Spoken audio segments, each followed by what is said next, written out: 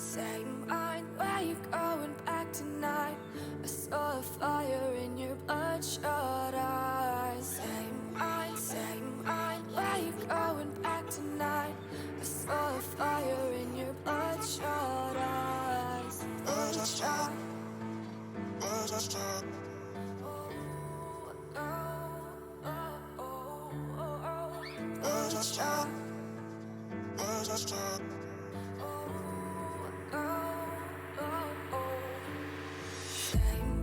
Same mind, where you going back tonight? I saw a fire in your bloodshot eyes. Same mind, where you going back tonight? I saw a fire in your bloodshot eyes. Bloodshot.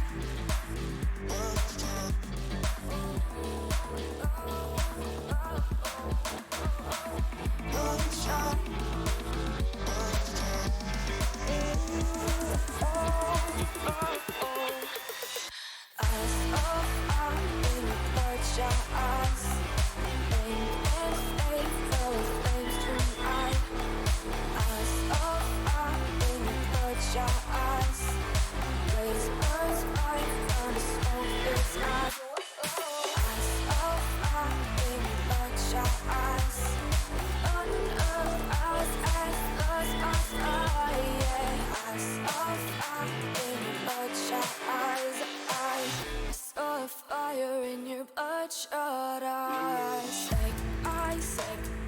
Where you going back tonight? I saw a fire in your bloodshot eyes. Where you going back tonight? I saw a fire in your bloodshot eyes. Bloodshot.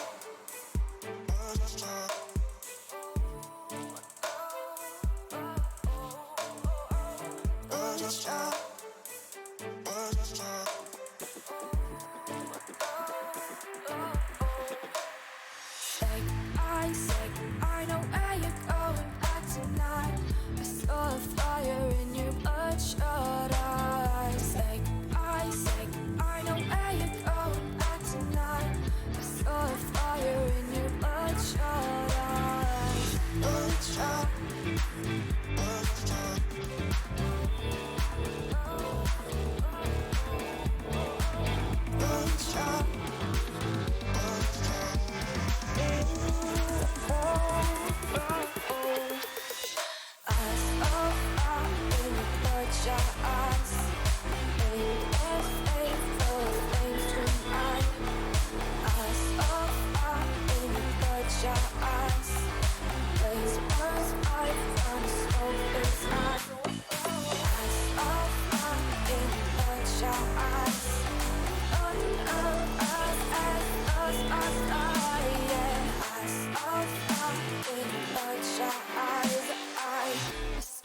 Fire in your bloodshot eyes.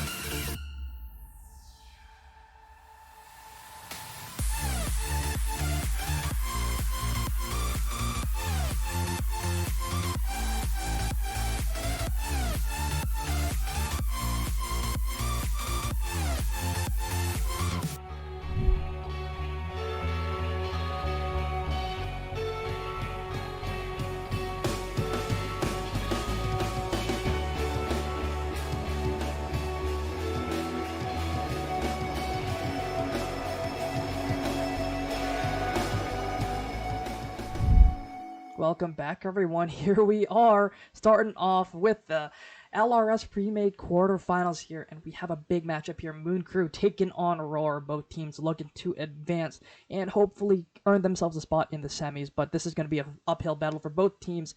We've seen them play very, very well, and I'm hoping for a big fight. What do you think, Dream?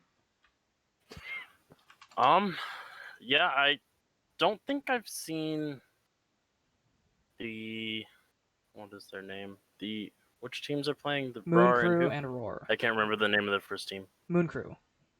Moon Crew, thank you. I knew it was Moon something, I just couldn't remember the second half of it.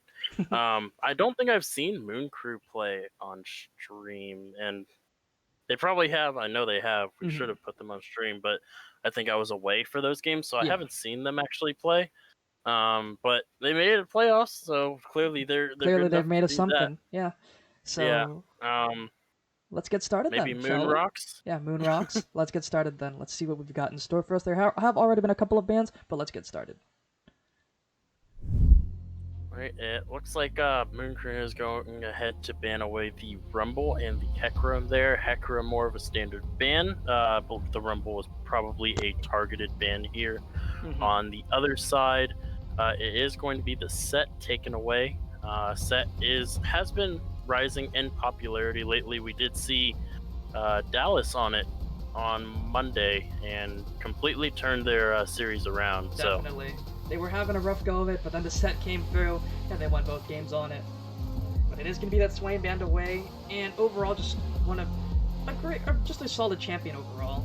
Decent damage, decent wave clear, very strong in the early game as well, has a lot of quick burst, but can also output some DPS, and his ultimate is very, very strong.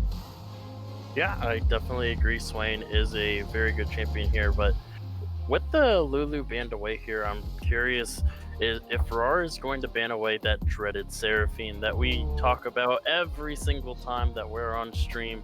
Champion is just so strong right now. There are very few counters to it. It's definitely stronger in the mid lane than it is in the support role. I will say that. But I definitely think it is one of the strongest. And it's just overall never a bad pick. There's never a comp where you cannot slot in a Seraphine. So we'll see if RAWR are gonna opt to take that away. Now we are taking down here. It is going to be the Seraphine. And it is looking to be a first pick Kaisa for Hondas down in that bot lane. Yeah, that does leave the Tristana open if RAWR wishes to take it. Tristana also one of the big three, we usually say. The Hecarim, the Seraphine, and the Tristana are the big three, the three champions that you need to be wary of for first. Instantly. Yeah, for the B1 instant picks here. With the Kaisa picked, clearly Moon Crew. Right? Yeah, Moon Crew. So it is going to be that Tristana picked up for RAWR. Most likely for Witch, but potentially for Feliu. But it is also going to be like Galio locked in. It could be played by both you and Feliu once again. So double flex picks here actually. Yeah, the RAWR is so far they haven't really locked in what they want to do with their composition here, because the Tristana can still go mid or AD carry. The Galio could go mid or support here. So you don't really know what RAWR is planning. Gonna have to wait a little bit. That is a very bold pick. It's gonna be the Yasuo Malphite combo picked up for Yasuo and IX before life. So very interesting pickups here. I like this, the flair they got on themselves. They're very, very happy with this one. But it is gonna be a Sylas picked up here, and that's just gonna put a little bit of pressure on them too, because Malphite may have a really good ultimate, but Sylas has a better one. Yeah, and once again, the Sylas can be flexed into multiple roles here, so you don't know where anybody on RAWR is going just yet. This is most likely going to be a Sylas at the top lane, though.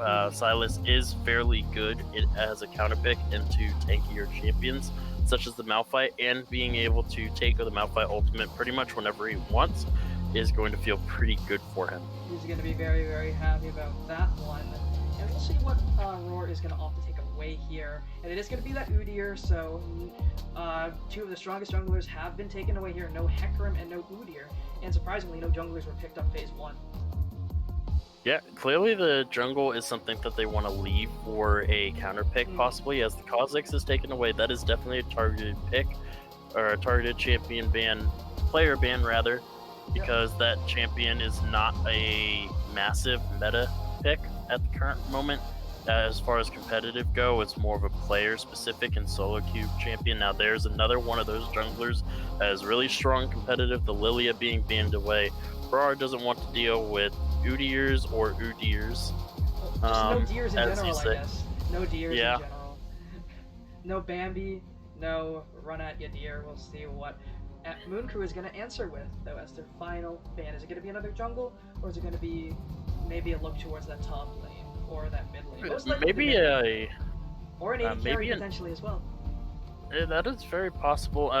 It is going to be the Nautilus. It is going to be the Nautilus. Ooh. I was going to say it probably should have been the Olaf ban there, because now that Olaf, he's pretty much the strongest jungler that's left open. The Hecarim, the Udyr, the Lilia being banned away. Graves is still an option if Moon Crew wants to go for it as well. Definitely. There are still some picks that they can go for that do slot in pretty well, but they need to be a little bit careful because they're stacking a lot of attack damage on their team. Obviously, the Kai'Sa is a bit more of a hybrid, but she doesn't build AP until much later, such as the Sonya's Hourglass for safety. It is going to be paired with the Thresh. Interesting that they ban away the Nautilus with Tristana, and Sylas being picked here. So And we saw this yesterday. It did work out, or I wouldn't say it worked out, because it was a 45-minute game and the Volibear ended up losing. But you saw how much pressure the Volibear was able to put. But then in Game 3, we did see it work out because Turnips very, turned very well. Yeah. Just constantly pressuring, very, very strong. Just making sure some early game champions like that Vi were not able to make it through. So the Volibear is just a strong pick overall, but it has to be piloted correctly. And this is where we're going to figure out where everything's going. Okay, so that karma can be flexed as well. Yeah, that karma can be flexed as well, but I think it is going to be the Sylas in the top lane with the Galio in the mid and Tristana Karma in the bot lane. That's what I would believe as well. I mean, it is perfectly possible for them to switch it up. They can send the Karma top and Sylas Sylas mid and Galio support, though I think the way it's going to go is it is going to be that Sylas top. He is going to enjoy having free access to the Malphite ultimate, and I don't believe Karma is going to have as easy of a time as Sylas in punishing this Malphite pick. Definitely. I do think that Karma is one of those champions that's more so meant to neutralize lanes rather than win them, especially as a solo laner. The bot lane, she outputs a lot of damage because she doesn't really have to focus on dealing with, CSing and stuff like that. So I do think overall it would be stronger as a pick down in that bot lane. Then again, putting Galio against the Yasuo is a little bit of a worry if you're the side of RAWR, so they may just go ahead and put the Karma in the mid lane and Galio support. Karma would have an easier time into the Yasuo. But I do think they are.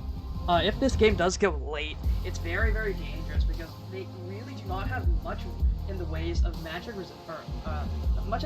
damage, right? Everything, other than maybe the Malphite, for the most part, is physical. And sure, Kai'Sa does have some split damage, but she's most likely going to be building crit to shred through a lot of these champions. But the Olaf is going to love that. He's going to love to build just a little bit of armor and run at you with that Dead Man's Plate and items such as that. So it is that Sylas top, though, locked in here, and we'll see what the mid lane pick here is. Are they going to go for the Karma, or are they going to go for the Galio here? So it is that Galio locked in. Okay, so it is going to be the Galio mid. Galio is... He's usually a anti-mage tank, however, he is pretty good into the Yasuo just because it's very easy for him to get on top of him with the taunt. You usually have to dash through your his own minions, which means he can usually get a free taunt off if you get a little bit too close. So, And overall, the Galio pick is just a decent blind pick, or not even blind pick, just a good flex pick as well. It has the wave clear, it has the roaming potential, and it has a decent amount of damage in the early game. although it doesn't really do all that much as the game grows later and later. It does still provide that massive AoE CC. Oh, you know what? That's probably one of the reasons why there's not that many people watching stream. It was never announced that that there was a stream starting. Oh, yeah, that could help out just a little bit. But yep, stream is started. Everyone, maybe let your friends know. Moon Crew could use some support. RAWR could use some support, but we'll see as the night goes on. This is only game number 1. I'm expecting a spicy series here tonight, though. Yeah, definitely. Both these teams have some very strong team fighting compositions here. You would say that the skirmish is better for the side of RAWR, but the side of Moon Crew definitely has a much stronger 5v5 front-to-back team fight. Definitely. With the Malphite running it. If Malphite can get an ultimate off with the Volibear ulting in on top of that, there is so much damage on top, and with the Yasuo maybe coming in from behind, Kai'Sa can ult in on all of that, and it's very bad being in that position. But Galio, the Tristana, they do have ways of countering it or escaping it. The Karma is going to be pretty good with the shields, and Sylas can return the favor by stealing one of those ultimates. He can steal the Malphite ultimate for the team fight, or he can steal the Volibear ultimate for a dive. There's a lot of ways that he can use, a lot of things he can use to get in. Let's put it simply as that. There's a lot of ways he can go in, but think of it this way: if the Yasuo ultimate is taken away, if Wish is able to find a nice angle, that could be a multi-man Yasuo ultimate. Yeah, I definitely that would be very fun to see. The problem that I see RAWR running into for their team composition is it's entirely reliant on their positioning. Right. The Wombo combo, we've actually seen the Wombo combo, what happens when the Wombo combo works a few times, especially on Monday in that Wolves vs. Dragons series. What happens when the Wombo combo does hit? Usually the fight ends instantaneously. They need to be very careful about that because the fight can go from 100 to 0 in a matter of seconds and then end on the or 0 to 100 at the drop of a hat, and then just end as quickly as it started. Definitely. We've seen Wombos work, but we've also seen Wombos falter in the weeks before. If they're not able to coordinate properly, a Wombo combo just isn't effective, because that is their team identity, landing that Wombo combo. But one thing that Moon Crew have drafted for themselves is some decent skirmish threat. They have a Yasuo, they have a Kai'Sa, they have a Volibear. Very strong champions in 2v2s, 3v3s. Yeah, definitely agree there. The Tristana Karma is going to be fairly difficult to actually kill down in that bot lane, even with the Volibear assistance. One of them has a jump away, the other one has a movement speed shield, so very hard to actually get on top of the Tristana Karma there. Galio is a very easy target to gank if the Yasuo is prepared for it, but on the other side we do have very easy targets to get onto. The Kai'Sa, if the Lantern is down, is very easy to get on top of for the Olaf, Tristana, and the Karma. The Sylas or the Malphite is going to be very prone to being ganked, especially with the Sylas there. Sylas Olaf is going to be very deadly to this Malphite in the early stages of the game. Yasuo, once he runs out of minions, he has to kind of run away, and as we said, Galio is very good at catching the Yasuo and taunting. Definitely. So, once again, I'm going to ask you this, like I did yesterday. Who do you give the DAF differential to? I've seen Wombo combos work, and I've seen them fail. I think I give it to the team that does not have the Wombo combo this time, because it's a one-trick pony composition. If it fails, then they just lose. Alright then, so it is going to be that RAWR that you're going to give it to. So we are going to go over to a quick break. Hopefully you guys, stay tuned for game number 1. But things are looking spicy, drafts are looking interesting, and we'll be right back. Stay tuned.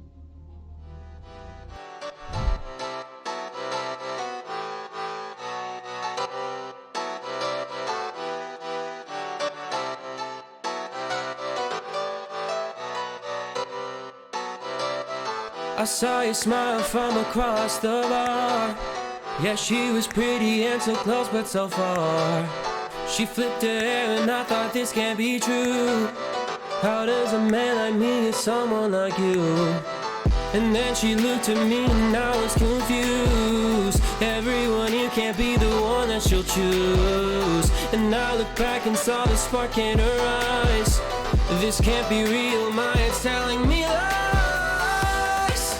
Just like that, you're coming closer to me. Come shake me, grab me, so I wake up from this dream. I can't breathe, come at me. I don't know if I can speak. Then she said, come with me and let's be free.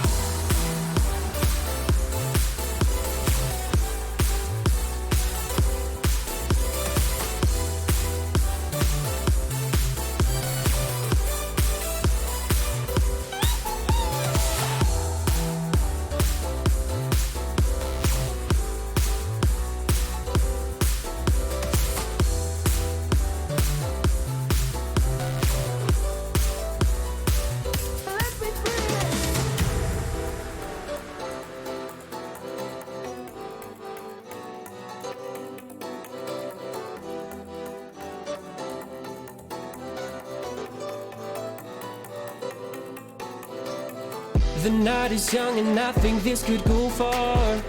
The sky is dark but you're my shooting star. Could see your face reflect upon the moon. It was a pretty summer night in June. And then she looked at me and I was confused. Everyone here can't be the one that she'll choose. And I looked back and saw the spark in her eyes. This can't be real, my head's telling me lies. Just like that, you're coming closer to me. Come shake me. Welcome back, everyone. Here we are, game number 1, starting off Moon Crew taking on RAWR, and this is going to be an interesting matchup here. Both teams fighting for a spot in the semifinals here, and we'll see what happens. We do see some shenanigans looking to be, looking to happen from this Moon Crew team. They're looking at this bot lane. They're looking maybe for that little Tristana up there by that little opening, by that little entrance gate. We'll see if they are going to go for it. She is being pinged, and they are looking for it. The ward is dropped, so they do see her, and it is going to be... It's going to be that Oracle Trinket helping them out a little bit, and some gold over to both teams, but that is that nice bit of experience coming through. Yeah, it is a nice bit of experience. However, GG, you wins this game because gets the Spell Thieves proc True. onto the Ward. Volibear, gets that extra amount of gold. So we do have a very, very minuscule gold lead for the side of RAWR. Yep. And if you guys do want to, I'm going to leave predictions open just a little bit longer. Make sure you use exclamation point tokens and check if you have the certain amount that you are trying to bet, just in case, so if you don't have enough, it won't actually go through. It looks like there may be a little bit of a Ooh. cheese here from the bot lane of MNC here. Yep. It is going to be a solo start. However, the side of RAWR will have full knowledge of this. They did place that ward after the invade, so they will know that. Yeah, they will know that Volibear is doing a solo start. There is not going to be a cheese in the bot lane. They are just going to start standard here. Yep. So things are just looking normal, just some nice trading up at the top side, and we'll just see how things go. And the Malphite poke from the early levels is incredibly obnoxious to deal with. We do see some pings coming up from the Olaf. He is looking to go and do those little chickens. He wants some KFC real quick, but they know where the Volibear is. They know he's not going to be on his red buff, but the hook is actually going to go wide from Nightshade, and they're not actually going to be able to land this engage. U is very, very low. The Ignite is not going to be dropped. So it is going to be you just walking away from this one, but it's going to be a taunt down in mid lane. Felliu doing a decent amount of damage over to Yasu in the mid lane. Yeah, the Yasuo passive actually doing dividends, making the trade a little bit even after that Yep, the way of the Tornado Wanderer. managed to hit him. The red buff is successfully taken away. Volibear doesn't even know about this. There's going to be a gank in the bot lane here. Oh. There's no knowledge. There's We're no going to get a knowledge fight here in the jumping bot lane. in. Heal is already popped. Ignite is not down, but Condas is stuck in a bad spot, and he's just going to be taken down by the Viking. It's going to be Tristana picking up that one instead. Wolf Shade is the flash through from Leechrock, and the Ignite is popped as well, but it's going to be a double kill for that Tristana already in the bot lane. But up in the top side, there's a fight going on too. And they're just going to look to back away from each other. It's a quick fight, and it's going to be 2-0 for that Tristana. And both those kills go onto the Tristana there. It's going to feel really nice because Volibear, he stopped his chickens to start walking down there. Not going to get there in time, which means now it looks like both of the scuttles are going to go to this Olaf. He's going to get the first scuttle down there, probably go to his red buff, clear that, and then get the top scuttle. Because you see where the Volibear is? He's on his Krugs. And that's going to be a very, very unhappy bear at the end of this. Because he's going to be losing out on a lot of farm, a lot of gold, and a lot of experience because he tried to help his bot lane, and I think that was a doomed attempt. There was just no way he'd be able to make it in time. Yeah, look, you see the Galio is hovering just in case. The Volibear is losing so much as Silas is taking a very, very bad trade here. The teleport not even used. He got a cheater base off. Yeah, he did end up picking up the Dark Seal. Very interesting buy there. Wants a little bit more damage Oh! to deal with this. That is a lot of damage. That's so much damage from that Q. But that is a very massive wave. Look how much damage he took just from the minions alone Definitely. That's a lot of it going down, but he is popping those corrupting potion stacks. Very, very happy about that. He's happy to take these trades. The Silas only has a Doran's ring. He's more than happy, but he's going for the play. He's looking for it. Silas is out of mana, but he's going to be taking down Flash's Force. Flash Forward from Rob Chingle is not enough, and it's going to be both top laners walking away. It could be the Q. Maybe that little Rock Shard might be enough, but it is going to be a level up for Rob Chingle up in that top side. Yeah, the Silas has just enough mana for Q if the Malphite isn't careful. Just enough. Just enough. But he's just going to back off here. Might be forced to blow that teleport. We'll see if maybe not. But he's looking for the play. And he's going to go. He's going to land the Abscond and Abducted. It's going to be a solo kill up on the top lane. And I Before Life just staying a little bit too long. Yeah, not respecting that the Silas could still be in the area, moving a little bit up with not enough health to actually push this wave out.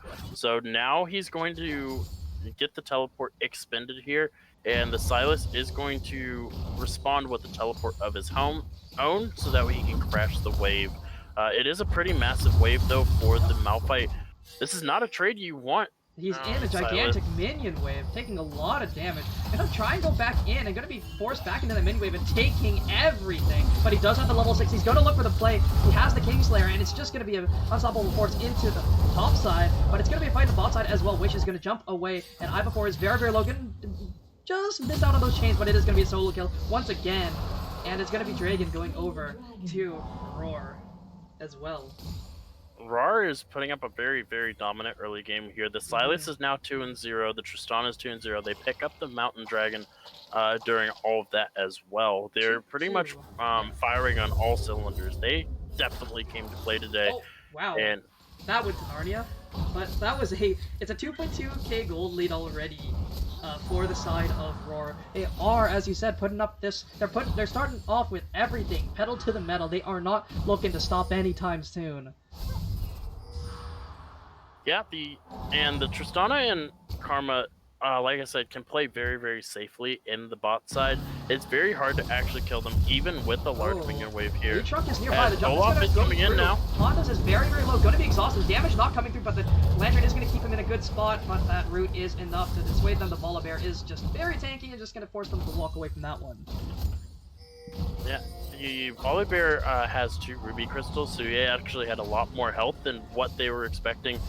Badger having to be a little bit careful here. They are trying to get priority in this bush here. Just grabbing some of this vision control here. Double zombie wards there. It's going to be some nice vision score to be collected by anyone who is going to walk up there and grab those wards. But overall, well played from RAWR, knowing their limits and playing within it. They know when to back off there. They saw the Volibear. They saw how tanky he was, realizing they can't really deal with him. They just didn't get some of their bases off just yet. Yeah, the And this top lane, you can already tell that it's starting to be very, They're very looking for the difficult play here. The Karma's going to be hooked up here. You is going to be able to just walk away from this one. Wave is a little too big for Mooncrew to look for that one. And the Galio is just so tanky. Both mid laners have actually not been able to base just yet. And Felio might look for his first base, see what he picks up here. Most likely opting towards that Proto Belt, or not Proto Belt, Rocket Belt. That's what it's called now. Yeah, it is entirely possible, though. There is a chance that he may go for a even tankier build. The Silas Seekers. It is the Seekers first, which is very smart, especially up again into the Yasuo. It's a good way to negate a lot of his damage. And now, we do have to remember, though, Seekers was nerfed quite a bit on this patch. Very so, true. Only granting 15 armor instead of its former 30, I believe. One thing that I do think would be a better buy here is the steel caps instead of the Seekers, because all the damage that's really going to be hurting the Galio is coming through from auto attackers. It's coming through from the Yasuo, coming through from the Kai'Sa and Volibear. Not really much from the Malphite. Going to be hurting him. But Nightshade is in the wings here. Yasuo looking for a play. It's a 3-man, and he's looking to taunt. He's looking to run away. Felly forced to burn that flash. Has that Nimbus Cloak, moving at the speed of sound, and he's able to get away with him. That one, walking up to his teammates up by that Rift Herald.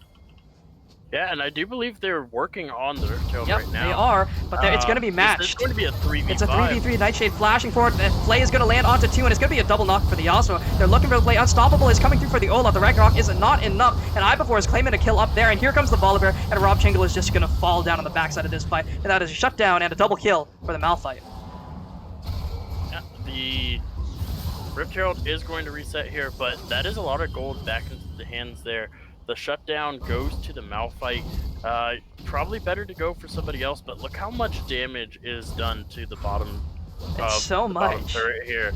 Wish and you are getting so much gold influx from this. They're going to get another plating. Yeah, they're just able to walk away from this one. They know they cannot be punished. They know that the other lane partners are just not strong enough to even challenge them.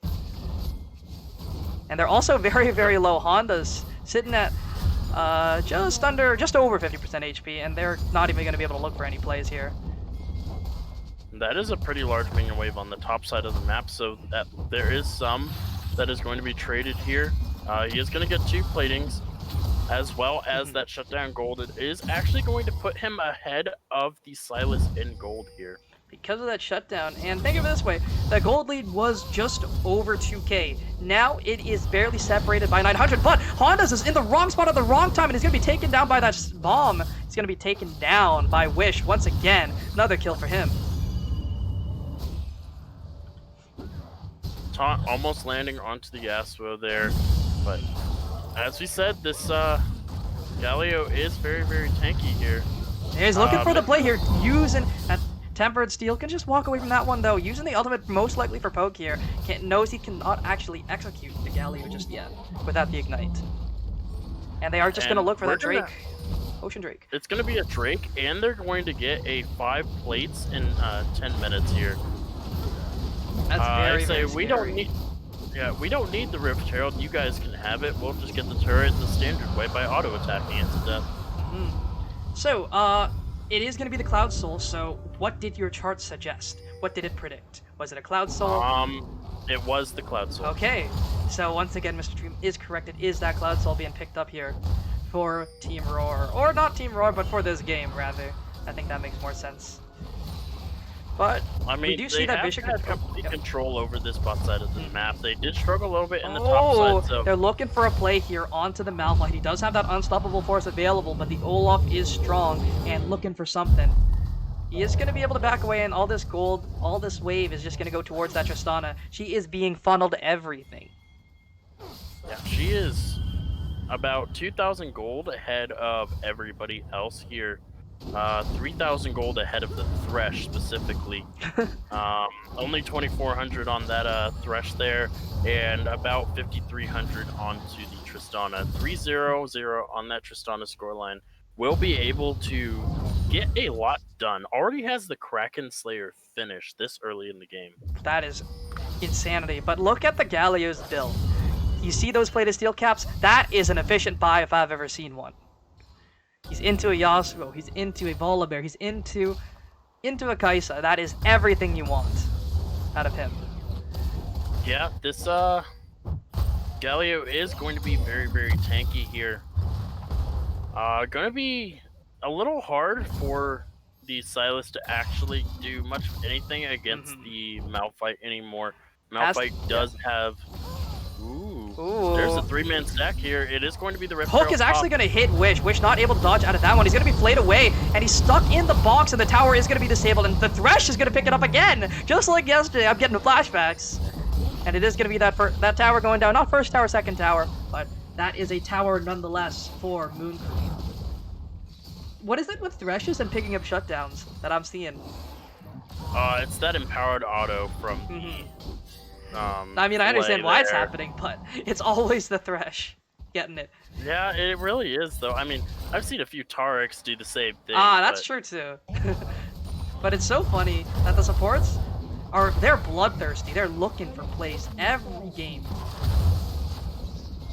Yeah, and this Karma is very, very ballsy trying to... Very ballsy, and scare Feliu, he's going to look for something, going to be able to get away from that one, using that Justice Punch to get himself to safety, and going to dodge out on the play and hook from the Thresh.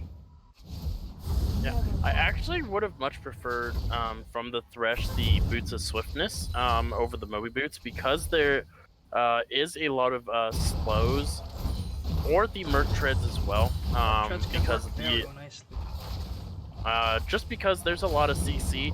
The Boots of Swiftness would make it so it's harder for the Olaf to actually get you, because the Undertow won't be as effective, as it reduces the effectiveness of slows. That's actually something that I've been curious about on building for AD carries when there is an Olaf in the game, the Boots of Swiftness as a buy for them. It could definitely be a useful option, because that Olaf just slows them to infinity and beyond, so having that option of being able to run away with the Swifties helps out a lot, but he's going to take that hook, going to land the flay, but the rocket jump is still available. Yeah, I mean, the Kai'Sa's ultimate was ready, though I don't think you want to go in on that, just because the Tristana can jump away, nothing's going to be forced there. As they are going to start trying to posture around this dragon here. It's going to be here in about a minute. They're looking for something here. Both teams know they need to fight for this. RAWR wants their soul point, and Moon Crew just want to deny that and want to get rid of that soul point win condition here.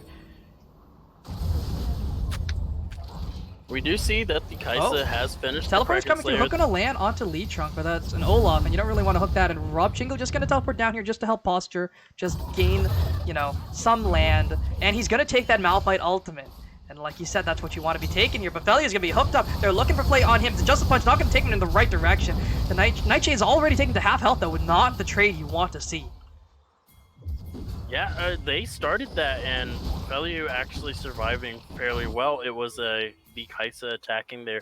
The Kraken Slayer did do quite a bit of work. They're looking. The Everfrost's going to land, and Nightshade is just going to be taken down. No, he's not. He's going to be flashed forward, and the Unstoppable Force onto one, and Badger might be stuck between a rock and a hard place. He's taking a lot of damage, dashing forward, and the Unstoppable Force onto. Here comes the Yasuo, and he's going to land a beautiful knockup, and Yu is taken down as well on the backside of this fight. Justice Punch onto one. They're looking for the play. Feliu is actually going to fall, and this is just a fight. But the Silas is doing so much work with that Kingslayer. Lee Trunk is looking. He has the Olaf. He is the Olaf. He is very, very strong. The Gortrick are keeping him just much more alive, and Hondas is going to be able to claim that one with the Acathian Rain. And that is going to be a win for Moon Crew. Yeah, it was just barely a win. One undertow from the Olaf could have done wipes the board, and Olaf is one of those champions that could definitely fight the dragon with that low HP. He's more than happy to fight that dragon with that low HP, but that just means that they're going to be late to the rotation, both junglers.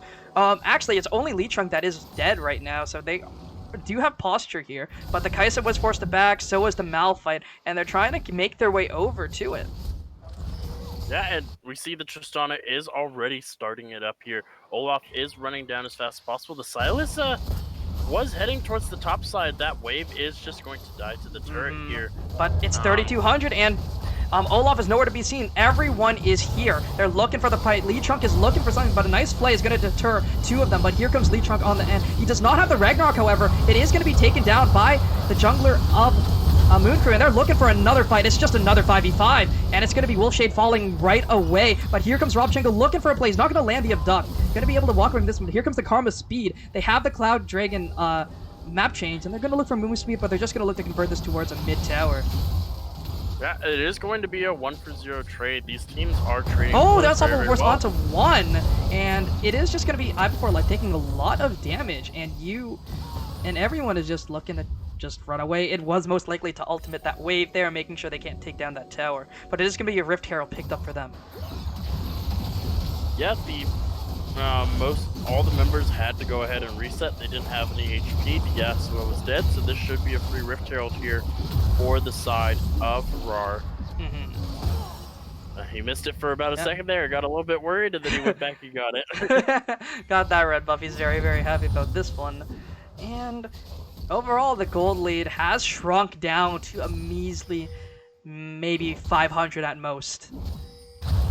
Yeah, about 400 to 500 there, and this game could swing either way. I do believe we're in for a long one, unfortunately for my voice. And it's gonna be another long series here. Robchenko looking for something though. Yasuo looking for a nice trade here, his signature champion, but it's just gonna be a solo kill for Yasuo and the flex with the M7 for him.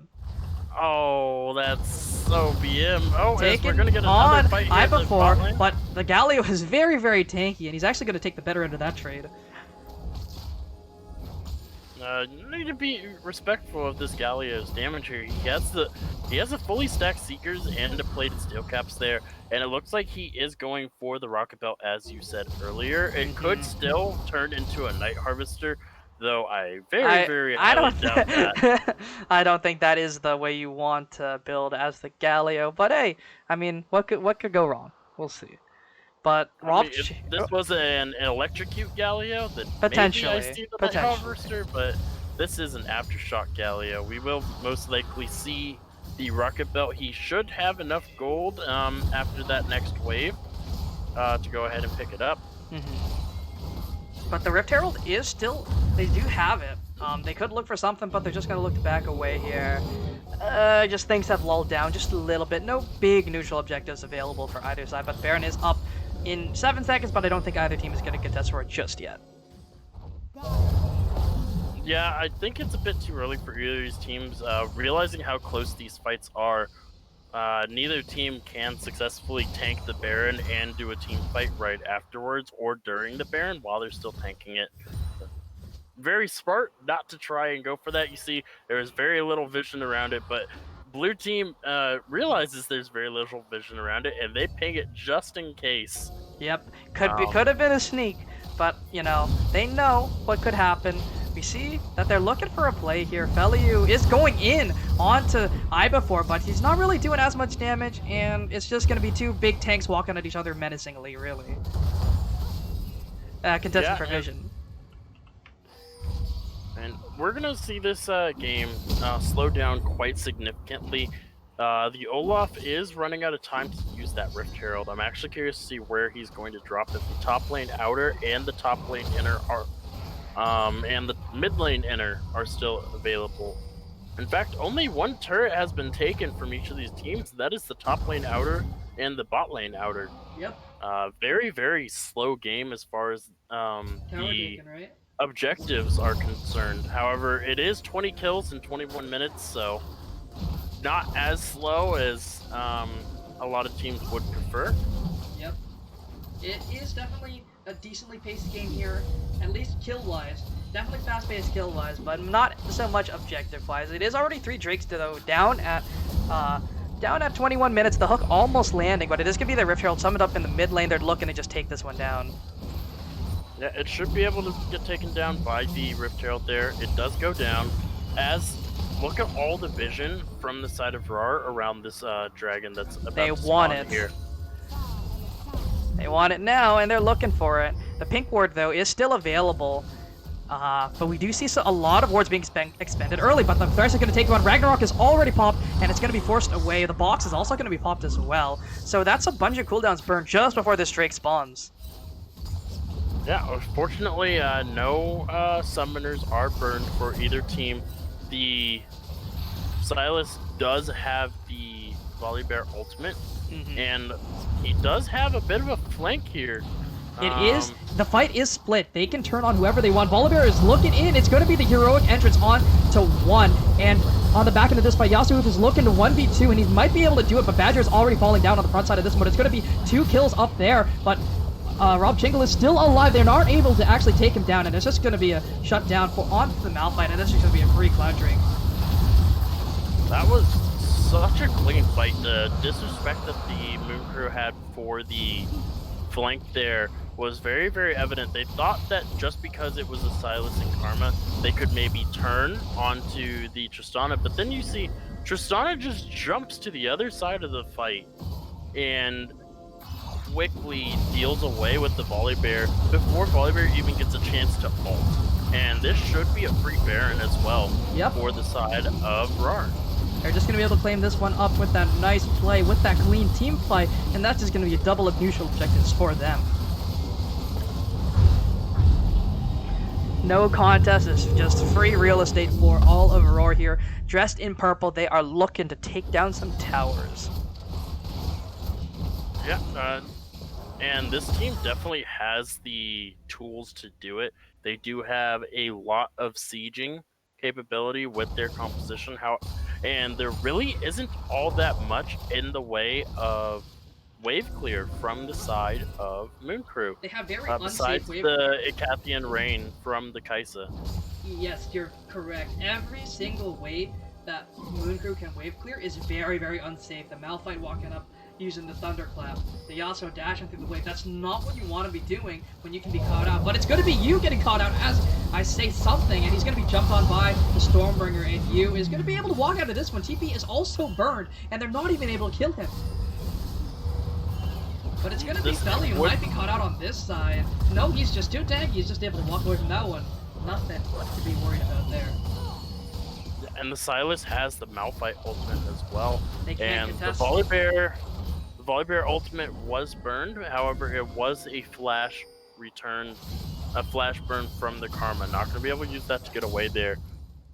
We can take a quick look at what is available for these champions here. The flash is down for the top jungle and mid lane for the side. Oh, going to land on you once again, and he's going to be flayed backwards, but they're not going to look.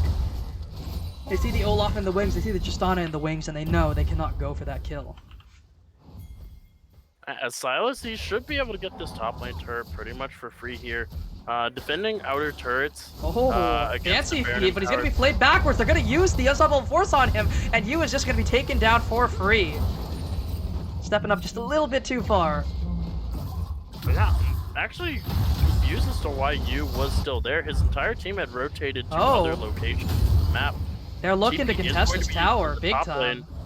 Everyone is here. The teleports have come through, and they are still down a member, but the Malphite is not present just yet. Does not have the unstoppable force, so they're going to look to try and contest something, but look to back away just now, knowing they do not have numbers advantage anymore. Yeah, that was actually a really smart use of the teleport there, seeing that the Malphite was rotating bot side to you, teleporting to the top side so they can take that inner tower there was really, really smart. It guarantees it for them, and get some decent damage down onto that bot lane tier 2 as well.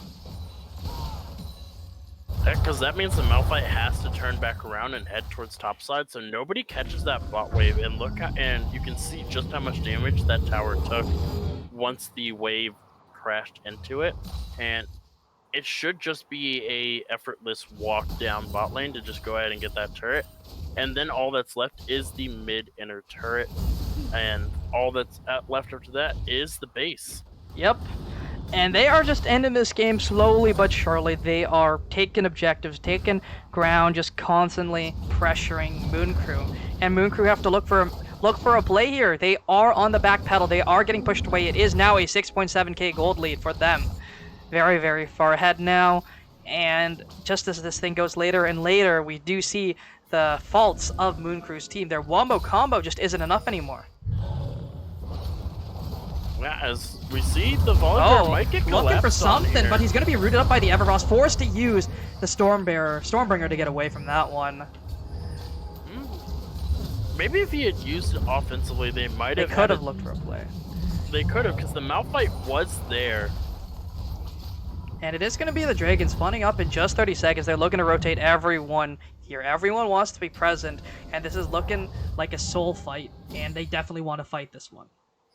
Yep, they have to fight it here because you give Cloud Soul over to an Olaf, and you just kind of cry internally because you put movement speed buff on a champion that cannot be stopped by CC.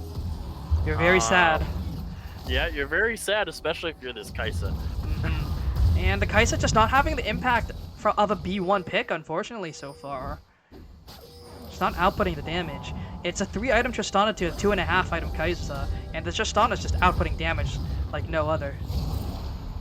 This Tristana is playing these fights very, very well. As you see, they actually lost their ability to fight side to side with them, as the Malphite does have a pretty good flank here. They don't see him. He's gonna look. He's gonna land a flash ultimate onto 3, and it's gonna be the last breath onto 3 as well. But here comes everyone. It's gonna be a heroic entrance onto 3 as well. Flash is burned from Hondas. He's very, very low. Yasuo gonna be taken down, and it's also gonna be the Kai'Sa taken down by Feliu. And it's just a rampage for the Galley, a rampage for everyone. Justice Punch not gonna land. Flash forward from everyone. Robchenko looking for the play. The taunt is gonna land. It's just gonna be a very, very dead Thresh here. And Wish trying to kill the Malphite, but you know how AD carries feel or doing anything to a Malphite. Not very good. But everything else panned out the way they wanted it to. Badger's gonna look for something, not gonna be able to get over the wall. He had the flash, he had the Stormbringer, but was just not able to pull the trigger in time.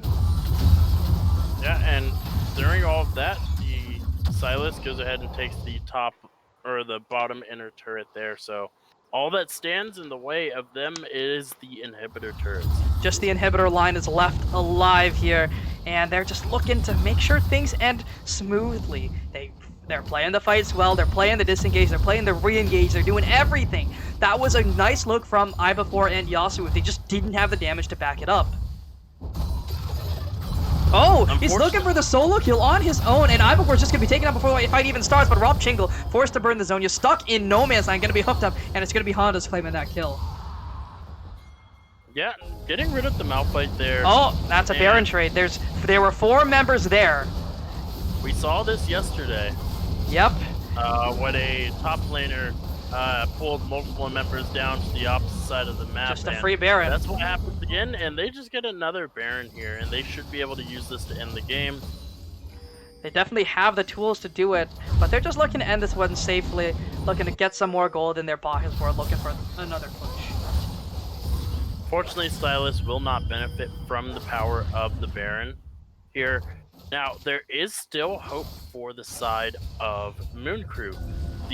With the soul taken away, the Elder, the game-ending buff is now going to spawn on They're the map. looking for a play off the Nightshade, gonna be taunted up here, and 2 double teleport already coming through. Nightshade has already taken the half health Zhonya's burn from Feliu. He's stuck in no man's land. Ibafor looking for the play on to the Tristana, and he's gonna be taken out by the Yasuo, and it is looking like a team fight win, but here comes the Volibear. He is strong, but he is tanky, but he does not have the damage, but the Olaf does, and he's running through the backline, just taking down everyone. Honda's gonna fall. It's gonna be 1 by 1, triple kill, maybe the Penta.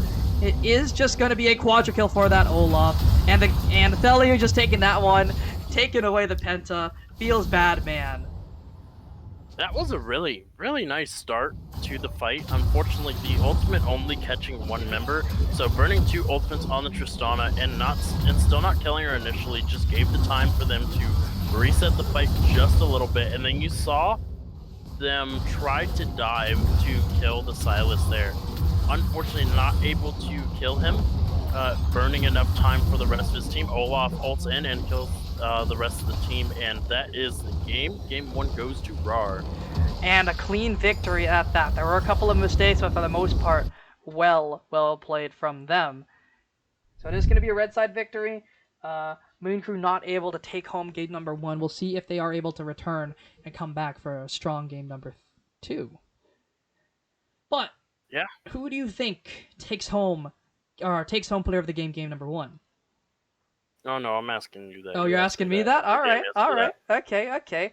Well, personally, I think it has to go to.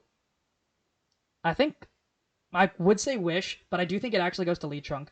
The calls were on point. They were able to get most objectives. They played these fights very, very well, and a lot of the damage was coming from Wish, but a lot of it was also coming from Lee Trunk. A lot of it was also coming from Rob Chingle just buying a lot of time, and I think everyone played very well. But I think it was a lot of it had to do with how well the jungle was played, taken away. Reading the jungle, just taking objectives or taking buffs, taking camps away from that Volibear, just putting him further and further behind. You see at the end of the game, it was a 4-level difference.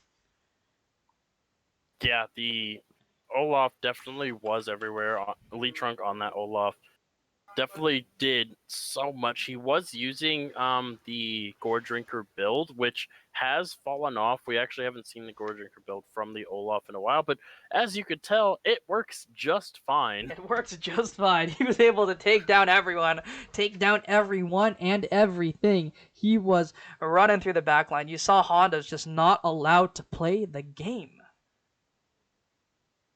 Yeah, it was a pretty unfortunate game for the Kaisa, especially going for the first pick there. The B1 just not having the impact it needed. Yeah, no, usually when you want to make those bold statements with the champions that you first pick, it has to be a champion that is going to change the face of the game. Unfortunately, Kaisa just wasn't able to do it.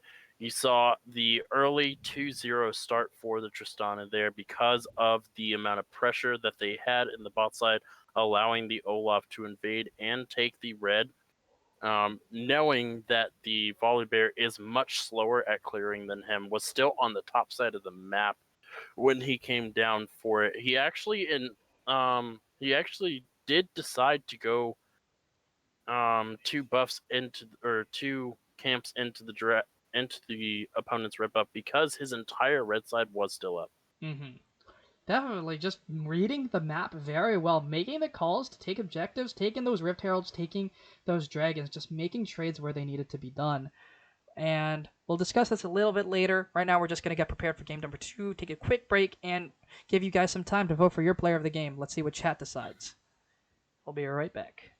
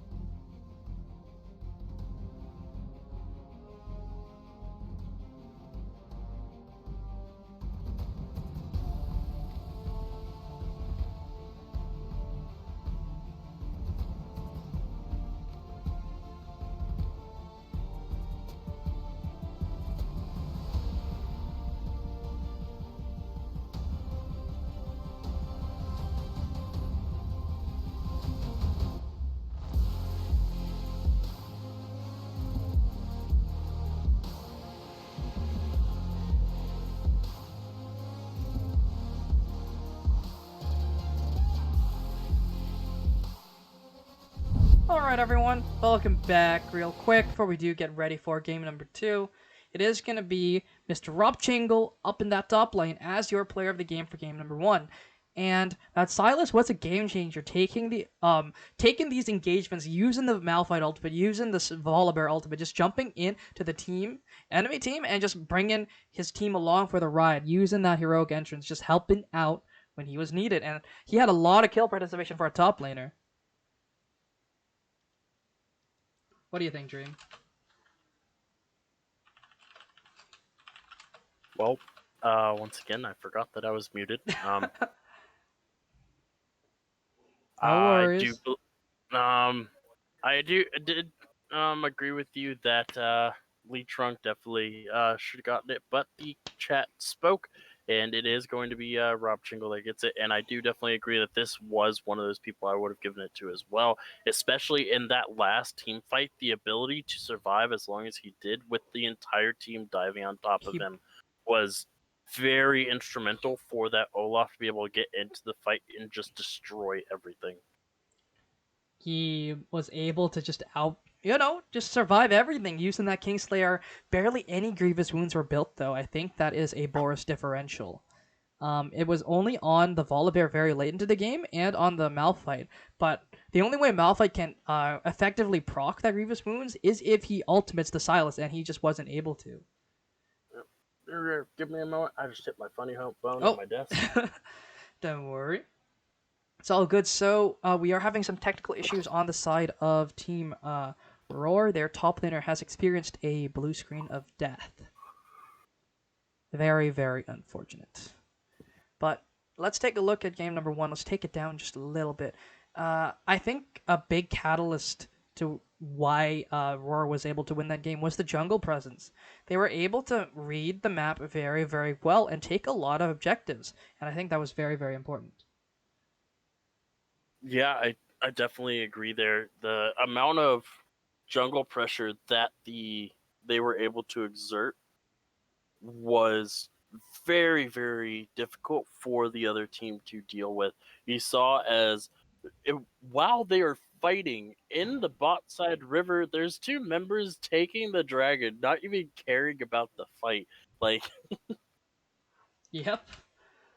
And it was him just buying time, making his team have the opportunities to take these objectives, right? Once again, we saw another trade top laner for Baron fiasco happen. Happened yesterday and happened today. And let's hope we don't see any more of these kind of mistakes happening. But we are going to get into draft real quick. And we already see a set ban from RAWR coming through. And I forgot to change the scores. Yeah, it is going to be the same starting ban there for That's the right. side of RAWR here. And should see if Moon Crew decide to go with something different. They are going to first ban the Rumble here. It is going to be the Udyr as the second ban here.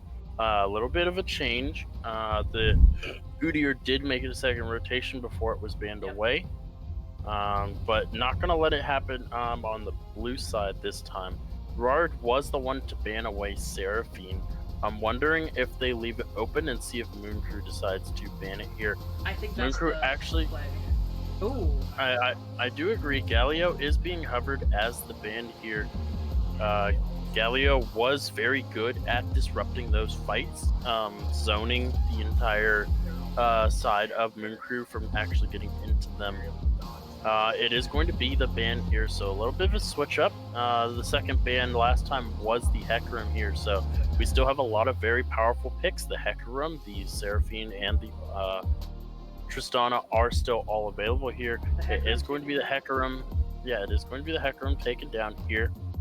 So it's going to be on Moon Crew. Are they going to get rid of the Tristana or the Seraphine here? And it's actually going to be the Olaf. So this could be a possible first pick Seraphine. I definitely think that RAWR should take it. They have the opportunity to, and I think it's worthwhile. The question is, does RAWR play the Seraphine? Because it was RAWR that banned Seraphine away from Moon Crew, but if they don't play it, then they just give Seraphine over to Moon Crew for free. They're deciding right now, and it's going to be a big debate here. I think that Seraphine is probably the strongest B1 pick, but that's only if you play it. It's going to be a B1 Swain, though. Not picking any of the big 3. Yeah, it is. The Swain was actually a first round ban here from Moon Crew. They opted for the Galio and the Olaf here. Going to be interesting to see. Moon Crew could actually pick up both the Seraphine and the Tristana here right now. We'll see if they do, and I think it is definitely worthwhile to look at the very, very least. Yeah, I definitely agree. It's the time is running down a little bit. If they decide to go for it, they do have a little, very little time to actually decide if they want to. Ooh. We are just gonna go over. It is going to be the Sivir actually over the Tristana. Though we have seen Tristana mid, so it's possible we still get the Tristana. We've also seen Sivir mid. Yeah. Anywho. Moving on. Moving on. No. Yeah. We'll see what they pick up next, but it is most likely, the Sivir in the bot lane. But we'll see what is picked up next. Yeah, I wonder what they're going to pair the Sivir with. Sivir does have a lot of champions that she does work with to be safe. Sivir is inherently a safer champion.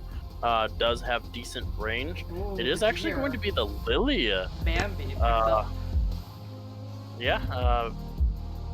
Going to be a very strong pick. This was also a champion that was banned away last game from Moon Crew. They are just picking champions that were banned away. RAWR going and picking the Swain up.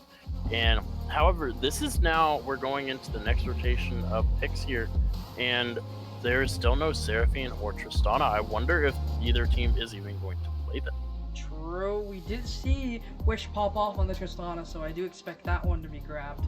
But we'll see if the Seraphine is still left open coming into phase 2 here. But it's going to be the Jhin locked in, and a Mundo. Very, very Mundo is a very good champion into mages because the they amount don't of have the damage. Yeah, most mages are burst champions, or AP threats are mostly burst damage or burn damage, and it just doesn't really work without a lot of bruise wounds and mass damage on the Mundo. So a champion like Lilia will really struggle, and I've seen Mundos at level 3 3-shot brands before, so it's very, very possible that this Mundo, it could still go top lane, though we've seen it more often in the jungle.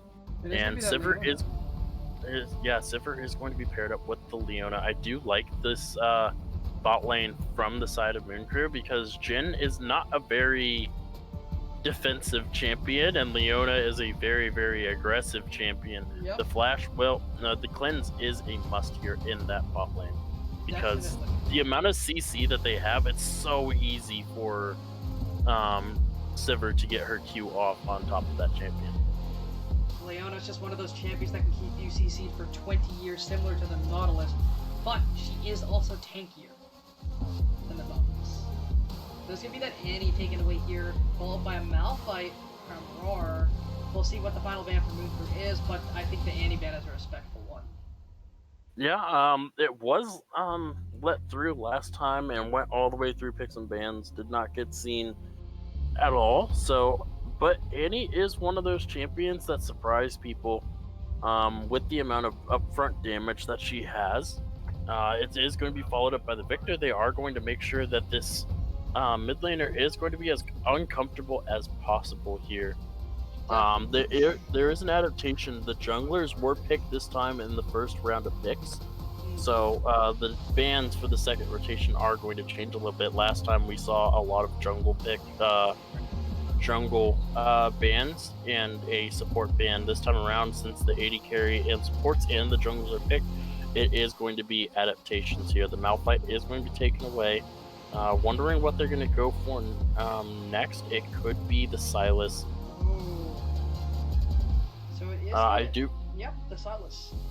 Yeah, they're actually banning it away from themselves. Probably going for something that's tanky in the top lane. It would have to be. Ornn. Yeah, and Ornn would be very good for RAWR here. Oh. But Cho'Gath is a one of those other big beefy front boys that very, very hard to kill. Like the Mundo, just because, not because he has the health regen, but because he has health. A lot of it. Yeah. And it's a Jhin. And Jhin does not have very much fun into Cho'Gath. What is he gonna do? He has 4 shots, and then he's gonna get nommed. He's not gonna have a fun one. Yeah, they're gonna have to rely on their mid laner here to really do a lot of damage to this Cho'Gath. I'm wondering what they're going to pick here. We'll They see. still have their mid lane and their top laner to pick here, unless it is a Mundo top. Could be a Vayne top. I see the Vayne angle. Do you see the Yeah, Vayne angle? I do see a Vayne angle here, though. Picking the Vayne would be a little risky. Orianna. And we'll see what Orianna. is here. And it is? Ooh. They are going to pick up the Volibear. And those two could be flex, but I do think it is the Volibear top. Volibear is very, very strong in the top lane. The buff's not really affecting him up there, however, still. Strong. Yeah, he's still a very, very strong champion, and early game Cho'Gath will struggle just a little bit dealing with it. The Orianna pick is it's Orianna. It's a staple. It's a safe champion, and is perfectly fine being blind picked into pretty much anything. Yep. I think the Orianna pick overall is just one of those champions that you should just pick up if you are looking to learn mid lane, but it is going to be that Azir pick. Oh, what is this, LCS? Oh my lord. Yeah, that's his LTS, my friend. We are in. This is you know, C9 versus TL. We'll see. But let's get this thing started. Let's get this show on the road, and we'll see where these champions actually are going to end up. Yeah, from Moon Crew, it is going to be a fairly standard top to bottom. Mostly RAWR is where we're wondering where things are going to end up. More like 2 champions. Yeah, I do think that it is going to be the Volibear top, like you said, the jungle Mundo, mid lane Orianna, and then AD carry support Jhin Swain. Jhin Swain is actually a very oppressive bot lane. There is a bit too much for the Sivir to be able to spell shield away. However, if they get a little bit too close, it is going to be a little bit hard for the Leona to actually get onto the champions without Sivir taking the brunt of the damage, because you have to remember that Swain isn't a standard support champion. He does a lot of upfront damage with the electrocute proc, so if you decide to do hard CC on the Swain, then the Jhin is going to get his shots off onto the Sivir or the Leona, and if you decide to CC the Jhin, then the Swain can do a lot of damage to the Sivir or the Leona as well. Definitely. Both of these champions just are very strong in the early game and scale relatively well into the late game as well. Problem is, they don't scale super well into Cho'Gath. However, they do scale very well into Sivir, into Azir, into Leona, or into Lilias. Yeah, and if there's no team around him, Cho'Gath will die eventually. So. Eventually. But it is going to be that Volibear top like we did predict. So... Yeah, and we are going to see... it is going to be the Volibear, Mundo, and Orianna. Very big front line for the side of RAWR here. And once Swain gets the Leandry's Anguish, he is a pretty good front line as well, with the amount of burn and the drain tankage that he can put out. Not only that, he does passively gain health every time he gets one of those crows pulled back into him from his abilities, so he can stack a health very easily against this bot lane, I think. Definitely. He is going to be able to, because the bot lane is going to be relatively short ranged, apart from like the spells from the Sivir. He is going to be able to proc his root. He is going to be able to, land the Eye of Sauron very, very easily. Yeah, I definitely agree. I'm wondering what build the Lilia is going to go for. They do have the Azir as the main AP threat, so I would prefer the Lilia go for the Moonstone build for the survivability of the rest of her team, because keeping her team alive long enough for the Azir and Sivir to damage is paramount. Yes, the Cho'Gath is going to be a very hard front line to deal with, and so is the Leona in the later stages of the game. But it means absolutely nothing if RAWR gets ahead and they don't have the sustain to last in these fights, like the Volibear, like the Mundo. who can just heal back up. The Swain can heal back up, and the Volibear can heal back up as well. Now, let's see if Moon Crew fall into the same trap of not buying Grievous Wounds. Are they going to lose to Boris once again? Because the Silas was able to sustain through a lot of their damage, and so was the Olaf last game. We'll see if they fall into the same trap, because Volibear sustains a lot, Mundo sustains a lot, and Swain sustains a lot, like you said. And I think Boris is going to be a very, very happy man this game. Yeah, it's if you don't build Grievous Wounds against a team composition like what RAWR have drafted, then it's kind of doomed, because the later this game goes, they're just going to be healing more and more, and if you wait till your third, fourth item, it's probably already over for that. I would really expect the Azir or the Sivir to at least go for the Executioners as the second item, having to deal with Jhin, who doesn't benefit from the Clarity rune, so he will go for the Bloodline rune, so he is going to be a bit going to have a little bit of life steal from Alacrity. that. That's what you meant to say. Alacrity. A Clarity Alacrity. Close enough, but yes, you he knew what is I meant. going to opt for that Bloodline rune choice. Or potentially Presence of Mind. Oh no, Presence of Mind is from the other tree 2. It's yeah, he's gonna go Bloodline. He's gonna go Bloodline. There's no other. Yeah. He's gonna go Bloodline. Yeah. So, and Orianna she's not gonna do any sort of healing. No. If she does, then I will question and Boris pick apart her rune choices. Yep. Though I still remember back in the day when 80 carry Orianna was a thing because of her empowered auto attacks. People would actually cry. I also remember Orianna Twisted Fate bot lane meta, and I actually just wanted to shoot myself in the foot. Yep. I remember the days when Riot coded Galio's tick damage to be 90% per when his Q landed, so he would just one-tap everything, and it was very funny. I remember that. Yeah.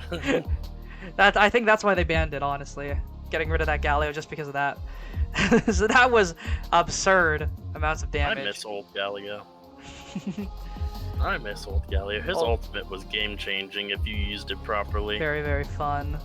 But now we have a big hero man who likes jump diving into teams. But let's take a look at team comp draft. I do think personally, I think RAWR has this, in my opinion. Yeah, I definitely agree. RAWR did show that they can deal with the 5v5 team fight fairly well, and I do think they're going to be able to deal with it fairly well this time around as well. Mm-hmm.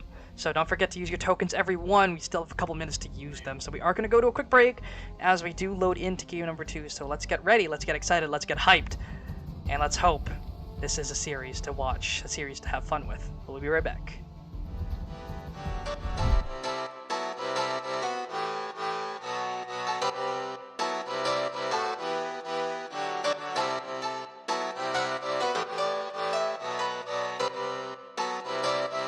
I saw you smile from across the bar. Yeah, she was pretty and so close but so far. She flipped her hair and I thought this can't be true. How does a man like me get someone like you? And then she looked at me and I was confused. Everyone here can't be the one that she'll choose. And I looked back and saw the spark in her eyes. This can't be real, my head's telling me lies. Just like that, you're coming closer to me. Come shake me, grab me, so I wake up from this dream. I can't breathe, come at me. I don't know if I can speak. Then she said, come with me and let's be free.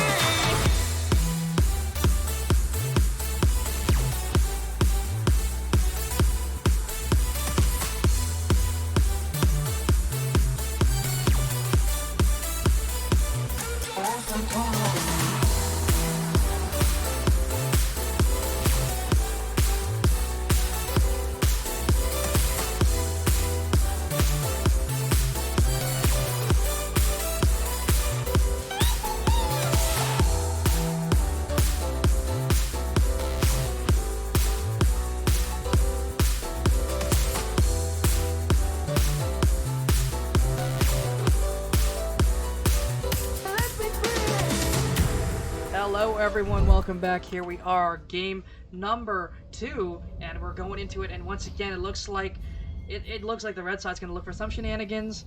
They are looking in that mid lane potentially to get the line brush and grab something here. We'll see if they are able to. They are all going to be spotted out, however.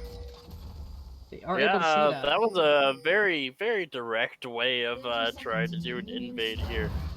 Yep. Spellthief's proc. Uh-oh. Uh-oh. The ward is just going to be placed. They're just going to walk away. They're not actually going to commit any summoner spells, which I'm very surprised about.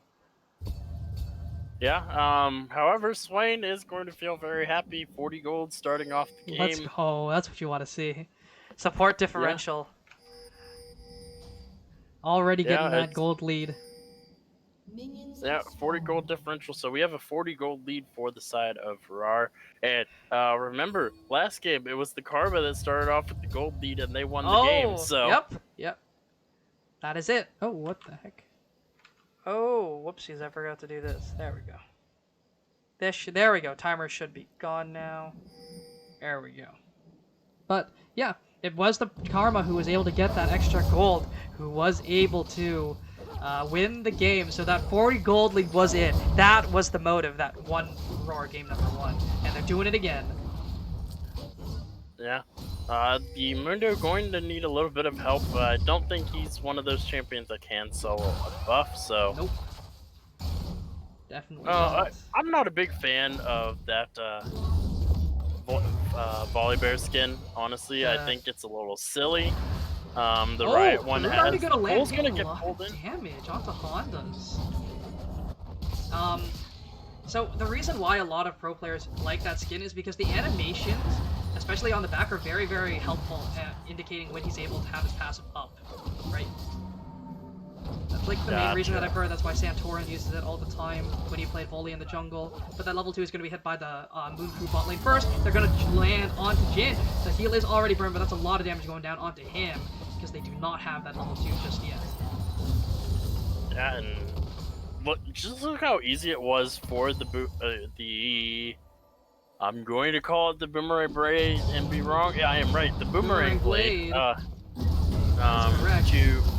Was capable of doing just because of it, as it's going to land again. But it's going to be a decent amount of damage traded back, and they might look for the play here, but they are not. But it's level 3 hit for Rochingo. They are looking for some trades, and it's a lot of damage onto I Before Life, and he has a W. Is he going to look for it? The Chomp is going to come through, but it's going to be a flash burn from I Before. No second auto coming through there. Oh boy, that was very, very close to a dead dinosaur there. Dead dino. Oh, he's gonna land it and he's gonna flash forward and it's just gonna be solo kill once again for Rob Chingle. And Lee Trunk is looking for the solo kill onto Badger, but he's not very tanky just yet. And he's just gonna be solo killed by Badger in the enemy territory. Oh, flash forward from Nightshade is gonna land, but he's stuck under tower. He's taking a lot of damage, and the Ignite might be enough. It is gonna be a kill claim from Wolf Nightshade. And Hondas is looking for something here, but he does not have the damage. He is not able to land that. Just not enough. But here comes a teleport. And this could be a very dead Nightshade. He has no flash. Here comes the shield. It's going to land. The slow is coming through. And this is a very, very dead Leona. Go, Jin, go! Go, Jin, go! Oh, it's going to be a trade kill! Jin walked up too far and got hit by the Boomerang Blade's return. I'm blaming that 100% on the Volibear trying to give Just kill the Leona. Just kill the Leona. Oh, they're looking for the play, and the flash is, or the dodge is going to come through from Felio. Not going to be taken down, but it is a flash force. Yeah, that was actually a really good flash from Felio there. Dodging out of the Lilia's damage. And dodging out of actually pretty much everything except for the bowling ball. Which is very, very good. That's definitely what you want to see. But Badger's looking for the play here. And Lee Trunk might just be caught in a bad spot. He is going to flash, but he's going to be caught up by the Zenith Blade. And he is very, very low. He does not have that ultimate. And the flash Q is going to land. Lee Trunk is looking for a play here, but he is not able to make it. It is going to be both junglers blowing their flashes, however. Yeah, and Moon Crew actually off to the races this time around. Not nearly as substantial a lead as what RAWR had in the first game, but still 2 kills to 4. The gold is still about even, but it is now 2-0 on the Sipper this time around. Oh, rooted up and taking a lot of damage is Honda's, but the fight is taking me up to the top side. That is some decent damage. Why? Yeah. I know, man. Thanks, Riot. I wanted to see the top laners just, you know, whack each other with wet noodles. But Rob Chingle taking a tower shot. He's very, very low, and he is going to be taken down. Most likely. We'll see. He's looking. He might be able to get away from this one. The healing is coming through from that maul, but he's going to be hit up by that rupture, and he is going to fall. It is going to be Cho'Gath taking that one. Yeah, quite unfortunate for the Volibear there. Taking the tower shot was enough. Yeah, taking the tower shot at the very edge of it. The last of the minions just expiring there. So it is going to actually be about 1,000 gold lead because of that shutdown. Wait, did over Wish not to buy when he died? Wish didn't buy. Why? When he based, he didn't buy anything. Why? He has no. He just has the Doran's blade. Why? And Yasuo is looking for a play here. He's gonna be not rooted up by the Deadly Flourish. We're gonna be taken down by the Nevermore, but he's gonna be able to walk away from that. He walked over a pink ward. Yeah, he is gonna walk over that too. So it's going to be actually a little bit of time before he gets back to his mid lane. Yep. Orianna's gonna feel pretty good about this, getting about half the plating down there. But if Jin is able to catch this entire wave, he's gonna be very, very happy by this one. He can set up a freeze. But Leona's looking for the play and does not have the flash, but the Zen play is going to land. He's going to be shuffled to the wrong side of the map, but a beautiful shotgun going to land onto two. He's also taking a decent amount of damage, but here comes Honda's backside of the flash forward, and he's going to be able to land a lot of damage. He's going to miss the boomerang blade, however, and he's going to be able to kite away. Feliu playing that one very, very well. Wow. How did... Okay. How did Feliu get away with that one? Orianna is... Fancy feet. Like I said, Orianna is a very, very safe champion. Definitely a balanced champion in this game. Able to survive 3v1. Yep. Flash burn from the Sipper as well. And the Shurima Shuffle was also used as well. They are looking to take home this first Drake though, so it is going to be the Drake lead going over to Moongrove in game number 2. Yeah, they are going to pick up this Cloud Drake. It is going to be a mountain. I do believe that means we are going to get the infamous Infernal Soul this game. We're opening up this top side, and the Cho'Gath was able to get almost 2 plates there. Being very, very happy with that one. And Badger is low, but he's going to be able to get away with that. Still just barely alive. And looking to free... Oh! Feliu's looking to freeze this wave. No, he's not. Not anymore because the Cho'Gath anymore. was able to break it. Yeah. Well played from him. Now this could be a freeze for the Cho'Gath if you play his cards right. It's difficult. And yeah, it is going to take some time. Yeah, it is going to take some time for the Volibear to get back up to the top side of the map. That's not happening. Come on now. Holy wave. That is going to be a massive wave for Sivir to go ahead and get. Yep. And she is just chomping it all up with the Ricochet, with the Boomerang Blade. She is happy about that one. And Wish still has no items. Yeah, he's been wanting to go back for a while. You saw he was hesitating on going back, but now the waves have crashed, so he's actually not going to have a wave. When that wave crashes. He is even in power level, however. And he is sitting on a longsword, so I'm wondering what he's going to itemize into. Maybe he goes for the Immortal Shield Bow, but Lee Trunk is spotted out, so they cannot look for this dive, and it's going to be most of the way falling over, and it's going to be a nice play given over to that Sivir. Yeah, going for the Immortal Shield Bow, I'm not really on board with it. I understand where he's coming from, but I do think the Gale Force might serve better in this matchup. Oh, Cho'Gath is nearby. He could look for the steal. He has the feast. Oh, he's gonna flash over and not get it. He has no way out. He's flashed for nothing, and he's gonna fall. Who's it gonna go to? It's gonna go to Lee Trunk. Happy to take that one home.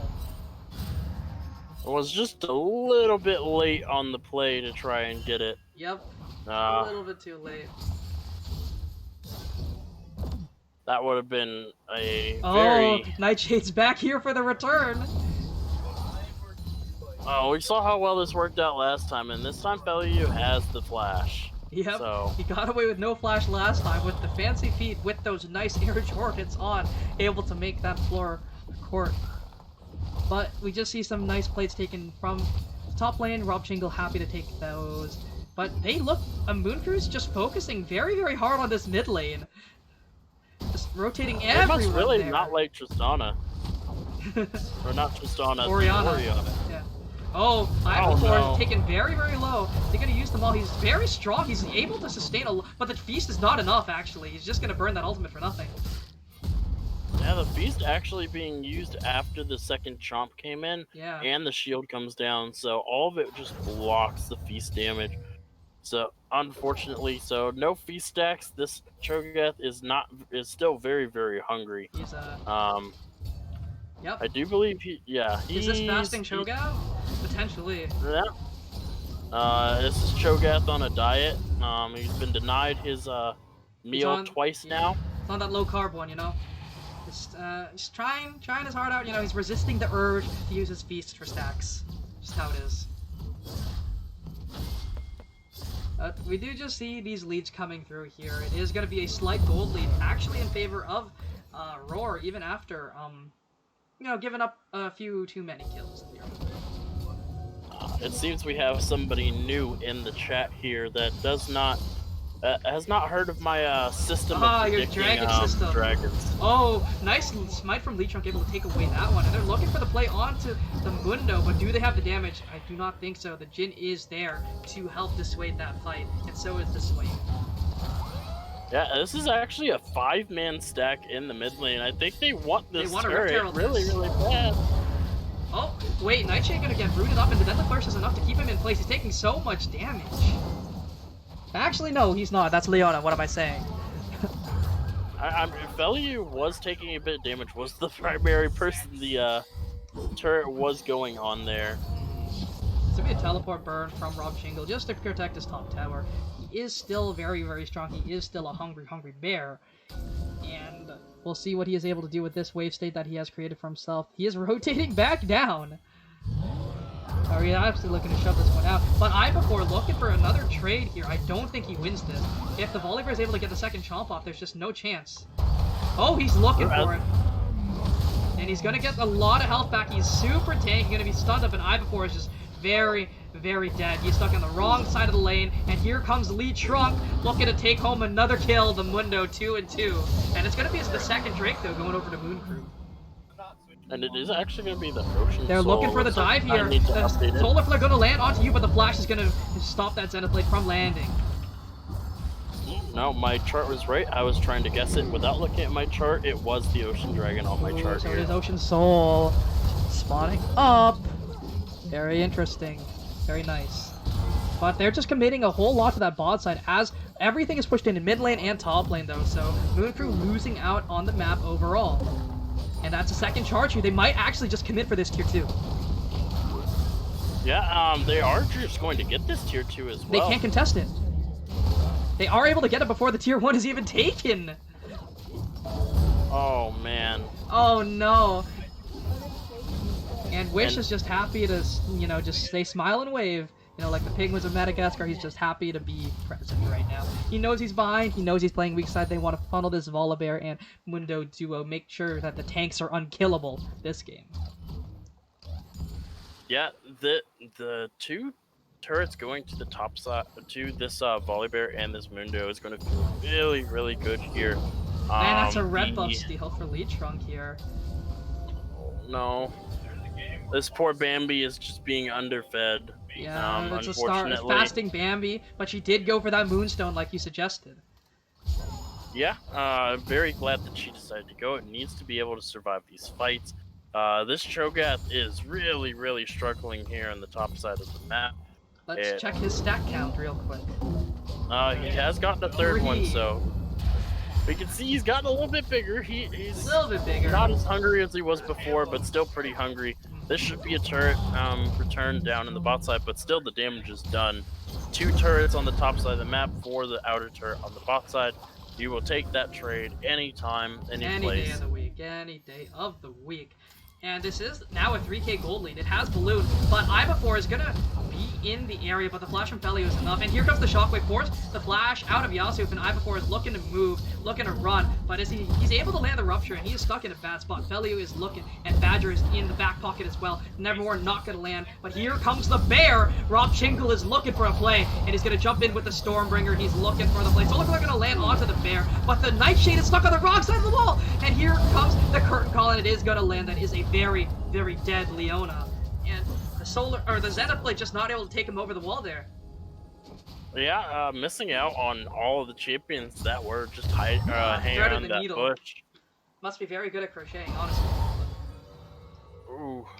I do believe that was the last of the Jin shots there that missed out. Or no, it was the Jin's W, I believe. Yeah. They are not letting these people reset. Nope. They want to pressure everything so they can get this Herald here. They're stopping the bases just so they're not on a timer. Yeah, freezing! I4's freezing! Pog! Freezing up in that top lane. We'll see if he's able to maintain it. He is able to gain another stack though, but... Oh! Wait, Badger is taking so much damage from the window! But everyone is there, the entire team is here. The Shuffle is going to push him on the wrong side of the map, and it's going to be a shutdown over to that Sivir. Honda's is very, very strong already. Yeah, 3-0-1 on this scoreboard for the Sivir there. Has the Kraken Slayer finished? Yep. Fair. Has the boost finished as well. The Longsword is still being held on to by the Jin. I think he's going to Gale Force. He just bought the Longsword just to keep up in power. Yeah, definitely. But he is very far behind his laning opponent here. And I do like this adaptation. Clearly the Cho'Gath against the Volibear isn't working. So let's put a ranged champion up against him, but that still is a very strong Volibear. Oh, no base for you, Nightshade. You just stopping him from going home. You is not a very nice person against these backs here. Nope. Constantly likes canceling those ones. And this Mundo, he's going to be an issue. And so is the Volibear. Everyone is going to be an issue right now. Yeah, all these champions are very, very strong. They are starting to hit this mid-game power spike. The one that's latest on the ball right here is going to be the Azir, who he hasn't died, but he's only been involved in one of the kills there.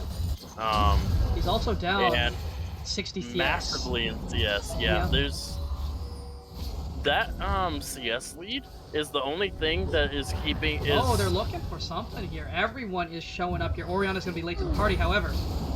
And they're going to start this up. Rob Chingle is on the flank. The Swirl Seed is going to miss. And Nightshade taking a lot of damage even through that W. And he has the Q proc. He's looking. And here comes the curtain call. 1 shot, 2 shot, maybe 3.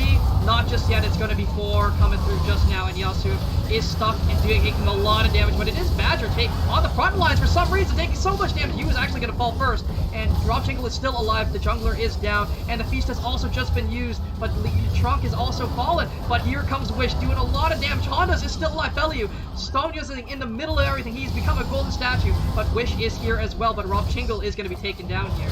He's still alive. He's chomping. He's trying his heart out. But he is going to be taken down. And Wish is stuck on the wrong side of the map. Flash forward from I4 over the wall, looking to take down this Jin. He is trying. Is he going to be able to? He is going to be able to take down that one, and that is going to be a free Drake. And that is soul point for Moon Crew, and a team fight win for them as well.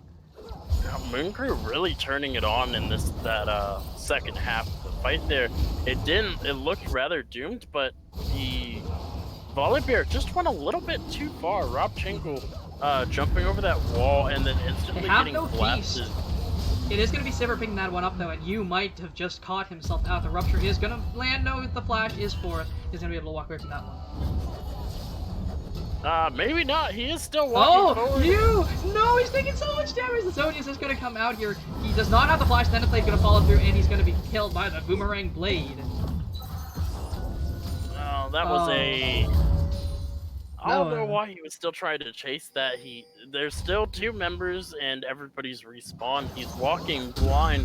He was trying to get that ward and then he ends up dying and the ward dies with him, so. Yep. Nobody want to see out of the swing here. The pick not the B1. Once again, just not paying dividends so far. And Felly, you might just be caught out. The Solar Flare actually going to go wide, and still flash from Felly, respecting the slow.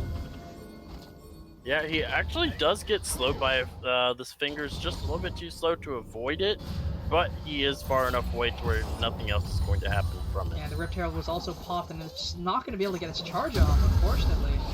It's going to be distracted by the champions here. It's going to be taken down. Hey look, there's more than one source of grievous wounds on the side of Moon Crew. Yep, we see the Bramble Vest coming through for the Cho'Gath as well as the Oblivion Orb for the Lilia. That is what you want to see here. A lot of healing, and you need to cut it. But you, once again, going to be caught out here, stuck in the middle of 3. He's taken down. He's trying to drain tank his way through this one, but he is just not powerful enough. That Demonic Ascension is not enough. Yeah, and you saw they may have wanted to wait just a little bit to see if they could give the feast over to the Cho'Gath here. He still is able to eat 2 more minions before he's completely full on minions there.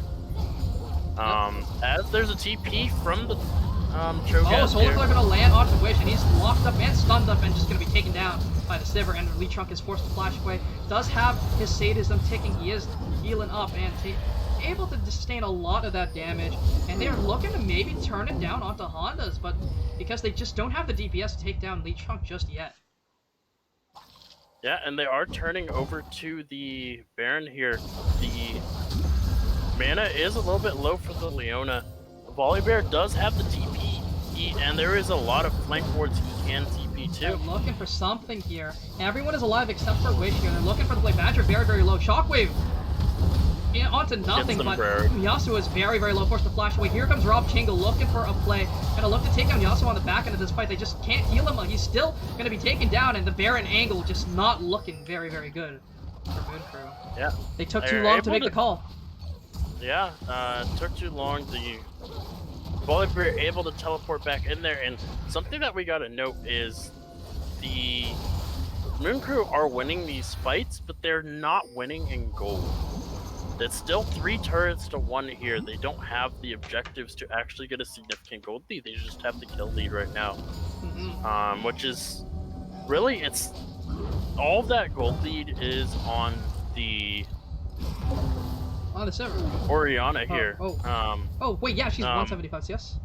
She is most CS in the game by 1. Obviously, the Sivir is going to have more gold than her because 7, 0, and 4 godlike on the champion here. Is looking for something. Ivapor going to use that chem tank, turbo chem tank, and just not going to find anything with it, unfortunately.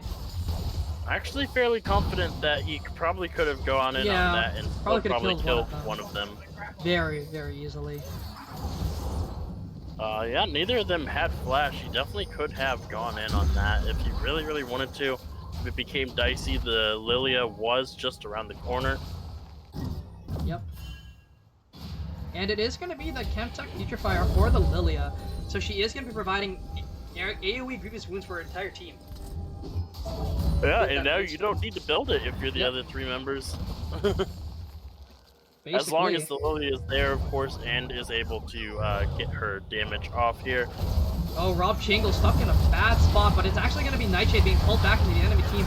And here comes the Stormbringer, but the teleport is forced. Here comes the Curtain Call, and they're looking for something. Solar Flare going to stop that as well. Badger's stuck in the middle of 3. And it looks like Rob Chingle's not going to be able to make the flash over the wall. He's taking so much damage, going to be feasted on. And he's trying to sustain his way through this when he is actually going to be taken down. But here comes the Lilia, able to land a beautiful, beautiful ultimate. The Lilty Lullaby is enough, but here comes Wish, looking for the play, not able to take him down. And Lee Trunk is stuck in a bad spot. It's going to be taken down. Yeah, and the flash is burned from Cho'Gath, and he's going to eat him up, and it is going to be the soul. Yep. That is going to be a Soul plus Baron power play for them because everyone has been taken down. A clean ace or RAWR, the Legends ace to pick up for them, and this is just going to be double objectives, potentially, but they're not looking for that Baron just yet. Yeah, it looks like they're going to go for this mid lane turret here. They don't have the minions, though. This Gale Force isn't really saving the Jhin here, unfortunately, as it is the best item that he could have gone for. The Immortal Shield Bow was a close second, but the Gale Force just not putting enough space between him and the enemy champions.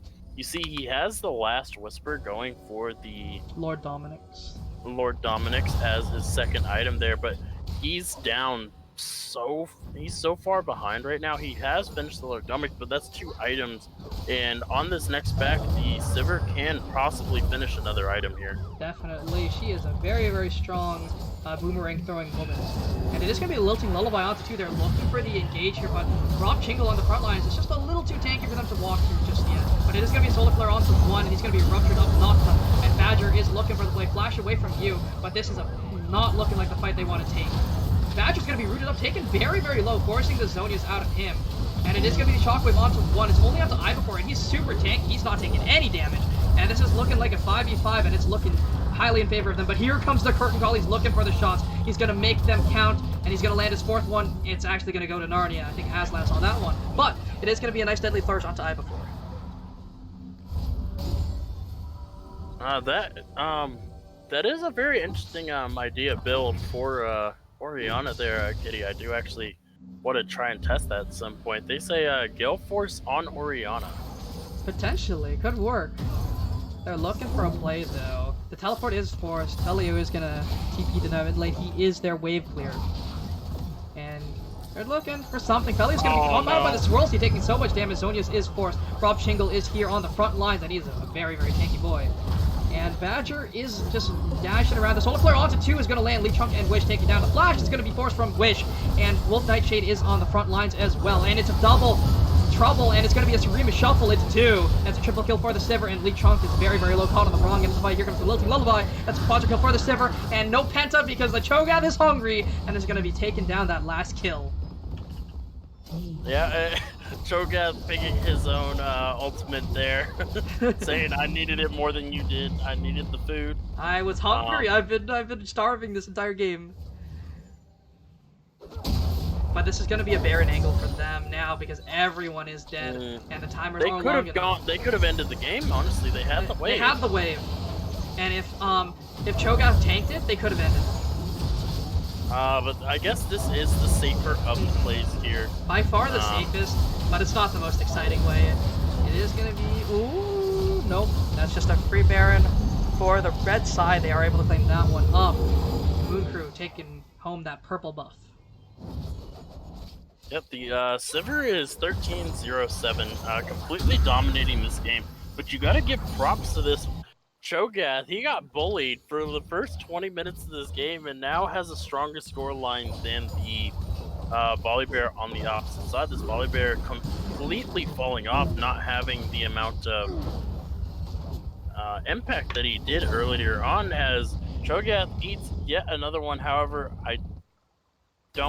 he's now at 9 stacks. He is a massive boy. He is a big chunker, and he's just tanking up everything. He has the resistance to do it as well, and he also has that healing cut.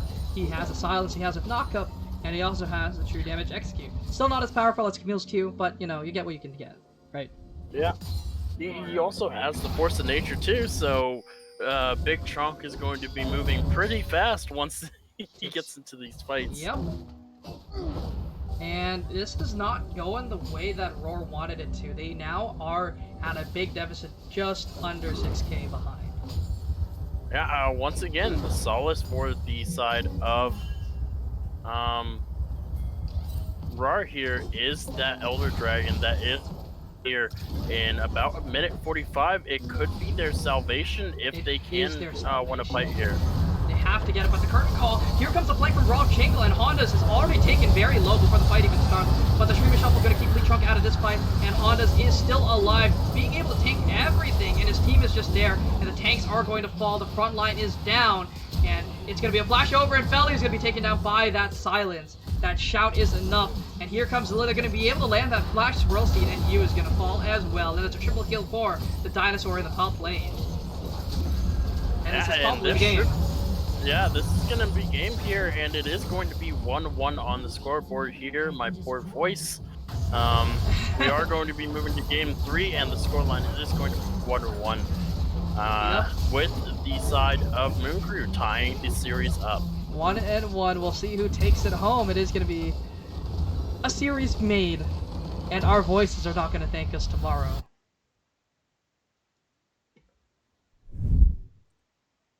So, well played from them.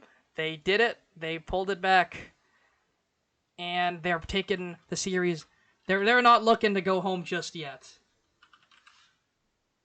Yeah, this is going to be a very good series here. That game going just under 30 minutes, and it was just better macro, honestly, from the side of Moon Crew.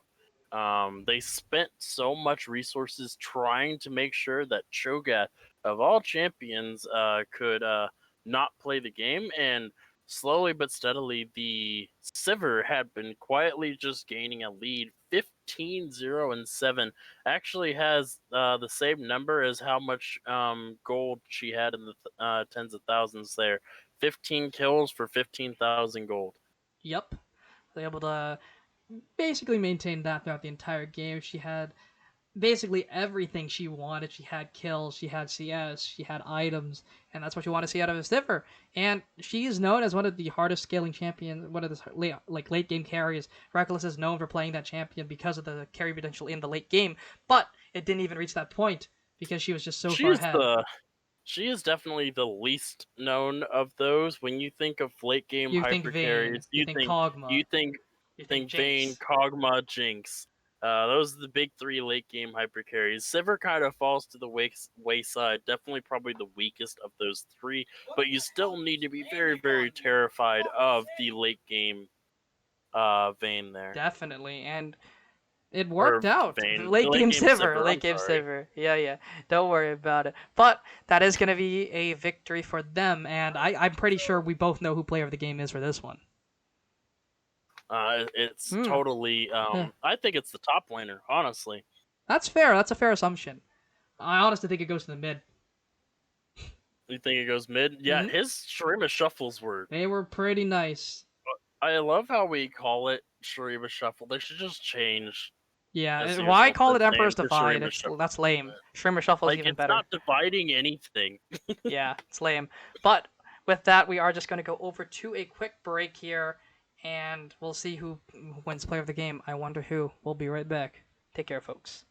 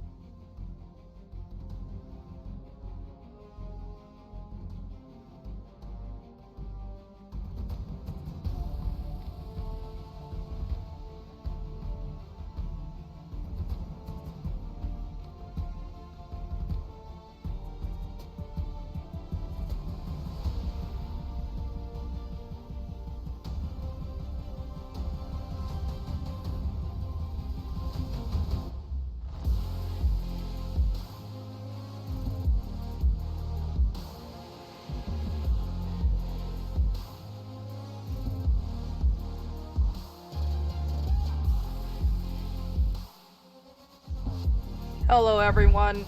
Real quick, player of the game is going to go to the AD carry down in that bot lane. Mr. I Make Honda is going 15, 0, and 7 on that silver pick. Just throwing those boomerangs left, right, and center.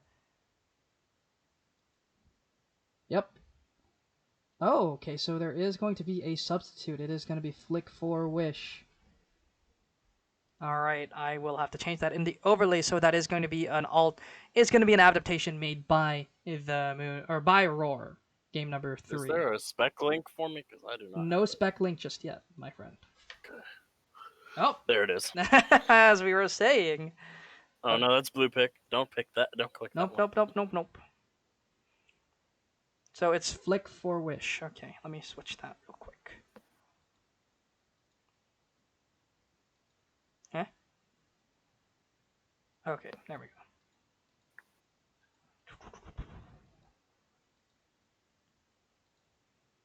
Let me fix this. No, Felu is playing against the ADC. That's subbing. Yep, there we go. Alright, so we have a spec link. We're ready to go. And yeah, so player of the game. Yeah, Honda's smurfing it, just going 15-0 for real free and getting a bunch of CS.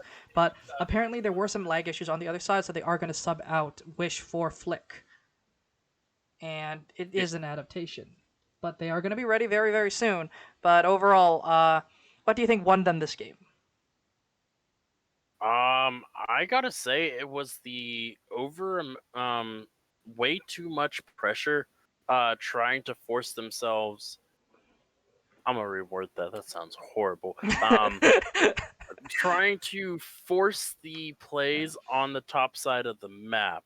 There we go. Trying to force the plays on the top side of the map and letting the bot side do whatever they wanted. Definitely. Big issue was Hondas and Nightshade were just able to get leads, just make plays over and over again. And some of them didn't work out, but that doesn't matter when you're just constantly getting leads. Oh, okay. Yeah. Hold on. I need water. Yeah, water? I mean, I feel you on that one. I'm just going to move my mic over a little bit. But overall, this time it was once again about dragons, and they were able to get them over and over. And I think what did happen was a lot of RAWR's calls were not appropriate. They kept making calls to happen right before the Drake started, and they just weren't ready for it. And they kept dying right before. And that's not what you want to see. You want to be prepared. You want to posture, but you don't want to overextend or be overly aggressive when the other team has priority. When they are set up, you need to play a little bit more together. And unfortunately, they just walked in and died every time because they just weren't ready.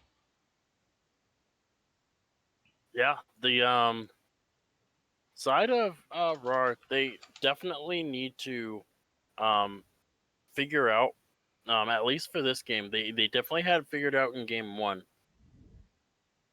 Oh, okay. They definitely need to figure out what they want to do to try and counteract the aggression and the pressure from the bot side of the map without giving too much or forcing too much on the top side. Yep. Or even the mid lane here. They need to be able to balance the two properly. And as we get into these picks and bans here, it is going to be the same first 2 bans, the set and the rumble here. Something I want to note is both the Tristana and the Seraphine made it through the entirety of picks and bans last game. We're not taken away. So these teams clearly not going to ban it. Care. Yeah. Yeah, care all too much about it, looks like. Yep, they're going to be very, very happy. As we do go ahead and wait for RAWR's second ban here, it is actually going to be the Leona, yet another adaptation. Last time it was the Udyr, this time around it is going to be the Leona. As the Galio is Hubbard, this is going to be the same ban that they had from last time around. Yep. That's expected, though. Adaptations have to come through here, and because they had to bring in a substitute, I think they're looking to make sure that the bot lane doesn't have the power they had last game. Yeah, and going ahead and banning away the Galio here, this does make me think that Moon Crew might be wanting to go for a similar composition, but no, they're going to get rid of the Silver as well. Yeah, not letting Hondas on that one anymore, making sure that he's not allowed to play that. And that's fair. That's a good adaptation. But I think it's a little too much pressure, or too much of an adaptation. I definitely agree. However, because they are blue side and their third ban was actually the Hecarim, they are afforded this because it does force Moon Crew to go ahead and ban the Hecarim. If they don't want it, they're going to go ahead and ban the Olaf. So now all three of the big three are open, and first pick Hecarim. It's the NA staple B1 Hecarim taken away. It is going to be followed up by the R1 Udyr, however, the Deer making it through this time. Alright, I didn't know I was a pro caster. I didn't know I was going to be casting Orianas and Hecarim, and Hecarims and Udyrs and... okay, anywho. We'll see what they have in store for us now, but yep. Yeah, this is just pretty standard competitive picks here. Hecarim and Udyr are some of the strongest junglers in the game. Just able to, you know, run around the map and be speedy boys. What more can I say? We'll see what they have next time. Yeah, I'm curious to see what they go ahead and pick for their second pick. It is going to be a blind, whatever they pick here, and they are hovering the Xayah, and it is going to be locked in. Xayah actually one of those champions that can make Hecarim's life just a little bit difficult because you can't easily hit the Onslaught of Shadows. I do believe that is what it's called. Yep, Onslaught of Shadows. The Onslaught of Shadows if the Xayah's ultimate is up. We'll see. It is going to be the Seraphine coming through. Is it? They're hovering it. They can change it. It is going to be locked in. Seraphine, we finally get to see a Seraphine game here. Annie! Oh, no. Another Annie's going to wreak havoc today, good sir. We've seen Annie's ruin lives, and we'll see if it follows her today. Yeah, the Annie Seraphine pick here is actually going to synergize fairly well with the Hecarim. The gank setup for a Hecarim with the Annie is absolutely disgusting because it's a point-and-click stun into the devastating charge. Yep, there's not much you can really do. There's no outplay button for that one, but it is going to be the Xayah Alistar, potentially picked up here from Moon Crew, and it is. So they're just saying, hey, Xayah, you sit in the bot lane. I'm a roam. I'm gonna leave you. That's basically what you're saying when you're picking Alistar. Yeah, though I do think that the Alistar it definitely needs to not be in this lane because Seraphine is going to make his life miserable because I do think it is going to be a Seraphine support here. Definitely the weaker of the two options for the champion. I do think the mid lane Seraphine is much, much stronger.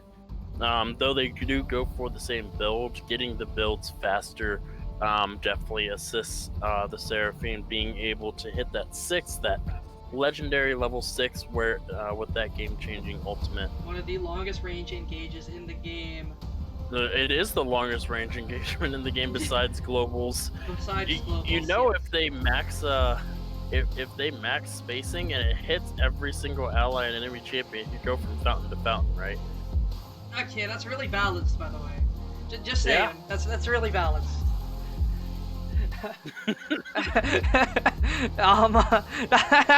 And he's gonna be a Lulu ban. Taken away here. So yeah, Seraphine is a really well-designed champion that takes a lot of skill to play, but it is gonna be a Malphite taken away here for RAWR, and it is gonna be a Sion blind pick up in that top lane, and I think he's just one of the most stable tanks in the game.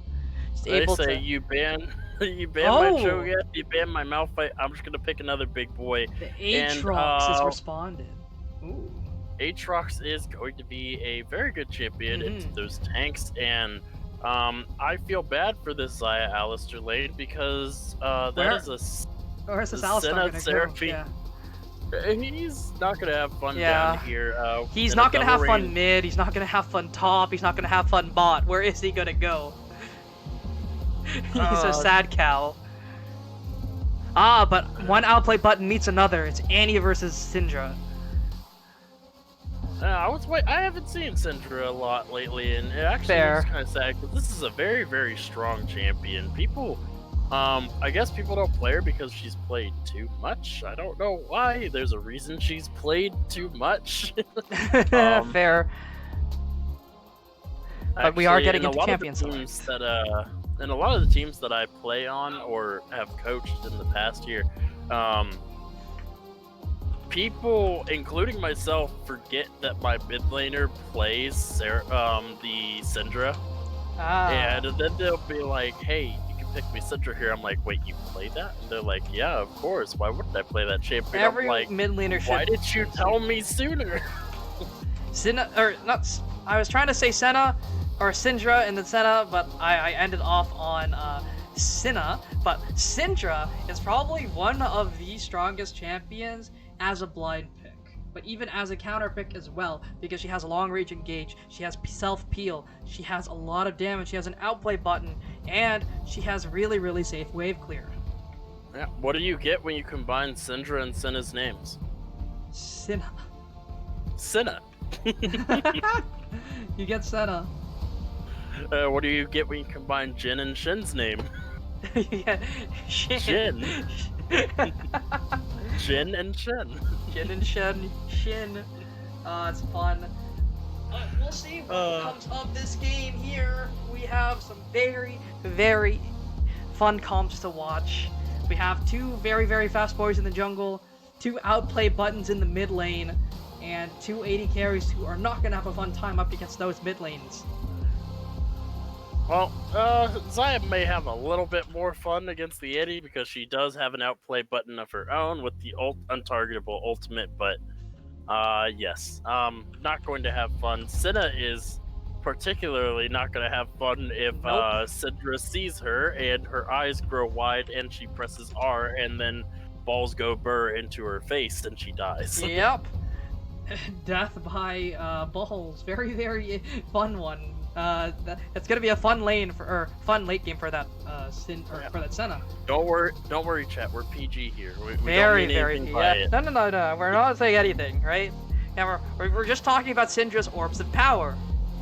Yeah, definitely. Right.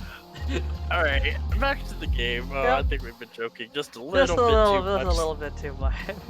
All right, let's go ahead and take a look at these compositions here. Mhm, Okay, so Aatrox is going to be an absolute monster, especially in the early to mid game. He does fall off just a little bit in the late game once champions start catching up with his damage and his sustain. Hecarim will always be relevant regardless if he's ahead or behind because his ultimate fears people. Yep. Annie has point and click CC with her Q. She has AoE CC with her ultimate and her W. And she also just outputs mad damage. And she also has a miniature Thornmail shield. It's not a Grievous Wound shield, but it does reflect damage back on the opponent. As they auto attack her.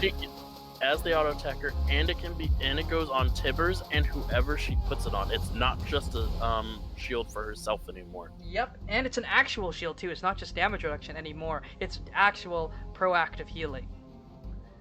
That is what shielding is in my eyes, proactive healing, because it's a health bar that's added onto yours. I definitely agree, and the movement speed is let's give put a movement speed reflective too. shield. Yeah, let's put a reflective shield that gives movement speed, and let's go ahead and give it to Hecarim, by the way. Yes, move speed to a Hecarim. That's what you want to see. And Hecarim was slightly nerfed this patch, but the big ones are coming next one. So play Hecarim while you can. I think that's the play here. Yeah, I definitely agree. Hecarim is probably one of the strongest junglers in the game right now. However, Riot has finally realized that nerfing champions by 2 points of their damage isn't exactly a nerf. So they are going to gut the champion, unfortunately, here. But I want to take a little bit of a closer look at the bot side because Seraphine Senna bot lane, in theory,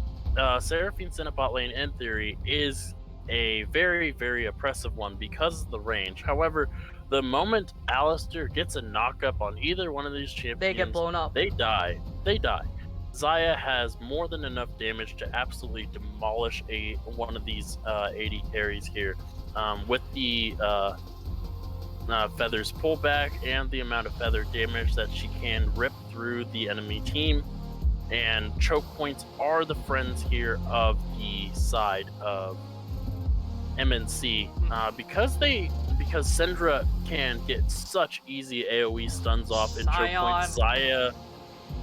Scion ultimate into those choke points. Zaya with the feathers, and Alistar could get multiple people knockups in choke points. However, open fights are definitely in the favor of RAWR. You want all that.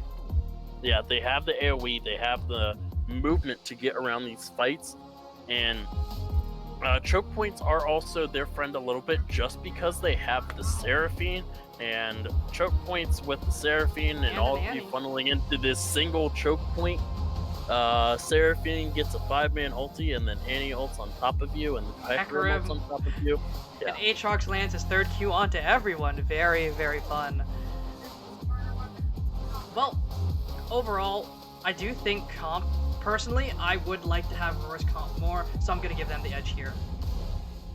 I'm not going to give the edge to either one of these. It is a very, very close game, like, in my opinion. But let's shut up, let's get ready, and here we go. Game number 2, or game number 3, sorry, starting real soon. Let's get ready for this one.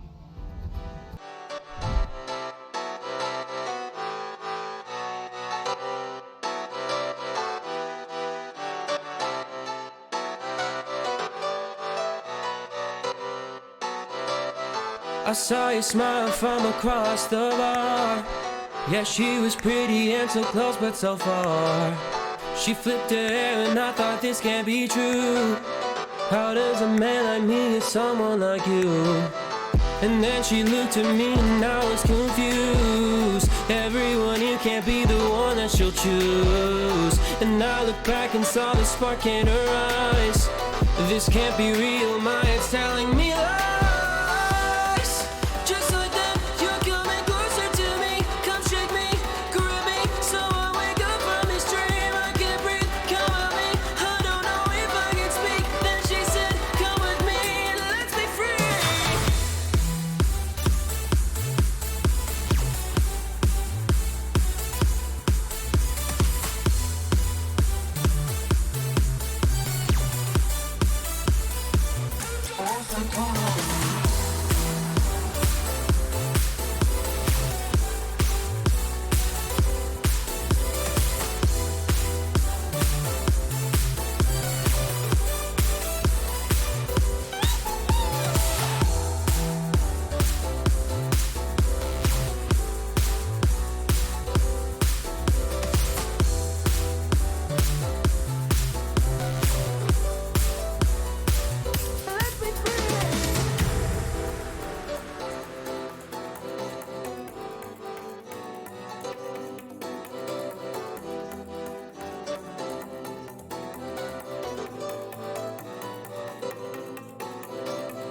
The night is young and I think this could go far.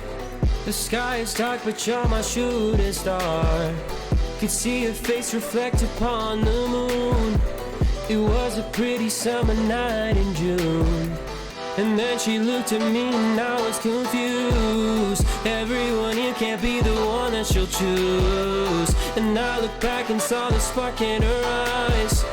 This can't be real, my head's telling me. Alright folks, here we are, game number 3 starting up here for everyone, and we are ready to rumble here. And we do see some nice pings coming out from the entire side of Moon Crew, looking to maybe catch someone out here. And they have a nice level 1, they have the Scion, they have the Alistar. Although Alistar's not that strong, but with the Scion can be. Yeah, Alistar can very easily just flash for the Q here. Oh, they placed the ward there, seeing that one. Nice from them. One thing... I love what Scion did there. He Yep. waited just in case the Seraphine got a little bit too close. A little bit too antsy. A little bit too close to the jaws of death. But, let's take a look at some of these rune choices here. We do see the Conqueror on the Hecarim, which is okay, but I think Phase Rush is better suited here. But we also see the Aftershock on Wolf Knight. On the Alistair? No. You needed Guardian, honestly. Guardian, Phase, either or. I don't even think the phase rush. He needs to be able to survive this poke, and Guardian is very helpful in Definitely. But I just think Phase Rush Alistar is just so much more fun, and it's just easier to play the game. Because you have Nimbus Cloak, you have cookies, and you just have everything you need. And you have Hex Splash as well, so it's nice. that. Does he have Hex Splash? We do see a trade going in here, and the Corrupting Potion stack already being used in the top lane, so nice trade from them. Nice trade from the Aatrox, but let's take a look at the Alistair. Yeah, he does have the Hex Splash. He does have the Hex Splash, so he has access to that, so that's very, very nice. We do see just some trading here going on from both laners, but the Annie's early winning out, or already winning out as the game starts. Yeah, not going to be the biggest fan of that. Already 2 corrupting pots. 2 corrupting pots are burned on the Scion. He only has 1 left. Yep.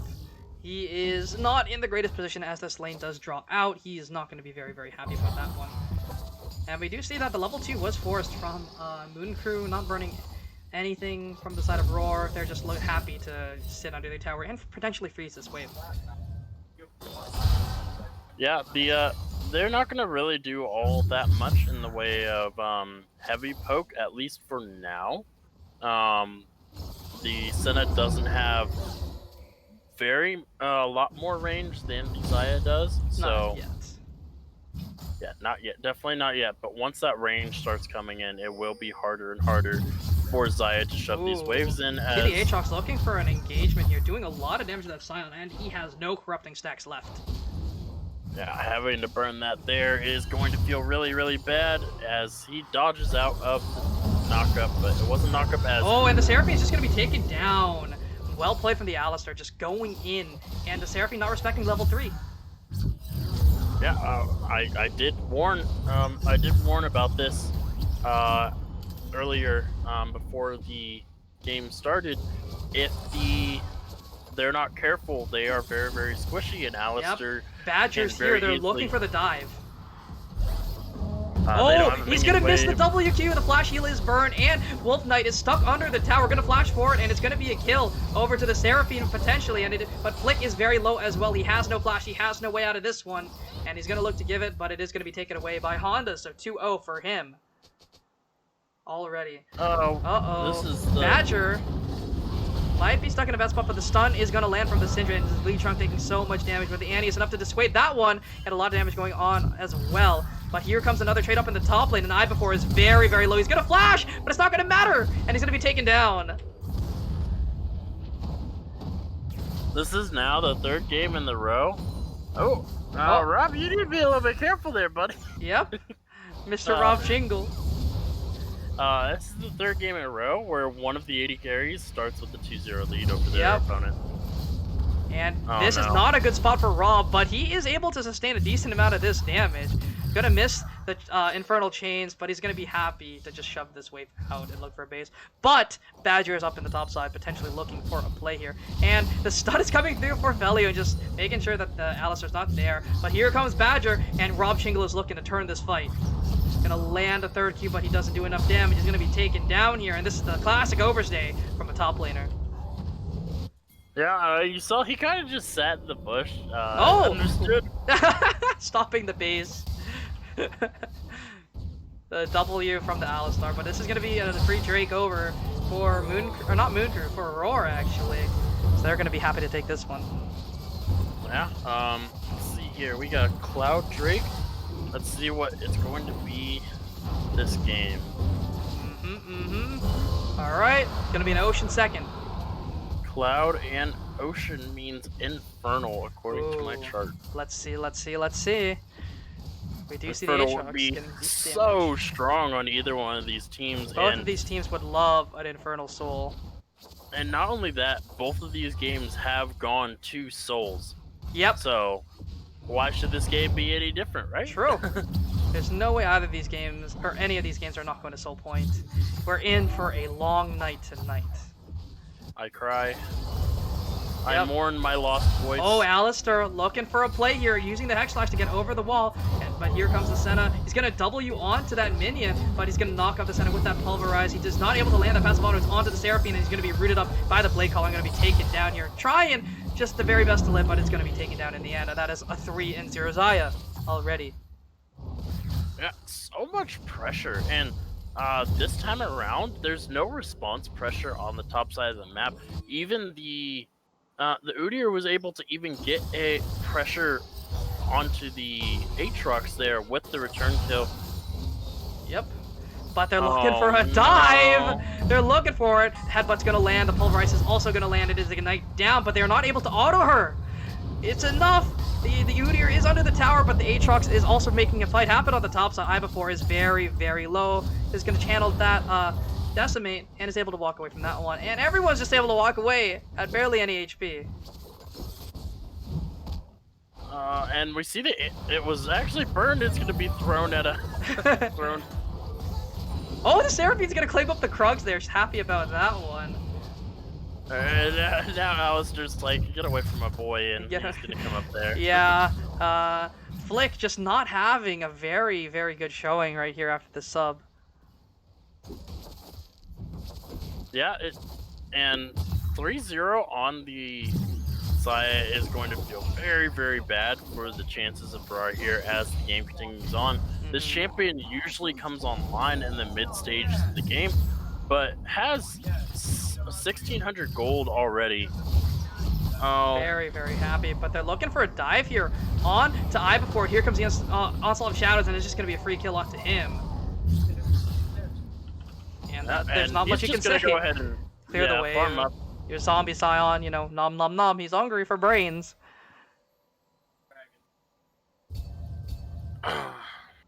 When neither of us are controlling these cameras, it's directed camera. Unfortunately, sometimes it takes places we don't want it to be.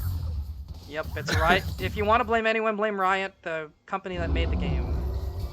Also, yeah, that's actually a really good point, Kitty. The Senna was ignited. Oh yeah, that should be a vision. True sight, Why right? did? Yeah, why didn't it? Yeah, they should have been able to see in the shroud. Why? Oh no, Rob Jingle with another overstay. Potentially, he's looking to turn it. He's actually healing up a lot, and they're looking, but Ibervor is just not able to output the damage, unfortunately. Yeah, Rob Jingle actually healing so much before the. And this is just another dive coming through Flash combo is going to land on the Seraphine, and she's just going to fall once again. And that's just another kill for the Zaya. She is very, very happy about that one. And they're just constantly pressuring this bot lane over and over again. Yeah, they are abusing Flash forward, and it's going to be a dead Yasuo, and Syndra's going to fall in the mid lane, almost not catching that one. Where did Syndra go? She disappeared. She disappeared. She's not allowed to do anything there. That's gonna be a plate for the Scion. He's happy about that one. But this is the first tower. You're definitely right about that, Kitty. He is getting rich enough to where he can start making Ferraris instead of Hondas. Oh, wait, this could be a dead Nightshade. And here comes Leechunk on the backside as the Feather Storm is burned. But they might be able to turn this fight. Flick is very, very low, but none of the feathers are actually going to land. So it is not a turn fight, it is just a kill for free. That is very unfortunate. And look at the level difference. That was a very easy turn there if the bot side was level 6, but they've been out of lane so much that this Zaya is level 7. Yep. Almost the high tied with the jungler here. You don't if you've been playing for a while, you know that the duo experience is very, very bad, and usually your solo laners are a lot higher level than you. Nope, not this time. Not this time around. Only one level separating her between. Taking a bad trade, taking a lot of damage here. The Aatrox putting out the numbers and forcing the Scion to base. But this is going to be an Ocean Drake for Moon Crew, and we'll see what dragon is going to come of this one. What soul are we going to get? So you predicted Infernal. We'll see. I did predict Infernal here. Seraphine is walking over. That is a terrible mistake. Okay. No, nope, walking away. All right, it's Infernal. Let's go. Going to be Infernal. And they are going to trade that for the Rift Herald here. The top lane pressure is abundant, but the bot lane pressure is even higher. Yeah, they do manage to get something here as Wolf Nightshade just gonna take a little bit He's of just poke, but happy. you saw he took no damage from He that. didn't care. All right, so let's settle down here just a Yep. little bit. Let's chill. Let's take a look. Wow, Oh, all of the gold nope, lead no chilling is- today. Onslaught of Shadow is going to land, but he is taking up too much damage. And here comes the Unleashed Power. That's going to be a flash forward from Ibafore, and they're looking to take him down. The shields, the heals, are they enough to keep him alive? They are not. He's going to fall. But on the back of this fight, Rob Chingle is trying his heart out to take down the Sentry. He's just not able to, and Badger is just way too tanky. And yeah, the undead monsters. Yep, Zombie Scion. Urgot, Olaf, Scion. There we go. That's the one. Scion is going to try and do something there, not able to Yeah. get much of anything. Just gonna be taken down, but it did take them a while. But Honda's is incredibly strong. 4-0 already has the completed Gale Force and Berserker Grease. And she is in the position you want to be in right now. Very, very strong. Wolf. Oh, Badgers might be caught out here. No? Just doesn't take any damage, I guess. But here comes the Hecarim, but he's going to be stopped in his tracks by the... Oh no, the combo's going to land. Here comes the Encore onto one, only onto Wolf Nightshade. They're going to look to try and trade him out, but that Unbreakable Will is just enough to keep him alive. You force the flash away as well. They're just not able to output the damage. No, and you saw the moment that Xayah showed up, they actually backed entirely off, despite it being a very low health Alistair and a 3v3. The Xayah is just so far ahead of everybody else, has most gold in the game, has about a 2,000 gold lead over everybody else here. Yep. Has the full completed Gale Force as They're looking for a fight up at the top side. Rob Chingle doing a decent amount of damage here. Has to conquer a proc, and it's just healing. But here comes Badger. He's in the wings. He has the World Ender. He's going to look to use it, and he's not able to kill Ibafore. It's going to be a dead Aatrox. He's looking. He's healing. He is feasting, but here comes Annie. Might be able to solo kill Wolf Nightshade here. Is she going to do it? But, oh no, the Xayah's gonna fall. It's gonna be a solo kill for oh, it's gonna be a solo kill. It's gonna be a trade kill. And his Timbers is not enough to take down Wolf Nightshade, but it is a solo kill, but it was a trade kill nonetheless. I thought the Xayah was dead to rights there, but she not only cleansed the stun, she also cleansed the ignite there, allowing her to ult and then flash and pull every single feather on top of the Annie. Oh man. And she fell hard. Well, Yeah, actually, I mean, yes, Hondas did need to cleanse that fast, but if he didn't cleanse it right away, he wouldn't have cleansed the ignite. And he would have fallen. And might not have been able to take that trade kill.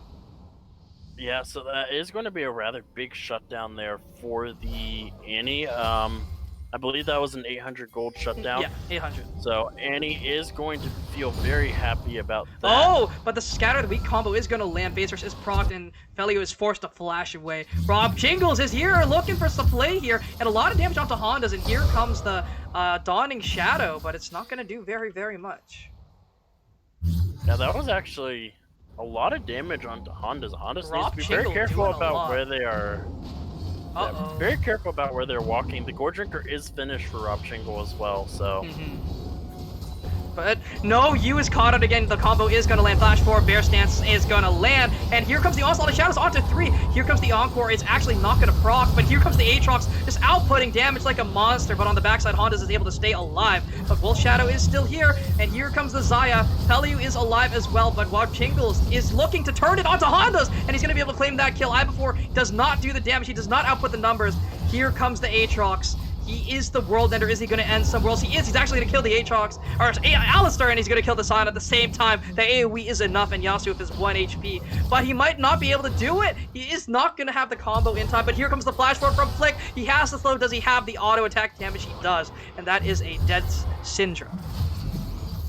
And that is a one fight for RAWR there, turning that around. And they pick up the gold lead. Yeah, they do, and now this Aatrox that you don't want to be on the other side of the Team Fed is now very, very fed, picking up a triple kill there. Is going to feel very, very good about And they're just that. TPing back, just grabbing this one here, looking to get this Infernal Drake, start the Drake stack and picking up 2. We might get another fight again. Potentially, but I think they're just going to walk away. And I think they should walk away, because that would be very, very bad. And that was a voice crack.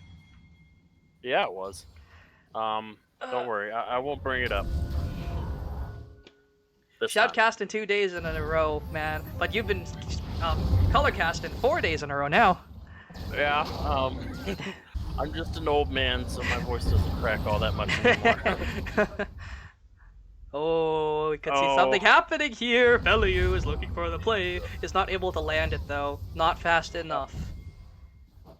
Oh. Yeah, I actually thought Scion might have just kind of stood there and maybe done something, but then the Senna Senna walked up, and then Annie walked up, and he's like, wait, never mind, this is probably a bad idea. No way, right? Yu's not gonna get caught out again. Not again. Not again. Okay. Not again, actually. But it's a lot of damage onto Bellew here, even through that shield. Yeah, they are going to just kind of try and push in on this mid lane here. And look at the Senna CS and look at the Syndra's, or look at the Xayah CS.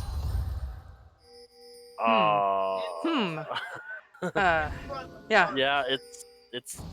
You saw Senna was trying to get something down on the bot side, trying to farm, trying to get anything to catch up in CS here. While that fight was going on, that was a 4v5, by the way. In that mid lane fight, Senna showing up at the very end just to kill off the Syndra. Yep, that is very, very true. And for a 4v5, it went in favor of RAWR, hands down.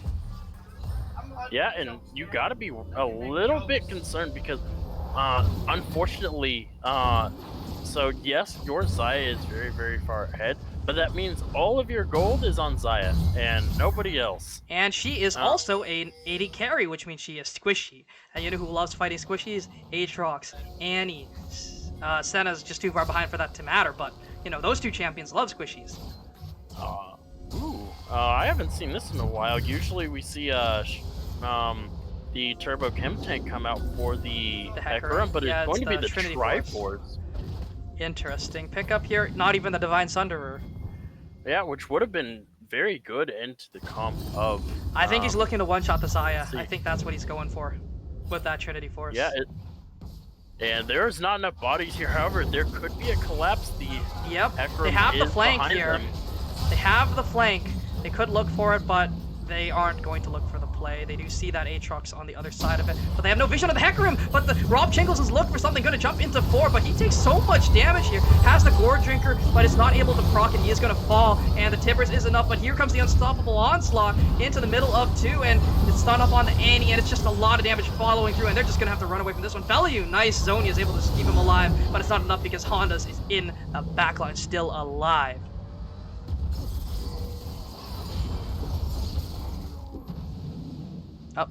Yep. So we do see everyone looking to walk up, take some vision and potentially a Baron because it is spawning, and they have the damage because Xayah is so far ahead. That fight started from a misclick, I hope. I hope that was a misclick because I don't think he wanted to go in there. I really hope he didn't because that is not the play. No. Rob Chingle, you had into 5 members. You had 1.5 items. You do not look for that without a Sterex gauge ever. Like, that is just not ideal. Yeah, I'm trying to find the words to try. I'm trying to salvage the Aatrox play there. I'm trying to figure out why he did that. But has to be a misclick, right? The was too far away. The Senna had 0 mana. Was only able to auto attack. Couldn't even use the ultimate in that fight. Had 0 mana. It was just. I don't have anything that can save the Aatrox. Yeah. I think that was honestly just an misclick, clicking on the ground and accidentally hitting the blast cone. So we do see that they are looking to trade this dragon for objectives here. But here comes the unstoppable onslaught. The flash forward is going to mean a guaranteed ultimate from the Scion going to land, and this is going to be Felly falling. Tibbers is going to come out, and it's a free kill for Iva 4. Yeah, and looks like they are going to no, they're not going to trade. They're resetting, but they're really, really late to the play here. Yep. This should just be a free dragon. They should just start it. They are starting it up now. Hecarim is looking to just run away here. They're looking to push wave. And this is just a free dragon for them. No contest. Yeah, honestly, I'm not entirely sure. Once again, Uh-oh. the top side He was going to being get a caught bit out new. again. The chem tank is enough to get him in range, and Badger's going to land that bear slap, but he just doesn't have the damage, unfortunately. But Lead Trump taking a lot of damage from the Syndra, and here comes the Onslaught of Shadow is going to land. Here comes the Dawning Shadow, but it just does 0 damage. Gale Force forward, Honda's going to claim this one up. That's a free kill for him. Here comes the Aatrox doing some decent damage onto Wolf Knight, but that is just a dead jungler, and this could be a potential bear. Yeah, this definitely should be a free Baron here. Unless the Aatrox can come up with something really, really crazy, but they all just walk to the bot side to clear all this vision out. Yep. And, yep. That's a free Baron. Yeah, and this time around, the side of MNC. Yeah, MNC definitely have... Nice engage combo is going to land onto 2, and here comes the Aatrox on the front line. He is super, super not tanky, but the Encore is only going to land on 1. But Flash Forward is going to mean the Cleanse is going to come out of the side. Here comes the Featherstorm, but he is going to fall to the Aatrox. Oh. Double shutdown for him. The World Ender has come. He is here to end some lives, and he's going to take down everyone on the enemy team. And that's a triple kill for him, and that's just going to be a free turn. That's going to be a free Baron, and that is a Legends Esports ace for RAWR. What was that damage that the Aatrox just put out there? The third Q plus a Gore Drinker was enough to take down the 3. Oh my lord, I thought the Xayah was able to avoid it because she used the ultimate, used the cleanse and the ultimate to get away from the stun that the Annie managed to get off.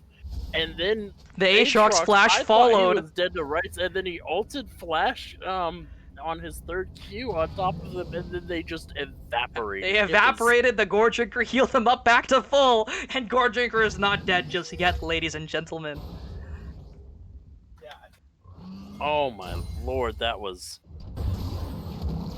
Wow. Yep. But we do see a Flame Horizon coming through for the Xayah here.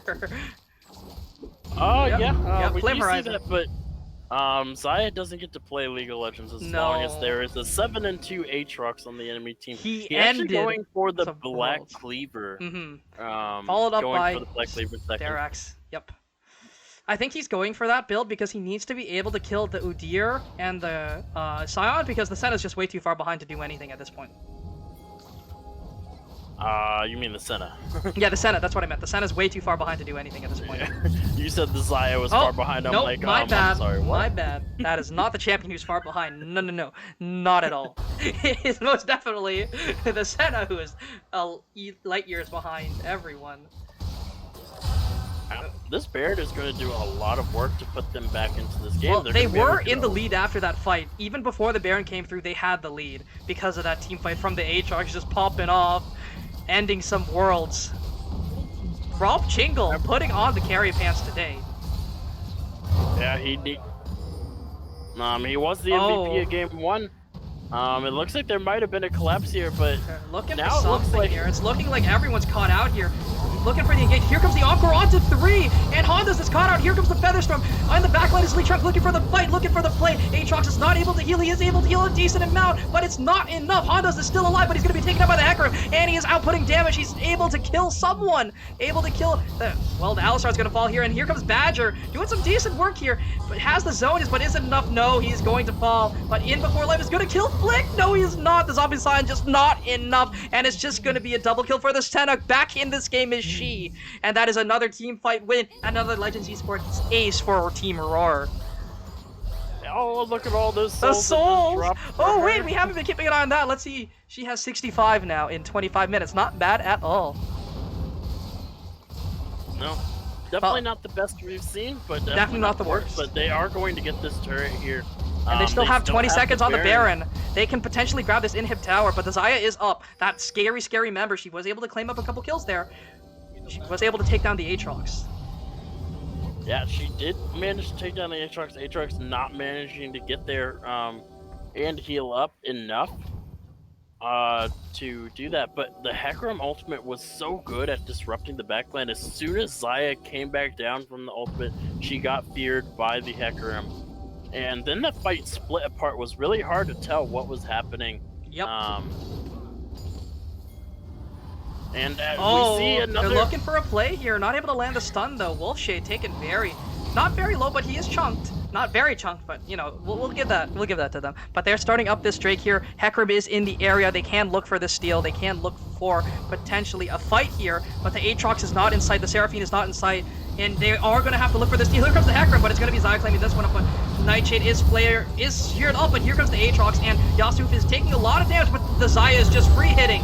Doing her best, outputting the DPS. The Sterak's is proc. Leechunk is trying. He's able to kill that one, but Hondas is still alive here. Yu is trying. Badger is still on the front lines, but here comes the Annie. The Tibbers is enough. Feliu is still alive, but Badger's able to claim this one up. But Yasuf is not going to die to Tibbers just yet. Flick is still alive, trying to output some damage, outputting some decent numbers, and it's going to be the Dawning Shadow claiming this one. It's going to be the Senna turning the fight, and Yasuf is still alive, but in before is also very, very tanky. He has a gigantic shield. Is he going to be able to change this fight? But the Xayah, or the Senna, is still alive, able to keep this fight going.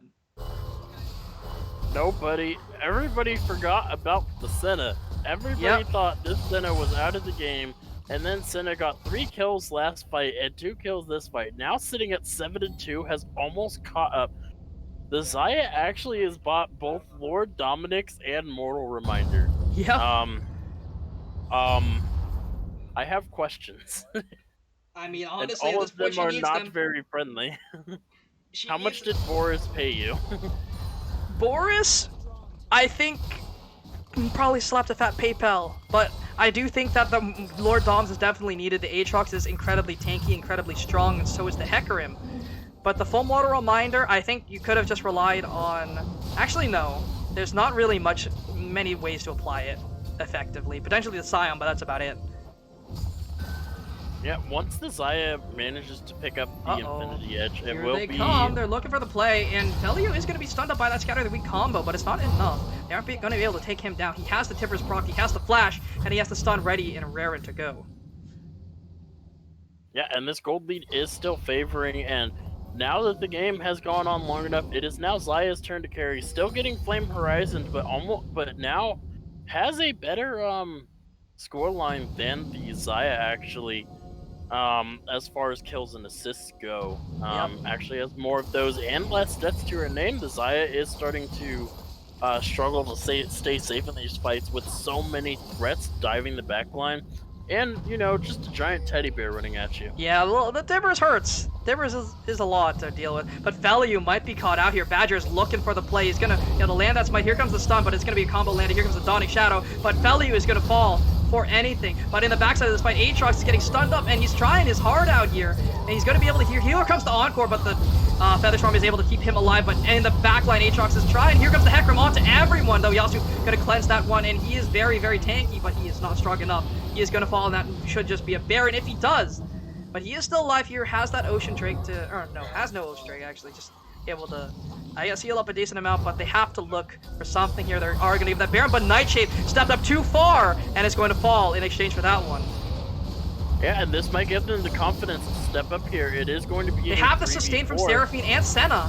They can look for something. Flick is not going to be stunned up, but it is going to be the Baron falling over towards them. But I-Before is taken down. He's going to fall. The Senna, outputting the damage, is able to take down that big beefy boy, that big beefy meatball. He is the sacrificial lamb. And that is now a Baron. Legendary on that champion as well. Yep, 9-2. Definitely picking up as the game has gone on. And I do want to say, to answer your question there in the chat, it is a best of 5, not a best of 3. These are playoffs. Playoffs are best of 5 series. Yep. Oh, stun off. Runaway bear slap. That's what you do. Oh, gonna look for a play here, but it's gonna be some decent damage onto both of the junglers here. But here comes Feliu, who's gonna stun, and it's gonna be some decent damage. Is this gonna be a solo kill? The Ignite is ticking, And it could be it. That is Yasuo falling, but the Encore is only going to land onto 1, and it's onto Badger. But that is 2 kills for the price of 0. And that is the price tag you want to see. But Rob Jiggles got out of the rock side of the fight. He's going to be forced to flash. Here comes the Xayah. The healing is coming through, but the Grievous Wounds is enough to stop some of that. The Onslaught of Shadows was ready. It was ready to go over that wall if they decided to chase a little bit too far. But combo onto 1. They're looking to stun up the jungler, but they aren't able to. They are looking to try and siege this tower down. They do have to fight against Baron and powered minions, however. But the Drake is spawning in 20 seconds here. The jungler is going to be spawning just beforehand for the side of Moon Crew. Yeah, this is it. It's either going to be Soul for the team with for the Moon Crew, or it is going to be Soul Point. And we're going to get, it looks like we are going to get another team fight here. This is going to be another 5v5. Here it comes. Now both junglers have to be careful not to die here because they are the smites. They are the ways in. They are the ways to get the soul. So here we go. Here it is. It's going to start any second now. We'll see. We'll see. They are setting up though. They are just trying to take down some vision here. Blue ward is expended to see what's happening on the top side. They do see that mid laner caught out here. But the blast cone is going to be procced already. So they're looking for something. The dragon is started up by Lee Trunk. Scion Q is going to be used. The decimate is already used. Here comes the Aatrox. Here comes the Encore, and it's going to be Xayah claiming up that one. And that's a lot of damage already onto the Hecarim's. Very, very low. Onslaught of Shadow is going to land onto 3, but it's not enough. And it's a lot of damage onto the Alistar, but that's not who you want to be hitting, and that is going to be a dead Seraphine. They still have the Aatrox. They still have the Seraphine. Or not the Seraphine, they still have the Annie, and they're doing a lot of damage. Aatrox is trying. He does not have the Whirl Ender, however, but the Gale Force is used. Honda's going to make a nice splash play, and it's going to be a dead Honda's. But it's going to be a dead Senna instead. Honda's is still alive, and that is Infernal Soul for them. Well played, and that is not an ace. But throughout all of that, the side of Moon Crew pick up the soul. Xayah claimed that one up. Honda's was able to grab that with the feathers. So that is going to be the infamous Infernal Soul being picked up for the side of Moon Crew. They are going to push down here. For some reason, that top lane outer turret has just been all on its lonesome. I'm pretty sure I haven't seen anybody in the top lane for at least the past 5 minutes here. Nope. So they're going to go ahead and take this top lane outer turret, just free gold at this point. Or maybe not. No, they're just going to go reset here. Oh boy, this is probably the most exciting of the games. Crazy one.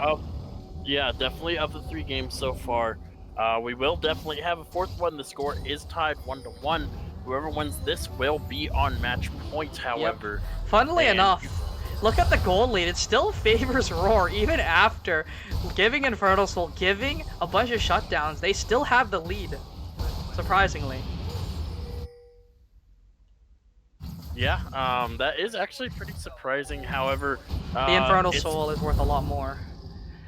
Yeah, it definitely is.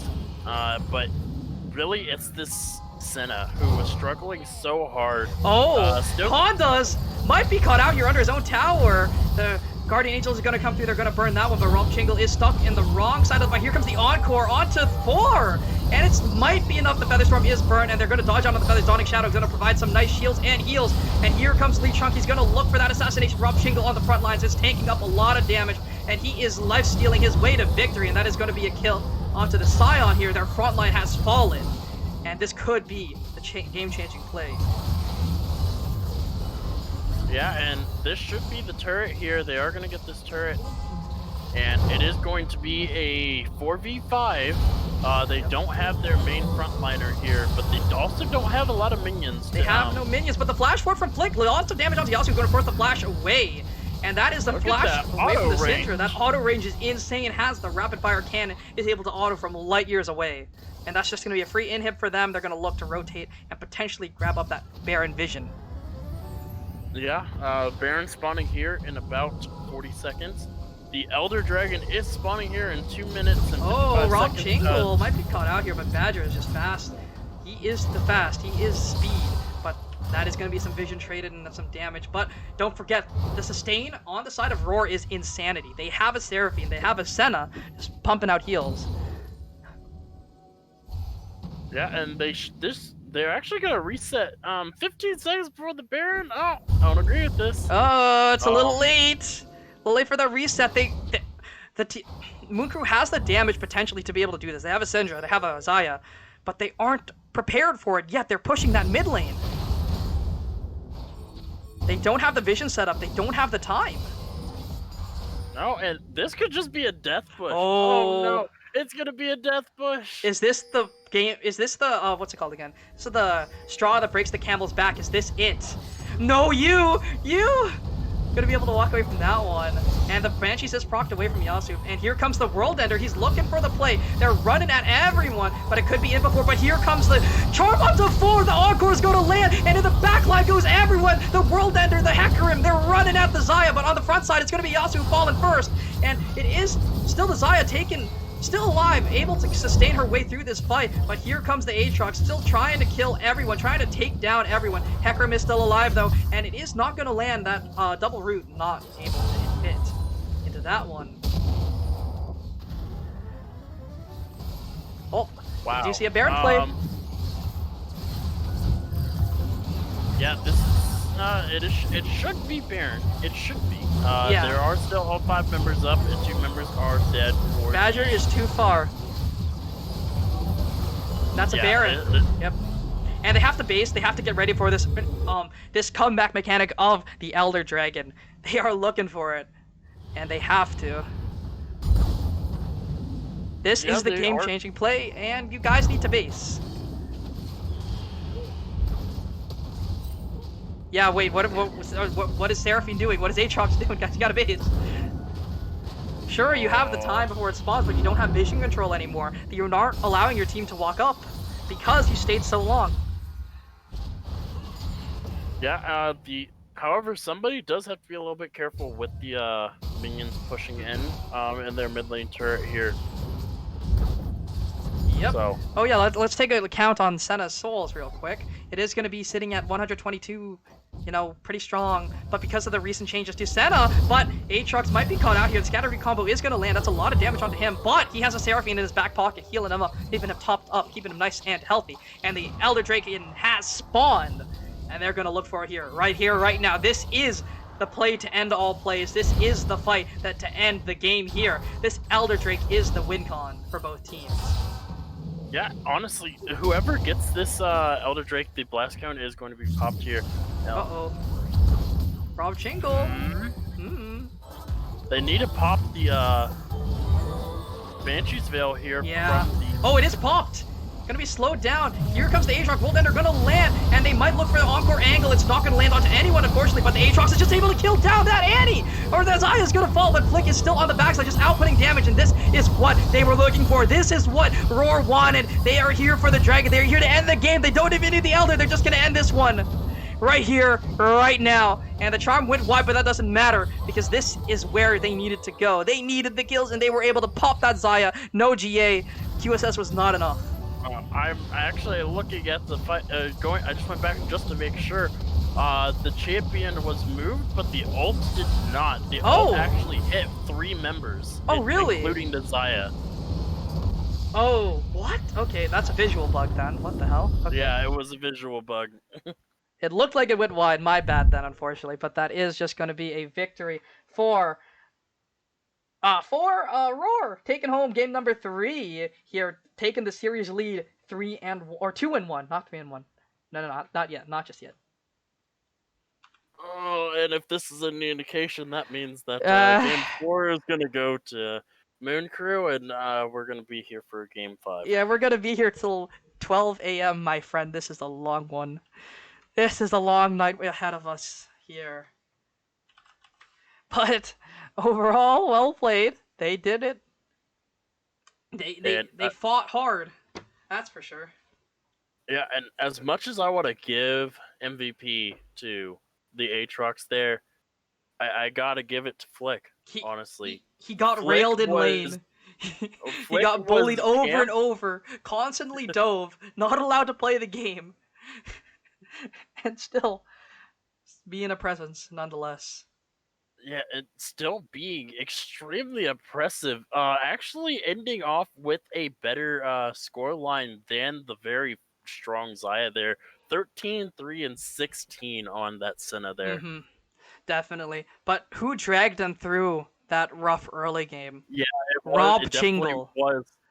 Yeah, definitely was Rob Tringle on that Aatrox there. Basically said, "Hold on, I got you guys. Put them all in I a will backpack end some and just worlds. carry them to the mid game." And Senna's like, "All right, you did enough. I got this." And then they handed the backpack over to Senna, and Senna took care of the rest. Yep. That was a crazy one, but I think it's either Flick or Rob Chingle here. You guys decide, chat. I think those two are definitely. Then again, there is an argument for you because some of those Oh, Seraphine yeah. Ultimates were 3-4 members constantly getting caught up. Pretty crazy indeed. But we are getting ready for game number 4, and we'll see if RAWR are able to pull themselves over the finish line, or if it's going to be Moon Crew answering back. We'll be right back, folks. You don't want to miss it. This is going to be a long one. Take care. We'll be right back.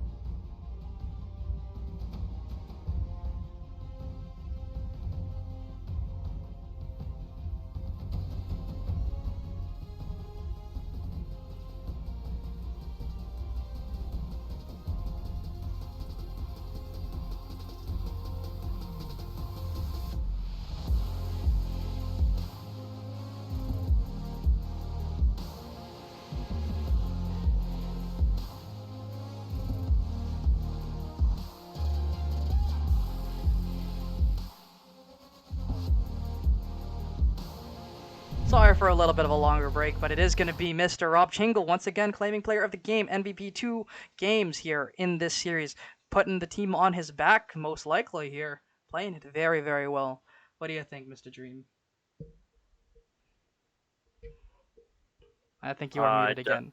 Yeah, no, I was just slightly away from my computer. I was grabbing my food. No worries. I definitely think that Rob Shingle definitely deserves it, especially for the early game. Carrying them able through. To, yeah, definitely able to carry his team through that early game there.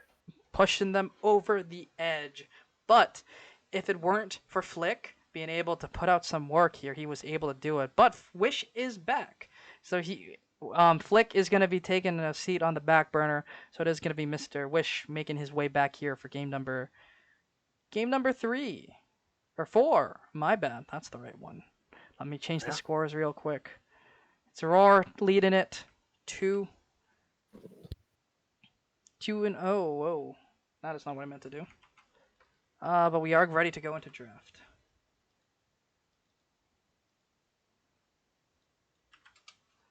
Well, we do see some bands coming through here, and I think it's once again the set Leona taken away from the bot lane. Let me change. Yeah, these bands actually coming by very, very quickly. It's going to be the set Leona and the Swain here from RAWR. And on the other side, it is going to be the Galio, the Rumble, and the Hecarim here, which means that Olaf is available. We saw do very, very well in that game 1. This also means that the Sivir is available for Wish, or not for Wish, for I Make Hondas. Is his champion going to come through again? We shall see. But guess Wish is back on the roster. He has made his way forward once again, but we'll see what the B1 is for RAWR this game. Well, still waiting on their B1, but bands very, very familiar faces. 6 seconds left on the clock. We shall see what is taken away. Eh? Yeah. Oh. It is going to be a little bit over here. 4 and 5 now. We're okay. getting B1 okay. Annie. It is going to be the first pick, Annie. Annie actually did fairly well in the last game, but it is followed by that dreaded Olaf that was played by RAWR actually last time around. And Moon Crew is going to pick the Sivir up as well. Yep. So they're giving that Honda's back his champion, and he played it very, very well, but we'll see if Wish is able to find something to deal with that one. Yeah, gonna be very interesting to see what they decide to go with here. Obviously, the champion pools for Flick and Wish are gonna be different, so that we may see something different. It is going to be the Udyr picked up for the side of RAWR. I do believe they played the Hecarim last game, so it's going to be Lee Trunk piloting that this time around. Followed by Kaisa. And this sounds familiar. However, it's not a Tristana that the Kaisa is going against, unless it's going to be that unless it is going to be that Sivir mid. Oh, it's the Malphite though, being picked up phase 1, but some of its counters are still available, so we'll see if it's going to be punished here by RAWR. Yeah, bans are now coming through. They are instantly banning the Silas. Don't want to have it dealt with there. Malphite is a really good champion to pick on red side as the third pick, because it is a little bit harder to counter it, because now they can ban champions that directly counter him. Mm-hmm. So I would like to see a Mordekaiser ban here, because I think he's one of the ways that Moon Crew or that RAWR can actually deal with that Malphite. Just make him a non-factor. That's usually what you want to do here. Pike ban? Interesting. Making sure Wolf Knight's not allowed on that one. Or potentially Yasuwoof. Yeah, it's... we haven't seen a Pike all series. We haven't seen a ban on Pike. Yeah. I'm actually very, very curious where this Pike is coming from. It's just out of left field, honestly. Mm-hmm. we'll see what they come up with here. And I do like Moon Crew's draft here so far, but I also like RAWR's. But I think I'd rather have Moon Crew's as of now. But the Seraphine is taken away here, so they aren't going to opt to ban that Mordekaiser. Maybe they don't think Rob Chingle plays it. It is quite possible that he doesn't play the champion. Obviously, I'm not gonna go and try to find it inside of his op.gg. Maybe the Oriana picked up for Ooh, Yasu. Oriana Malphite combo. Yep. The ball on top of him, you know, on top of a Force plus Shockwave is a very deadly and damaging combo. We've seen this combo before, but it didn't work out. We have seen this combo. It did not work out. However, there was a lot of things that were able to counter it. The Silas, the Olaf, now being piloted by Moon Crew themselves, and the Silas being taken away here. So a few less options to deal with this. I do think RAWR may opt in if they can play it. The Azir, obviously, it was Moon Crew that played the Azir. They're going tanky last tank time. matchup in the top lane. Alright, so if it pans to the top side, I'm actually just going to click somewhere else on the map, so... Yep. That's just a wet noodle fight, but it's going to be the Rakan picked up here. I really like Rakan with Kaisa. It's actually a fairly strong lane. And it is also a fairly safe lane as well, because the shielding that the Rakan can give, the passive shield that he has, and it's very easy to engage. However, they left their last pick to the support here. What are we going to see? So this They is could the do chance Sivir to Morgana. counter it. They could do Sivir Morgana, however, something maybe a little bit more aggressive, The like Rel. the Rel. I like it. I like it a lot. Okay. So that I wasn't expecting that, but Rel is going to make her appearance. Is going to change the face of this game. RAWR is I would say it's on the time. Moon Crew's on a timer here, but in reality, RAWR, they need to snowball an early lead if they want to win this game, because the amount of wombo combo with Sivir speeding everybody up and Olaf running at Mach 50 at the enemy team it's going to be very, very difficult for RAWR to actually fight against this composition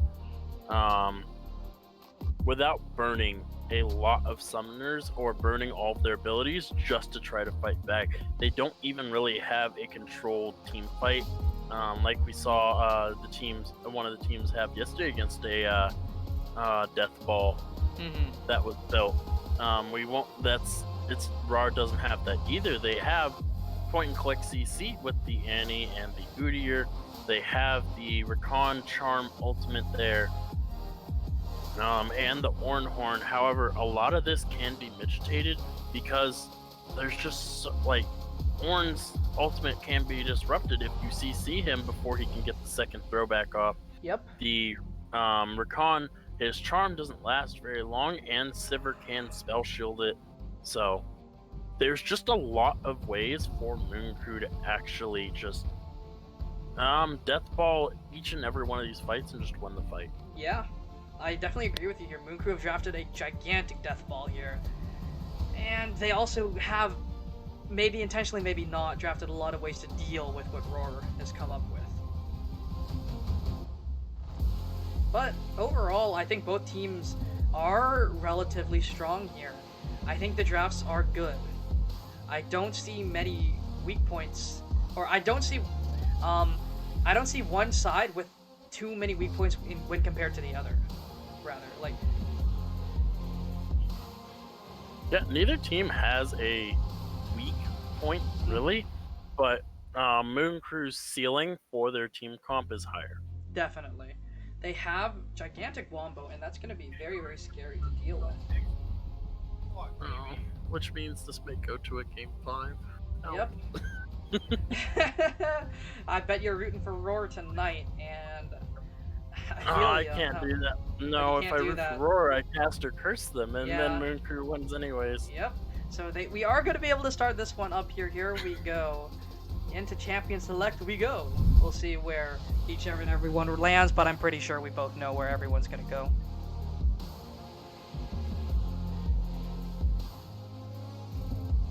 So it is gonna be, you know, just the bans coming through once again. Pretty similar to what we've seen.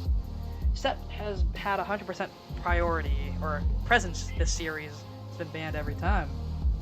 Yeah, I'm guessing there's a person on the side of Moon Crew that plays set, and the other team says, no, you're not allowed to play set ever. No. Just remove that champion from your mind because it's not happening. Yeah. But overall, well-crafted teams this time around. And I'm excited to see this game play out. We've seen that every team member has a way to carry. Like, we've seen everyone play well on both sides. So it's going to be up to the strong point, or up to certain members to carry here, right? It's going to be up to Annie to get these leads, because I do think she does get outscaled, but we'll see what they're able to come up with here. Yeah, I definitely agree. Annie is actually a pretty good pick into the Orianna. Orianna is very, very safe, but Annie is also a very, very safe champion. There isn't really the threat of the... Well, Orianna needs to be a little bit careful because the point-and-click CC from both the jungle and mid is kind of nuts, and it's very hard to run away if that lands. It is. Running is the name of the game here. And dodging is also the name of the game. Also positioning. They cannot group up ever, because what's that? A Malphite to Orianna. What are you not allowed to do against that? Group. As well as a Rel following on top of that, that's insanity. Yeah, and it's very unfortunate with the draft that RAWR have put together here, because if they picked a champion that was a split pusher, like a Camille, like a Fiora, an Aurelia, something like that, then they could split the map. They can pull members away, and they never really have to 4v5, because their 4v4 is still really strong. But for the Wombo combo to work, you need that Malphite, you need that Orianna, you need that Rel, but you pull the Malphite or the Orianna away, the Wombo combo is much, much weaker, and the split push is going to succeed that way. But they did, they're trying to match team fight with team fight, and I do think that the side of Moon Crew have better team fight. I'm inclined to agree with you here. I definitely do think that the team fight of Moon Crew is just superior overall, but they do run out of gas quickly, and that's what we saw yesterday. If you run out of gas and you don't play it right, it's very difficult to play these death balls. Or if you blow your gas on the wrong enemies, on the wrong champions, right? If you blow it on the Ornn and the Udyr, what's that gonna do? So they have to play their Wombo properly. It was not only that, that they blew it on the wrong target. Most of the time they did blow it on the right target. The problem was they didn't blow it on enough of the right targets. Remember yesterday versus the death balls that we saw, it was usually about 3 or 4 damage threats that they had to worry about. They usually used the Wombo on 1, maybe 2 of the members, and then the other 2 members just carried the fight anyways. Yep. But this isn't the case. We have 2 damage threats versus 2 damage, well, potentially 3. Olaf is a damage threat in and of itself until the mid to late stages of the game, where everybody begins to, or where he starts to fall off quite a bit. Yep.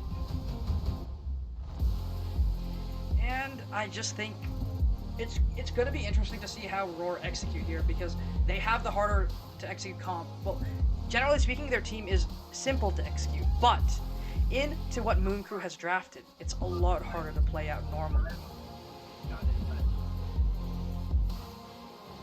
They have the engage tools. Oh, yep, go ahead. Yeah, because unfortunately, both teams, they want to do front-to-back fighting, but the side of Moon Crew, they can get to the back line very, very easily. With the RAWR, with the Malphite, with the Olaf there. And Sivir and Orion, and it's not the same case for the other side where Rakan, the Udyr, and the Ornn, they kind of have to run through the front line to get to that back line there. Now, there is a shred of hope here because if they do get any form of CC onto the back line there, Kai'Sa can follow up behind and avoid the Wombo combo if timed properly. And that's very, very true. They have the abilities to break this Wombo combo, to break the team apart. And it's, again, on RAWR to play incredibly, incredibly well. Moon Crew have a simple comp. They are a one-trick pony, but their one-trick pony is really, really effective.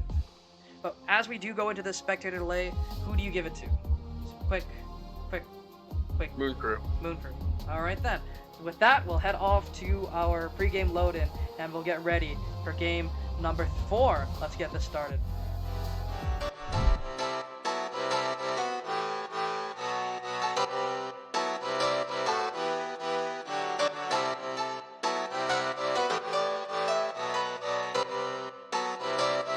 I saw you smile from across the bar.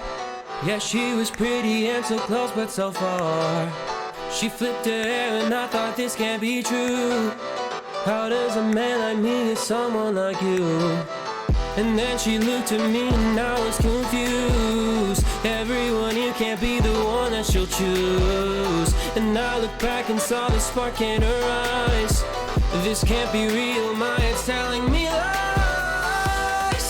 Just like that, you're coming closer to me. Come shake me, grab me, so I wake up from this dream. I can't breathe, come with me. I don't know if I can speak. Then she said, come with me and let's be free.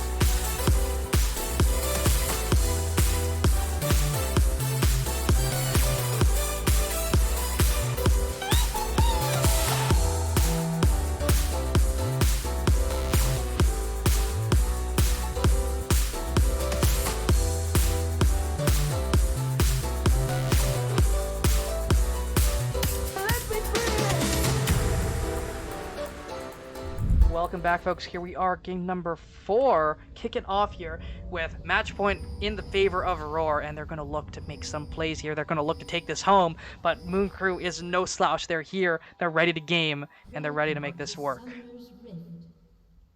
As we got a 3-man stack in the top, and Oh, no. He's going to land onto the RAL, and the W is going to be canceled, and the steering charge is not going to land, but that doesn't matter because that's a very, very dead REL. And that's a first blood to the Kai'Sa. Moon Crew, what were you thinking? They walked in, tried to get the ward, and they were punished for it. They've done it every game, and this time RAWR were ready for it. Well, and not only did they fail to get the ward, they succeeded in getting the ward, but somebody swept it and They lost boy. it. Luckily, no Wait, flashes were No. burned. Oh. That's Kai'Sa got the ward and the first blood. Oh! That's everything you didn't want to happen happening. Oh man. And that is actually going to be the exhaust burn from you. Not from you guys, from the from the Recon. Yep. And actually for nothing. It is going to be the exhaust for a kill here. Onto the Kai'Sa along with the ward kill. Oh, so, they're it looks looking. like They're gonna cheese this one. Rel looking for it, gonna be able to land and wish. Taken very, very low already. Guardian is proc, but it's looking for a re-engage here. They're looking for the play, and that's a lot of damage onto both members. Real quick, they cannot stream snipe at all because there is a 3-minute delay here. So there's no chance that RAWR were able to find that one out through us. Yeah, there is a 3-minute delay in game, not on Not stream. not on just our in end. It's game. literally from from League of Legends itself. Yeah. So no stream sniping can be done here. Yep. Fortunately. Fortunately, yeah, that's definitely a good thing. Now psychic hacks, I can't We confirm nor deny can't really we can't really figure that one out. Unfortunately, here we're not able, we don't have the abilities to, but we can say for certain no stream snipes. Very very happy about that one because Yeah, you know we just want things to be nice and fair as even as they can be as we go into these games, and we just see some decent trading going on through everyone here. You know, everyone's just looking to fight here. Everyone's antsy. Yeah, and we see that Malphite is going to struggle a little bit now. Struggle a little bit into this Ornn. We do see the Ornn go for the Doran shield and the potion. It is fine this time around because it's against a Malphite and not something like an Aatrox or a Darius. Who So can, you know, eat you and spit you out very very easily. ooh, Ooh. it might be another cheese in the bot side. But they have a ward on him. They do see him. They are pinging it as well. And some good trades going on in the top lane here. The Ornn just winning out. But Lee Trunk might be caught out, forced to flash away because he was so low.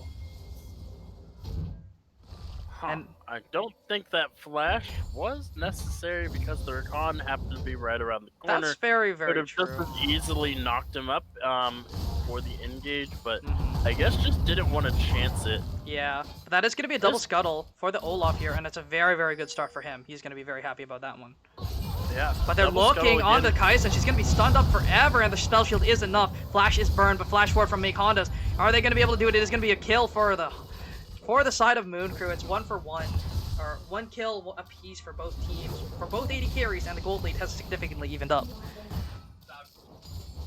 Yeah, and this is the problem with the mages into Annie. Annie can free push forever because Haha, I have Q that refunds my mana. Fun. yeah, and And you see the yep. Orianna has to burn both a corrupting pot and a biscuit, or no, shouldn't have 3 biscuits there, but burning a corrupting pot, just enough to do the QW combo there. Yep. That's a lot of damage onto the Malphite, and he based too. He got a cheater base off. Yeah, I mean he had to base. He was getting low. Oh, but this could be a solo kill here. Ivor might be looking for it. He is going to be able to jump under the tower, but it's going to be the Comet claiming that one. Solo kill for Ivor up in the top lane. Yeah, and that is going to be a Dark Seal finish, or a Dark Seal gaining its stack, so that Q is going to hurt quite a lot more as 2 Negatron. Oh, not just come out one, for just a one, second there. just one. It decided to get going for that instead. Oh, Orianna, no mana. Orianna caught out, but Lee Trunk is running away. He has the face rush proc and is running from Badger. But Wolf Knight is in the back pocket of everyone. They're going to look for the play here. And Malphite has joined the fray as well. Flash away. And it's 2 flashes burned, but it's going to be the Unstoppable Force onto 2, and it's going to be a double kill. But is it going to be a trade? It is going to be a trade kill. Down goes the Malphite. Olaf getting 2 kills here as we got another fight so going close, on. but he might have just bitten off way more than he can chew. The Undertow might connect here. It is not going to connect on the Rakan, so it is just going to be a free Drake. They're going to look for that one, but it is a double kill for the Olaf. He is very, very strong. Yeah, this Olaf is going to be feeling really good, really good about his position right now as a 500 gold lead on his opponent, and is going to pick up the dragon as well. Yep. Infernal and Mountain. Let's see what we got for this game. It is going to be... Oh no, Rob Chingle just getting walked at by the Malphite. Here comes the Ornhorn though. Is it going to be enough? Oh, he's going to miss the second charge, and he's just going to die for his sins. And here comes that little rock shard, and it is enough. Oh man, that... Gotta feel bad for the missed ultimate there. I don't think it would have mattered. But yeah. Malphite going for the sword boost? he's going for a full AP Malphite. Is this an AP Malphite angle? Oh boy. Let's see, we have Infernal and Mountain. That means it is most likely a Cloud, I believe. Most likely a Cloud? Alright then, Yes. we shall see. We do see Lee Trunk here. Iberforce stuck in the wrong place at the wrong time. Getting stunned up under the tower, getting pulled. We'll see if they are able to take him down, but Rob Chingle is very, very strong. Or at least outputs a decent amount of damage. Looking to try and run away. You're trying to buy time. There's no way he gets the execution, but he is going to waste as much of Udyr's time as he can. Yeah, I mean, Udyr had his entire top side up, so he wasn't wasting much of anything. Just wasting the fact that it could have been an assist kill. So it does end up being just a 1-for-1. Rel is spending very little time in her own lane, and because of that, actually is a level down on the Recon here. There's the level up. Ding. Yeah, there it is. But yep, that's just how it is right now. Supports aren't supposed to be in lane very much, but it is going to be this Ord claiming up a decent amount of plates. And look at his farm. He may have died twice, but he has a lot of minions and has gotten a couple plates in his favor. Yeah, this game. He also has started the Rift Herald here. There is 2 people here, 3 people actually. 3 Moon Crew players are in the back pocket of the Malphite here. Gonna run away from that one. And taking a decent amount of damage as well from that Rift Herald. The shield is enough to keep him alive though, but Veliu is gonna be forced to, shockwave, and here comes the stun from Annie, but she is not fast enough, does not have the... But here comes Timbers, and it is enough flash away from Lee Trunk, and they're going to try and kite this one out here, doing some decent damage, but the stun is not going to come through. He is still in Ragnarok mode, and he's going to be stunned up, but this is going to be a kill on him, and it's going to be, Udyr claiming that one, but Malphite is in the area. He has the unstoppable force. He is going to look for the play. Is he? He is going to flash ultimate, and it's going to land, but the smite comes through for Lee Trunk. He is still alive. He is very, very tanky, and he's going to be able to run away from this one. Are they looking for the dive? They are not, and that's going to be a 1-for-1 in the end. This Malphite is a Chad, honestly. Yep, That's all that's I a gotta Chad say fight. He's going. He went in without any assistance there. The exhaust and the smite used there just so that way the Udyr can survive. Obviously, smite not very important, but the exhaust is very important, especially against somebody like a Sivir. Definitely want to mitigate a lot of that damage, but Rob Chingle taking some decent damage from the tower as we talk about damage. I don't think you wanted to do that knock up there, buddy. I don't think you win that one, unfortunately, my friend. But look at the CS lead that's been gathered for that Sivir. It's now almost 20, or just above 20, actually.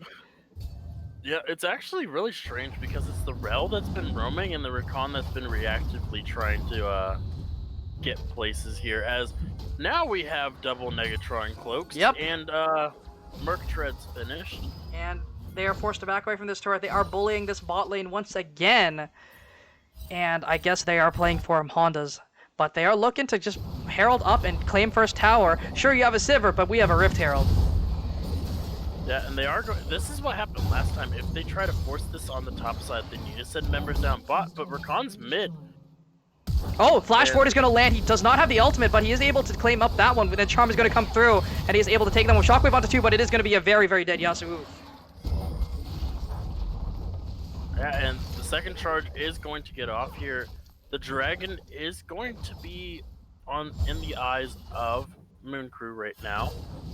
They're going to look to just take some tower damage as well on this mid lane, but they are getting rotated on. They have the Olaf and the Rel behind them. They're looking, the Undertow is not going to land, but the Olaf is going to, or the Ornn is going to be stunned up, and the Magnet Storm is going to go wide, but here comes the teleport from the Malphite. He does have the unstoppable force. Is he going to look for it? That is the question. It is not going to be used just yet, but the Ornn Horn is coming through, but it is going to be stopped in its tracks. But here comes the Rakan doing some decent work here, but it is not enough. Lee Trunk, though, is able to flash forward, is going to guarantee that killer instinct, and that is just a double kill for the Kaisa.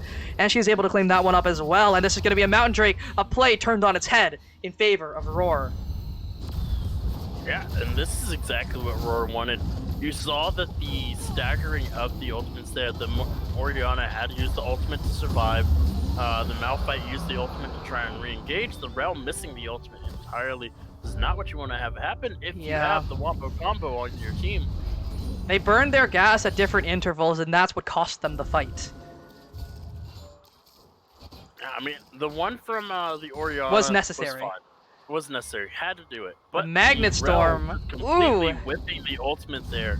It looked like maybe a little bit of lag there. That's what it looked like. I think his ping was like maybe 150, maybe 200 there. You know, give him the benefit of the doubt there. These players are good enough to know what they can do, so I'm pretty sure that there was just some external factor affecting him there. Yeah, except for the Aatrox. We don't have any excuses for that Aatrox blast kill in last game. No, that was just grief. Nothing we can say about that one. Sorry, Rob. You played well, but that blast code was questionable at best. Yeah. I mean, Hondas is getting a lot of gold. He's money, he is rich, and he has a 40 CS lead on the Kaisa. Yeah, doing the gapping that did in the previous game against Flick in the early game. However, we saw how well that worked out. Oh no! Oh, Value! But the Flash Magistorm is going to connect. Uses the Tippers. Nightshade is taking a lot of damage from the tower. Hondas is able to claim this one, but the Tippers is there. Is going to try, but the Shockwave is going to go wide once again. But here comes the dive onto 2! And they have the damage! The Gore Trigger is enough to keep him alive for so much longer, but they are able to claim up that Oriana. The Yasuo is going to fall in the end. So that is a 1-for-1. And that is going to be that tower falling in the bot side in exchange for that one. That was a lot of everything going on there. The Oriana whipping the ultimate there. Olaf trying to save his mid laner.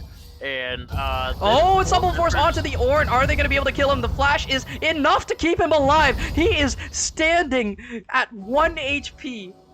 Okay, his HP is at 77, so he was a lot lower than that because of natural health regen. That was the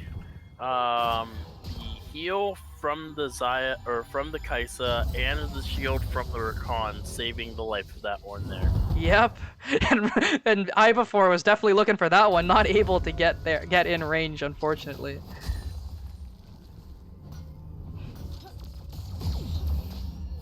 Very close. Yeah, I'm actually. So now there's very little to do for the next 2 minutes. Yep. Here. No Dragon, no Baron, no nothing. It seems like everybody just wants picks. They don't want to do the 5v5 team fight here. But this is going to be a mid tower potentially falling here because they sent 3 members for it. But Annie has a flank. They're just going to push in this wave. They're going to give it to Kaisa. But Annie has everything ready.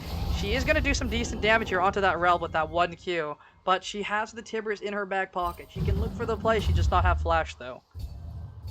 She does not have Flash, however, she does have the ultimate ready. Just in case they step up just a little bit too much. Yep.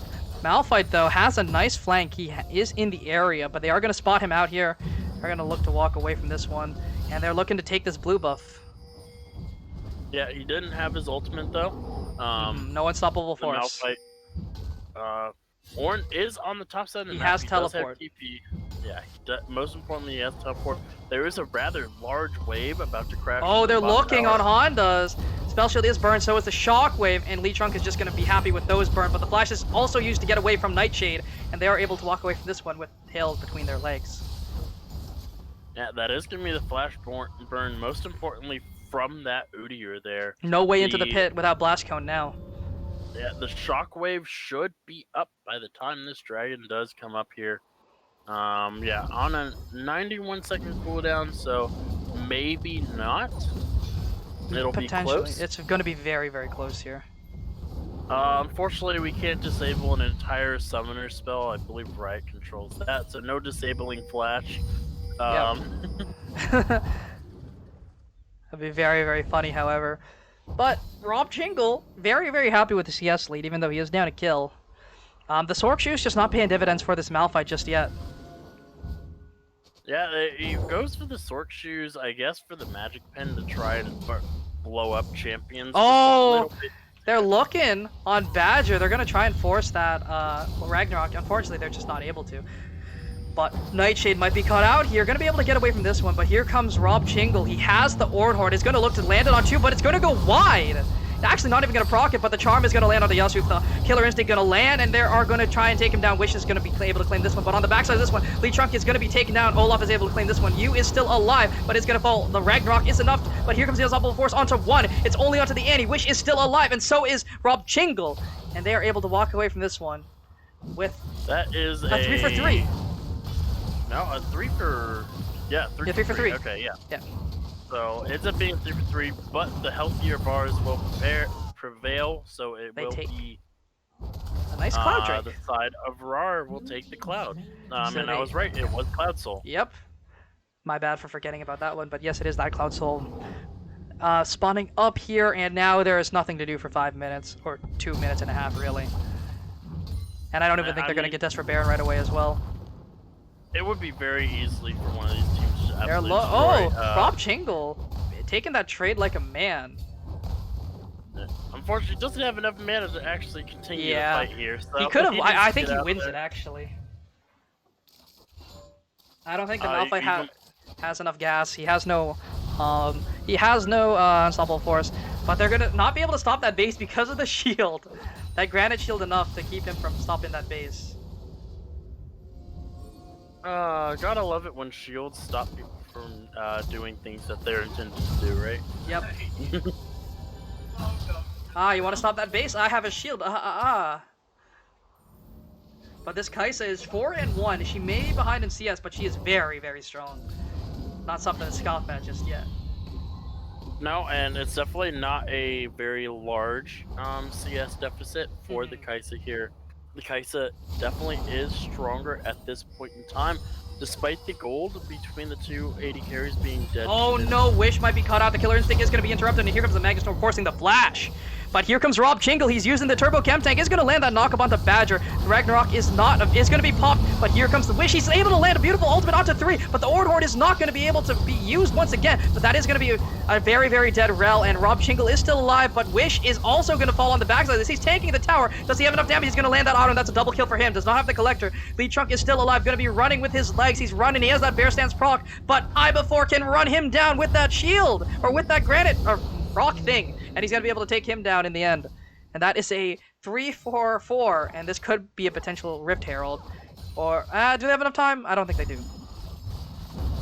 No, I don't think they have enough time for the Rift Herald, but they definitely do have enough time to take this tower here. The only one standing is the Ornn. And he's very, very low. They're looking to just zone him away here, make sure he can't walk up and contest this one. And that is a tower for Moon Crew, taking their tower lead in this game. It will be the second tower for the side of Moon Crew here, and this gold we haven't really talked about that much is fairly even here, only about 200 gold separating the teams. Yeah. But we gotta look at the score lines here: 6-3 Malphite, 6-2 Olaf, 3-0-3 on the Sivert. But on the other side, Kaisa is very good at shredding down tanks and is 6-2-3. You have doing much better than how she did in the first game. Yep. And this is what you wanted to see. You want the AD carries to be able to do damage here because they need to. These front lines aren't going to fall to an Annie, aren't going to fall to an Orianna. It's going to be on the Sivert and Kaisa to take them down. And both of them are very, very strong. Yeah, I definitely agree there. Quintic there in the comments, these Ornn ultimates have been the second one is just never landing. Yeah, he's never able to get that second one off. I don't know if he's pressing the button too early or if he's getting hard CC'd, but he needs those second procs to those Ornn ultimates to hit if they want to win the fights. They're getting lucky because their damage is very, very high, and they're able to catch people before the whole team is there to respond. Yep. And things are just going to be in a lull state until the dragon spawns because no one wants to contest this Baron because no one is tanky enough to actually deal with it unless they have full vision. Yeah. Ooh.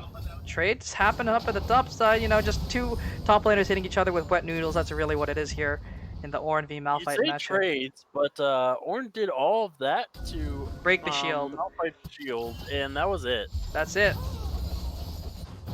But the dragon is spawning very, very soon. 47 seconds here. Teleport is available for potentially both top laners by the time it does spawn. The teleport is up very, very soon for the Malphite, and it will be up for this dragon fight, potentially.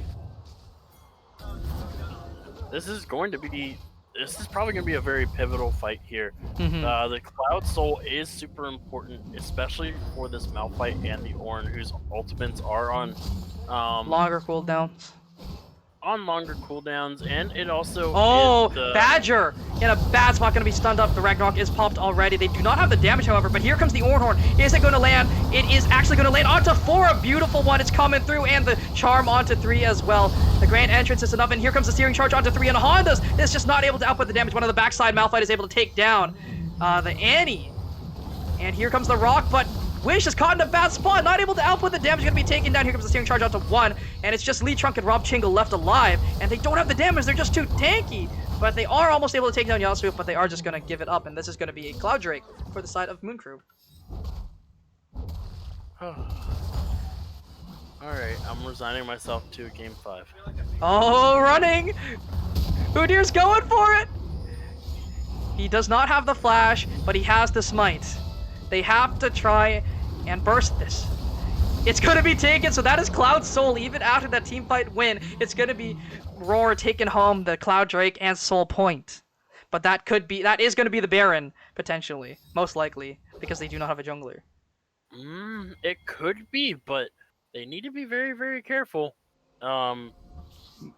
Yeah. Hondas is relatively low here. If he takes any damage from the Baron, it's going to be very, very difficult.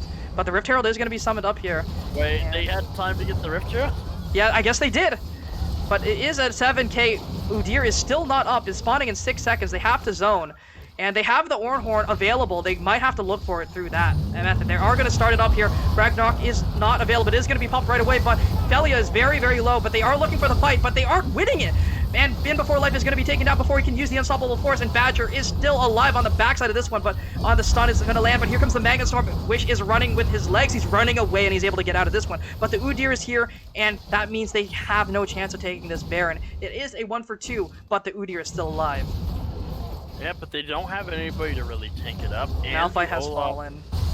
Yeah, Malphite has gone down, so they are going to step away from that Baron for now.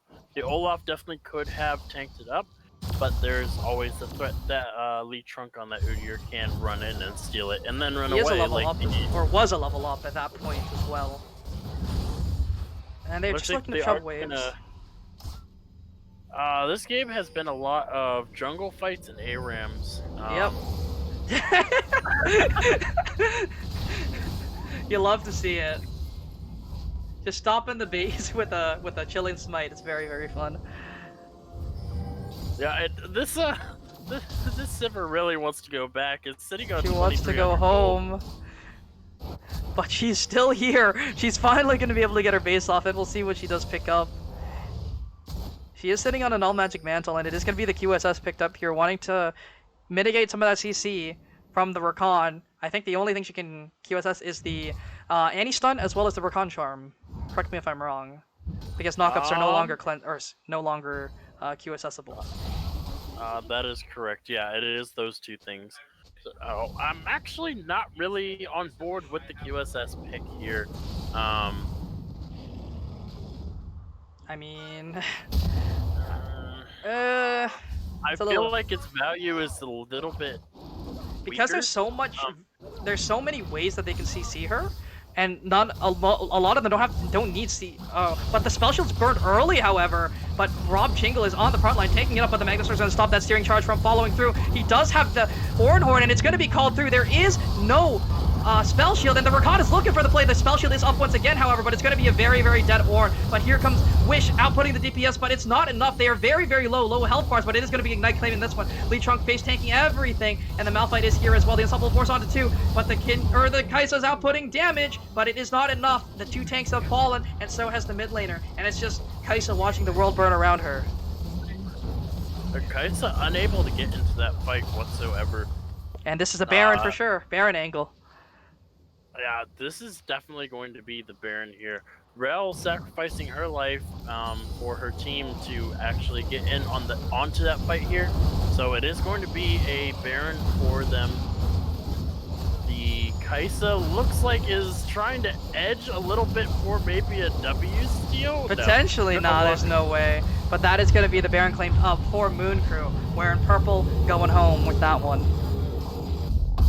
And they finally got a proper wombo off there. The Malphite and Orianna comboing off of each other to take down that Udyr and Annie there in the mid lane as well. But Soul Fight is in a minute here.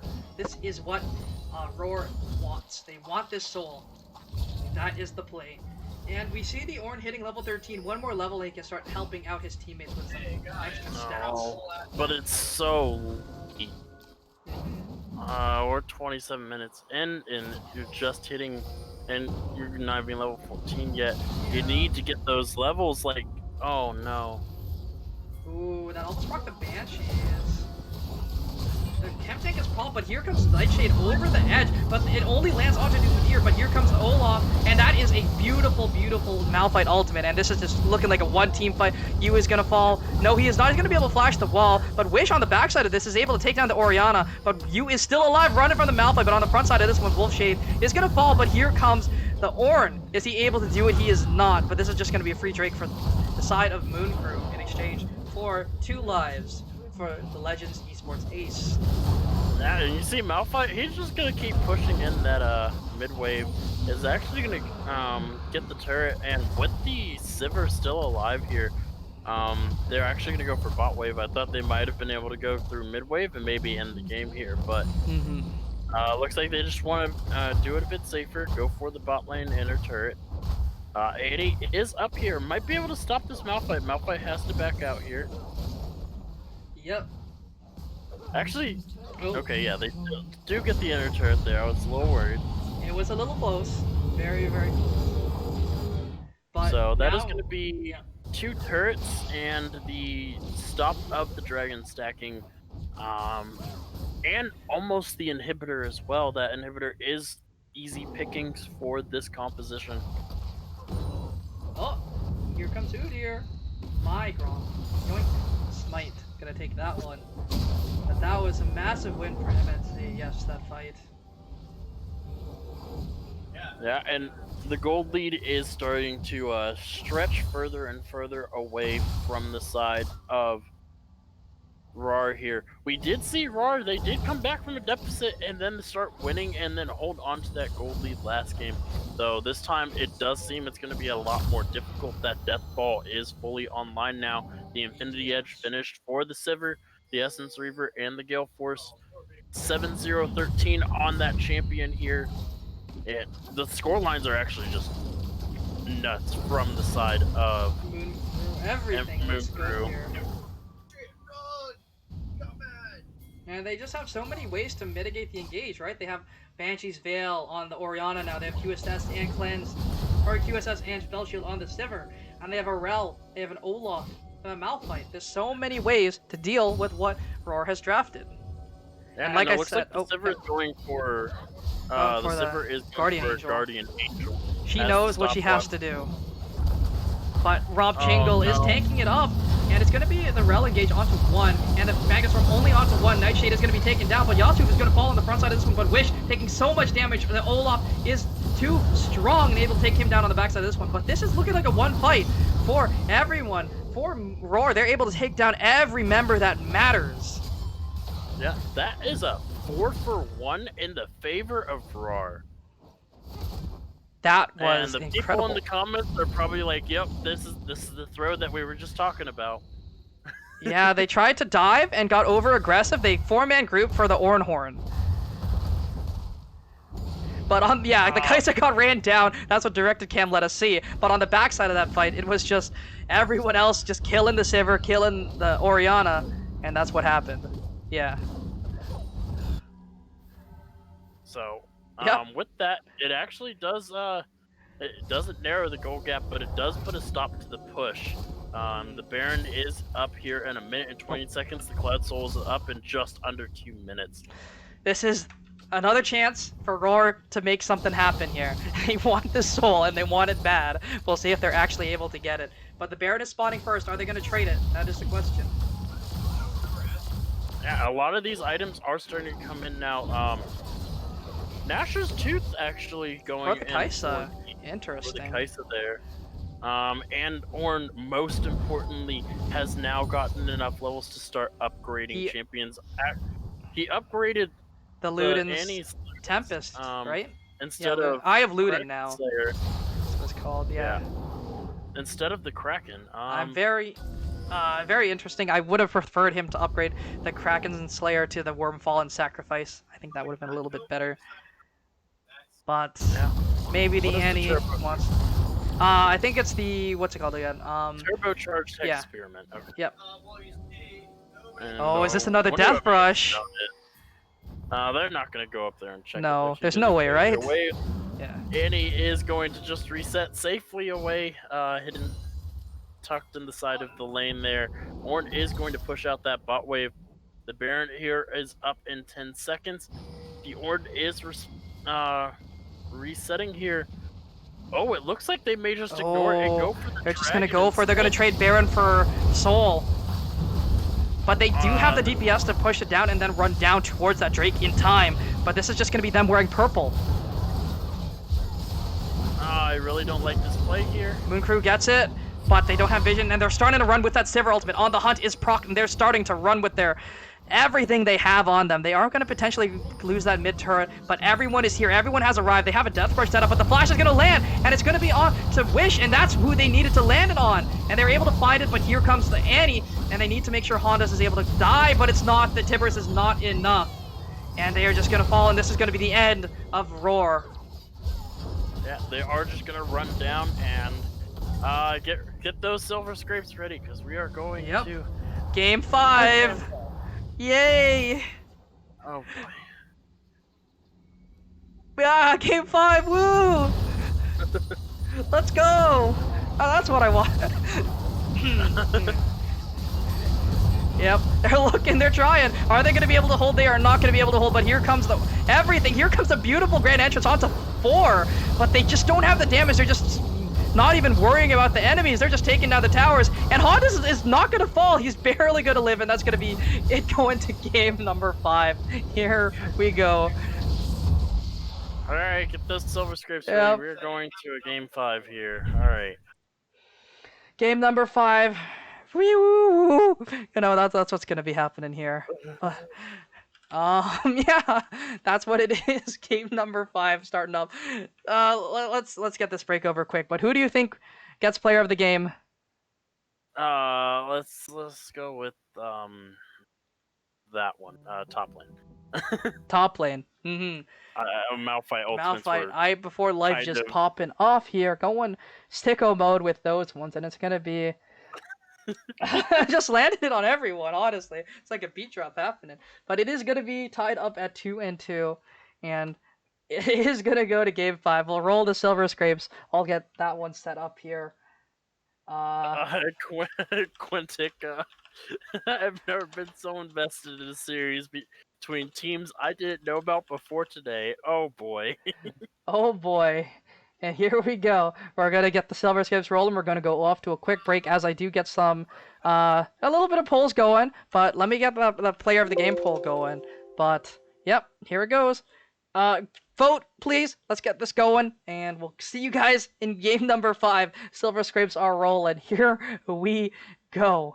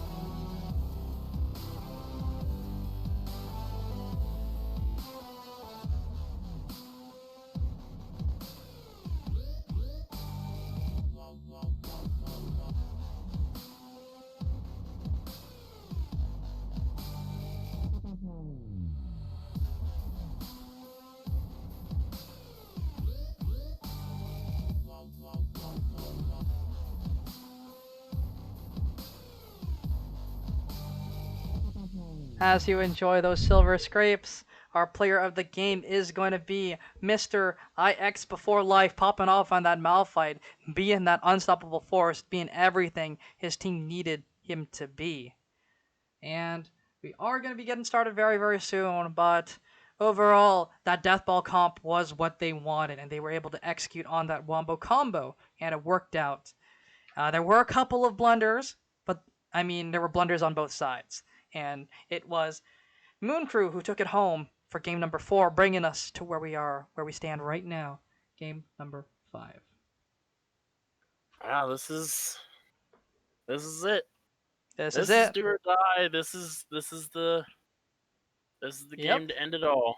No Yeah. more games No after more this. games. There's no game 6. There's no game 7. There's no best of 7s in League of No, Legends. no, no, no, no, no. And here we Thank the go. Lord. More silver scrapes for us as we get started here. So it is going to be standard bans: Rumble, Galio, Hecarim for Moon Crew, and it's going to be Olaf, Set, and Sivir for RAWR. Not letting that Set through, 100% priority for RAWR, making sure that one's not allowed to be played. But the Sivir is an adjustment, because last time they let it through, it did And too much. another adjustment that they did is the sides have been swapped. RAWR has taken back red side for the first time since game 1, which they did win. They did win game 1, so they're hoping the red side is the saving grace, the counter pick. Yep. As we do wait for what Moon Crew wants to go ahead and go for, they're going to first pick the Rel. Very interesting. The Rel actually was very, very good. Whiffed one of the ultimates, but otherwise did fairly well in that game. Definitely. Apart from that one misplay, the Rel was a factor, and it was doing mad work. So, I definitely do agree with that pickup once again. One misplay doesn't take away all the good that the Rel was able to put out, but it is going to be that Lilia picked up for Elite Trunk. And the Deer is coming through. We'll see if the other Deer is going to be picked up by Moon Crew. Yeah, unless this is some really off-meta stuff. If you want to do off-meta stuff, this game is it. This is the time to do it. This is it. Make it work, and it's going to be the Maokai picked up. There we Potentially go. for Rob Chingle, or maybe for you. But we'll see. Not you, but you know what I'm saying. Yeah. We mainly see it in the support role. It's actually not even listed as a top laner anymore. That is so depressing. However, we did see it be played in the top side a little while back, and it did pretty well against their lane opponent. So this could go in either spot.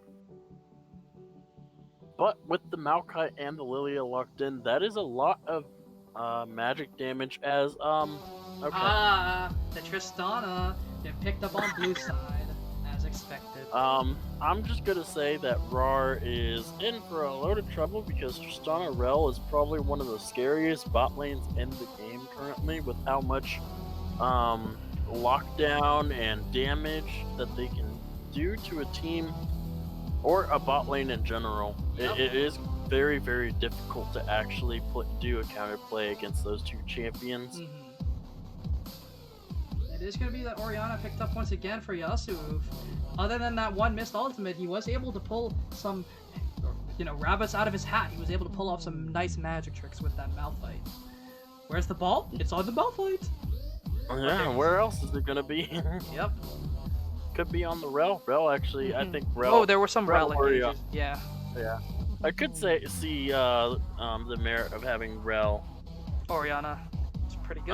Rel Orianna combo, I've because like definitely you played that pull combo. multiple members in with an Orianna there, and the game's just over. Like, And you guarantee it with that Magnet Storm because of how big the Shockwave range is. It's fairly similar to that Magnet Storm. So forcing them to be even closer to that Magnet helps out a lot, but it is going to be Feliu once again on that Annie, and he did output numbers. yeah, the Annie was able to put in a lot of work, as we are gonna see. Malphite, Go away Aatrox. Top laners, sad. That's how it here. is. Yeah, it has been a top lane diff, especially game. for Every Rob game. Chingle. Yeah, IB for Life and the Rob Chingle, they've been player of the games IB for Life was player of the game. This last game, 3 out of the last 4 Pachenko, I games. believe, had player of the game twice. Yeah, so 3 out of the 4 games, it's been top laners taking home Pog. Yeah. That's So crazy. it's gonna be the Choga. No. No more wonder barrel screams, no more nothing, no more feasts, no more ruptures, nothing of that sort. Yeah, the Cho'Gath is gonna stay hungry down in that ban chamber. I wonder if it's gonna be the Scion that's banned next, just to get rid of another beef boy in the top Another lane. meatball. But it was could be the Muku that Ornn picked as up. well. Yeah, the Ornn I think is a fair ban as well. Just force them onto non-traditional or tanks if they do want that. But it's gonna be that Senna taken away from Wish. Yeah, but it was Flick that played that champion in the game, so maybe they're forgetting about that. Potentially. Though it's possible Wish also plays the champion, so Yep. it's a relatively easy champion to pick up. There's not really a lot of difficulty playing the champion. You auto attack, you Q, you throw your W out, you pick up souls, And run away. and you occasionally run away, and you have a long range global ultimate. Oh, so it is gonna be Mr. Wish on that Xayah this time around. Yeah, I believe the Xayah was played. Game 3 by Hondas. Yeah, it was played in Game 3 by Hondas, but it is going to be taken away. Wish is going to pilot that. I do like the Xayah into the Xayah Rel just a little bit because the Featherstorm can midgetate or just completely avoid the lockdown from this composition, but you only have one Featherstorm, and right now there are 3 champions that want to eat you. Yep, that's a Tristana jumping on, followed up by a Rel or other way around realistically, and but it is the Monkey Wukong. Man! Wukong. It's a monkey difference. Monkey is coming through here, and he's gonna look to bonk some of those other, he's gonna look to bonk that tree down, see which stick is better. We'll see. Yeah, I mean, it still is possibly the Maokai support, or the most Maokai likely. top. Xayah Maokai would be interesting, to say the least, into a Tristana Rel. Yes. I'm interested to see if Oh? the Maokai... Oh, the Jarvan picked up for Badger. He's looking to trap people in that baby cage because they have no way out. Yeah, Xayah can, it goes untargetable, but can't go over the walls. Mordekaiser. It is the Ah. Death Realm. Here I was favoring Mooncrew's composition, and then a Mordekaiser showed up. He is here for death. He's here. I do think Wukong is going to be winning out on this. Winning in the lane early game, definitely. But I do think the Mordekaiser will outscale it. And provide a lot of utility. As well as a few of those tanks. Welcome to the stream. We actually are over 50 people watching the stream currently for this Game 5. Let's go. Let's go. Game 5. Game 5 hype. Let's get it going. Here we go. We're going into Champion Select. We'll see where everything is going. Yeah, I do believe it is a pretty standard thing. I don't think we'll be seeing a Mordekaiser support. So Nope. That'll be a little interesting if I'm being honest, but we'll see, we'll see. Most likely it's just gonna be that Maokai down there just chilling. We'll see. But we did see a lot of top laners being taken away here. They definitely are focusing a lot on it this game. yeah, this is do or die. And once again, I still do favor Mooncrew's composition. They have a lot of answers for RAWR's composition. The Mordekaiser can take out one of those champions, one of those combos. The Jarvan Orianna, obviously a strong wombo combo. Also the Orianna Wukong, but he can take out one of those options. Probably the Orianna, since she's part of both of those options. But definitely. I do think getting rid of that Orianna is going to be imperative. But if one of the enemies does get fed, I think he just ults that one and make sure they can't really do much, or force the QSS tags to come out.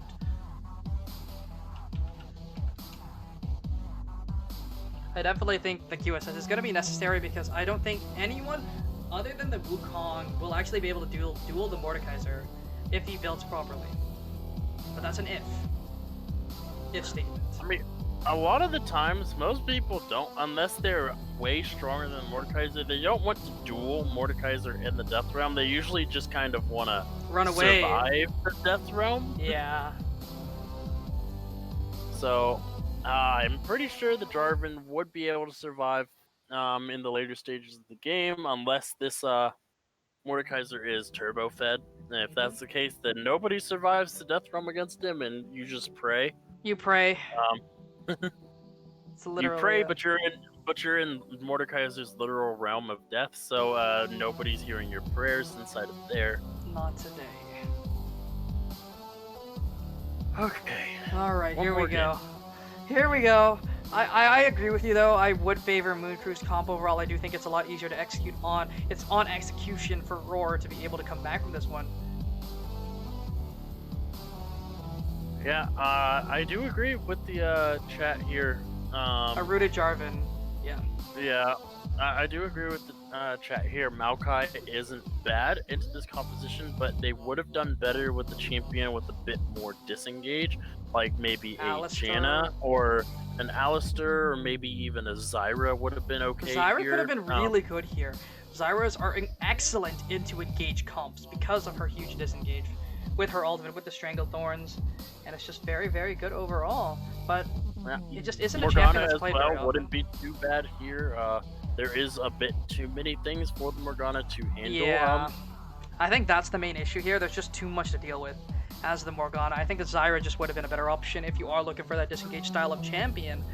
But they might be looking to win this lane with that Maokai early presence and decent scaling. Yeah, I agree, Phil Trick. I don't know who to bet on either. This has been a roller coaster of a series. It's Yeah. been so Back and forth, back and forth. So RAWR wins game 1, and then they lose game 2. Then they win game 3, but lose game 4. So by that logic, RAWR is supposed to win game 5, right? Mhm. Yes, but Moon Crew has a much stronger composition than But RAWR in we've this also game 5. seen Mooncrew lose with stronger comps and win with stronger comps, so we'll see if they're able to pull it off here. This is where it matters most. This is game 5. This is the deathbed for both teams. Who is going to fall off life support first? Is it Mooncrew or is it RAWR? It's very, very interesting. It looks like people are going to be betting on Moon Crew here. Comp-wise, I would have to put my money there as well. That's where I would put it. Yeah, I definitely agree. Well, that's another thing. The Seraphine wasn't picked. yeah, it once wasn't again banned in either. Game 5. Yeah, wasn't picked or banned. Was ignored all the way to final ban on game 4. Was picked in game 3. Was ignored in game 2 and was banned in first round of game 1. So the priority of Seraphine doesn't seem to be very impactful in this series here.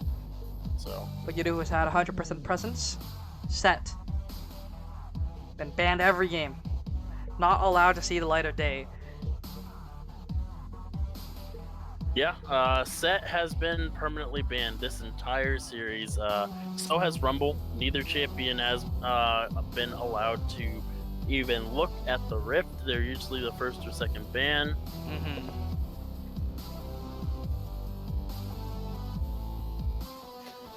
All right. Let's see if I can quickly go over this. So, Wukong Mordekaiser. Wukong is definitely going to have advantage early on in the matchup, but the more items Mordekaiser gets, the scarier he gets. Jarvan versus Lilia, I don't see that matchup too often, but I do think Lilia has the edge because of the speed. We saw this matchup last game, and Orianna definitely survived it without ganks. And Tristana Rel should be able to decimate this bot lane until 6. Yep. So let's give the quick draft edge over to Moon Crew. But we are going to go over to a quick break as we get ready for game number 5. Silver Scrapes are going to stop. So here we go. Let's get it. let's get moving and let's get this game started.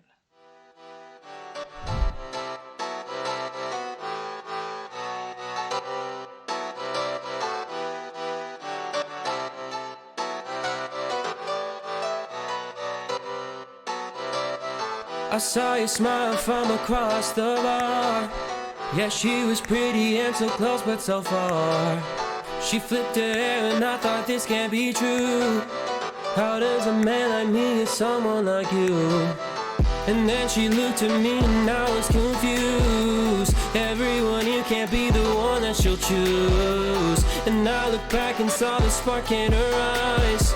This can't be real, my head's telling me lies.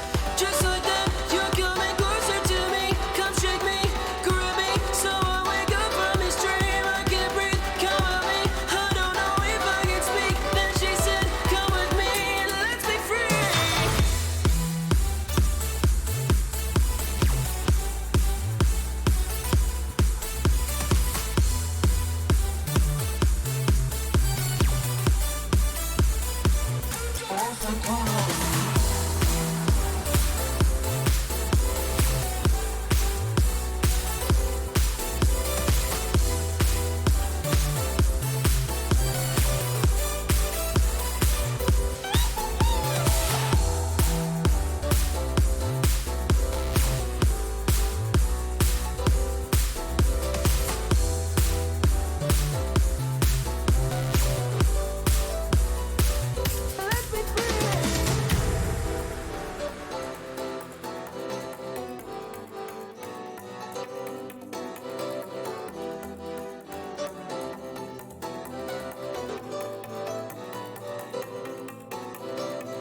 The night is young and I think this could go far.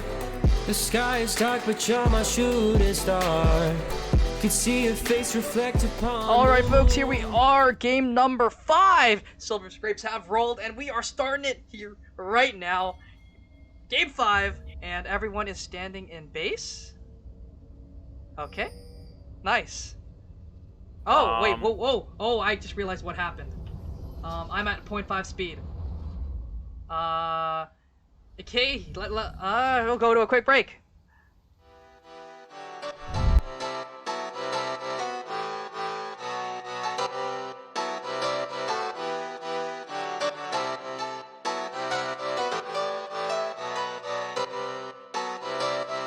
I saw you smile from across the bar. Yeah, she was pretty and so close but so far. She flipped her hair and I thought this can't be true. Here we go, and there was some ships passing in the night there. Everyone was there. Everyone was grouped up, and now they're just walking away. We'll see where things get started here, though. Slight mishap happening from me. My bad. I'm sorry about that one, but that comes with streaming this and casting this for almost 5 hours now. Yeah, we do have the ward being spam pinged. Oh, on the top side. this hotkey? Yes, I know about this hotkey very much.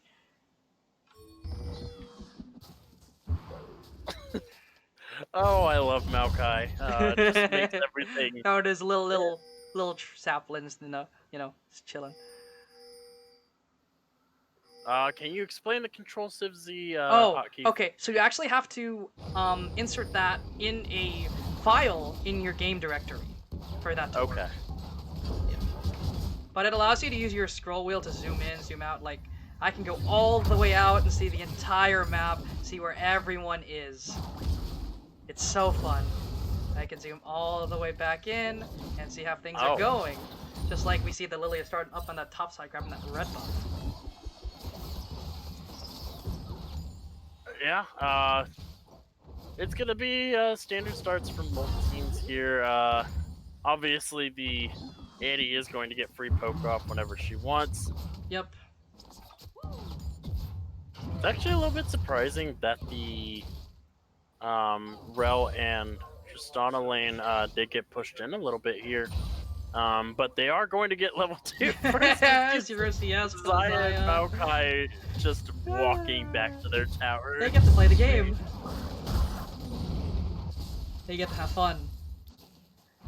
You love to see the 0 CS. But they are able to pick some of it up here, picking up some of that second wave. So we'll see. Don't forget to close predictions. Yeah. Whoopsies. There we go.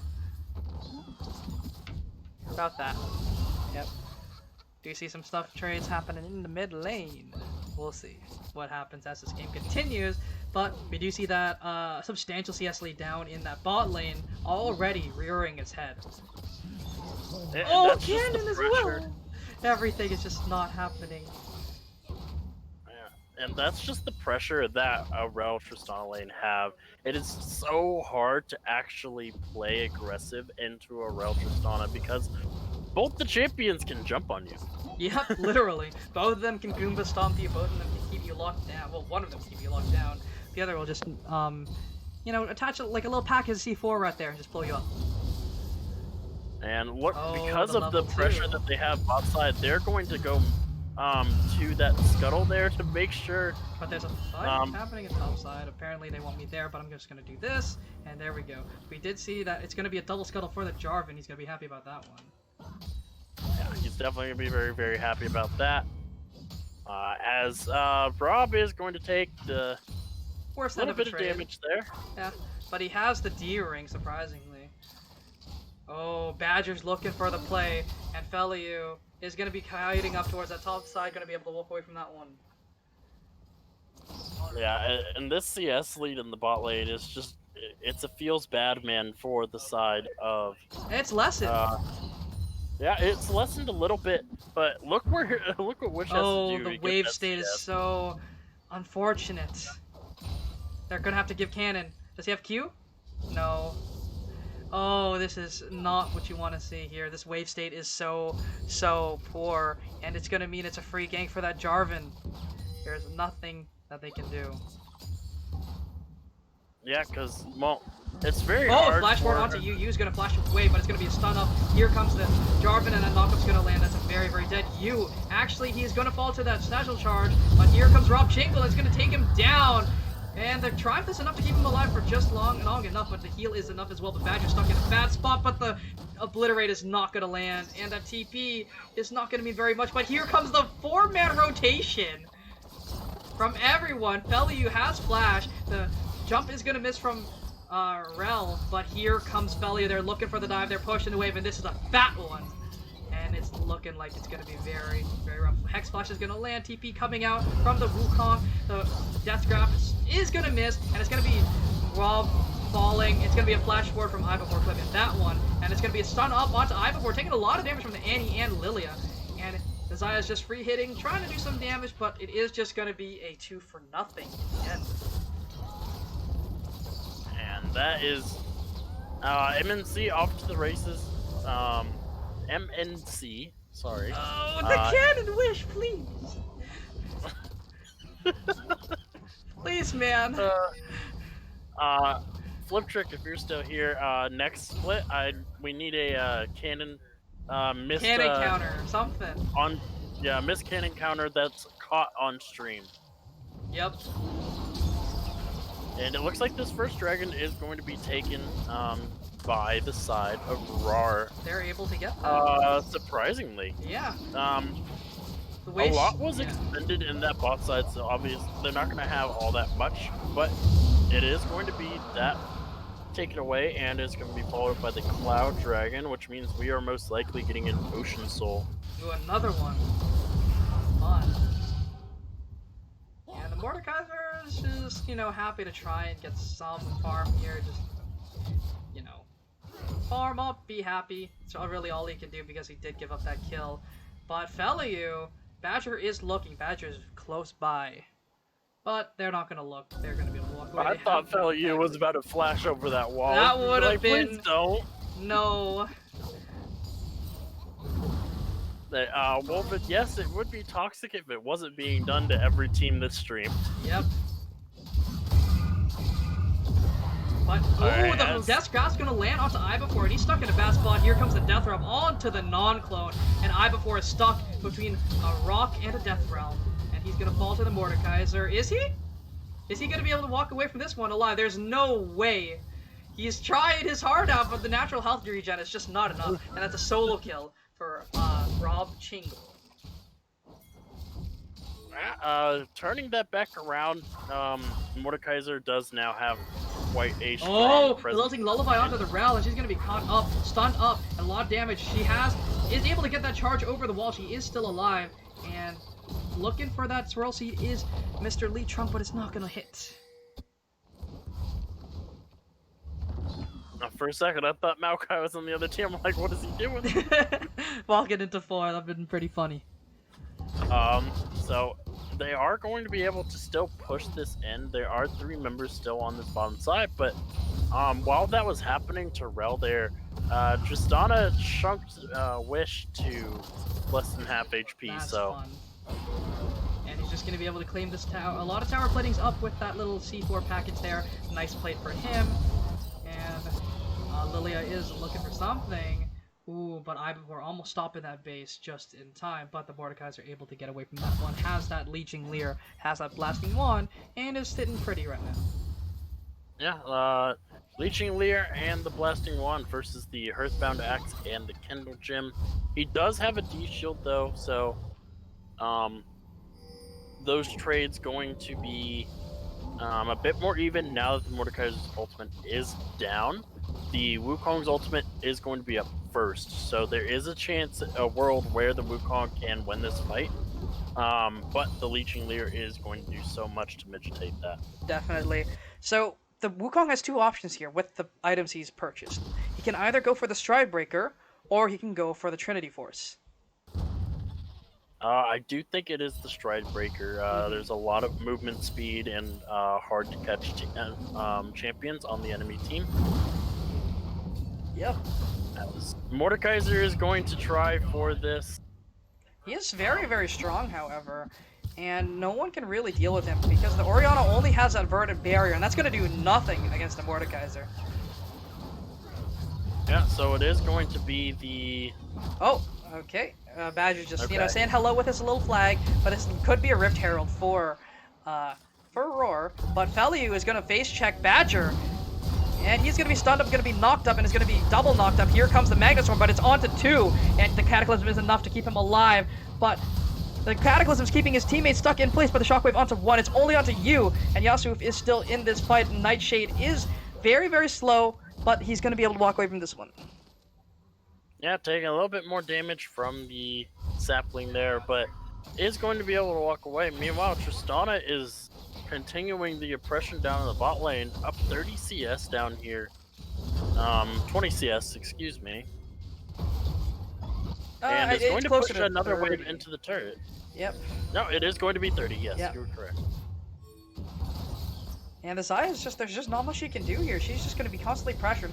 Lead Trunk is going to be caught out here by the knock-up, and it's just going to be constant CC, constant knock-ups. Is he going to be able to get out of this one? He is going to be able to land that Lilting Lullaby before she does fall, and Feliu is looking to feast. It's going to be 1 for him, potentially 2. The Rel is slowed. She has no W2 just yet, and she is able to proc it, but here comes Wish, able to claim a kill! He's so happy with that one.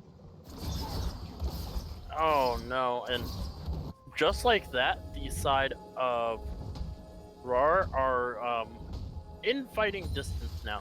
Obviously, it is a 1,500 gold lead, so still going to be a bit rough, but with the kill there and one of them going over to Ibafor might be overstepping his reach. Here comes the Death Grasp landing. Whirlwind is going to come out. He does have the Death Realm available. Going to wait for that Whirlwind cooldown to go through.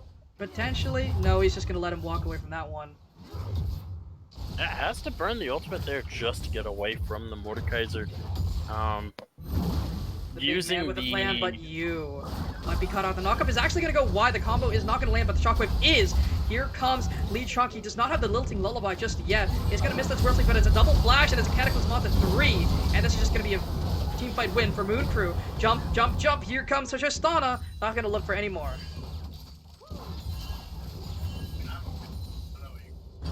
Alright. So, that is the wombo combo I was talking about there. The Rel Magnet Storm into the Orianna ultimate. And As well as a Jarvan, Cataclysm.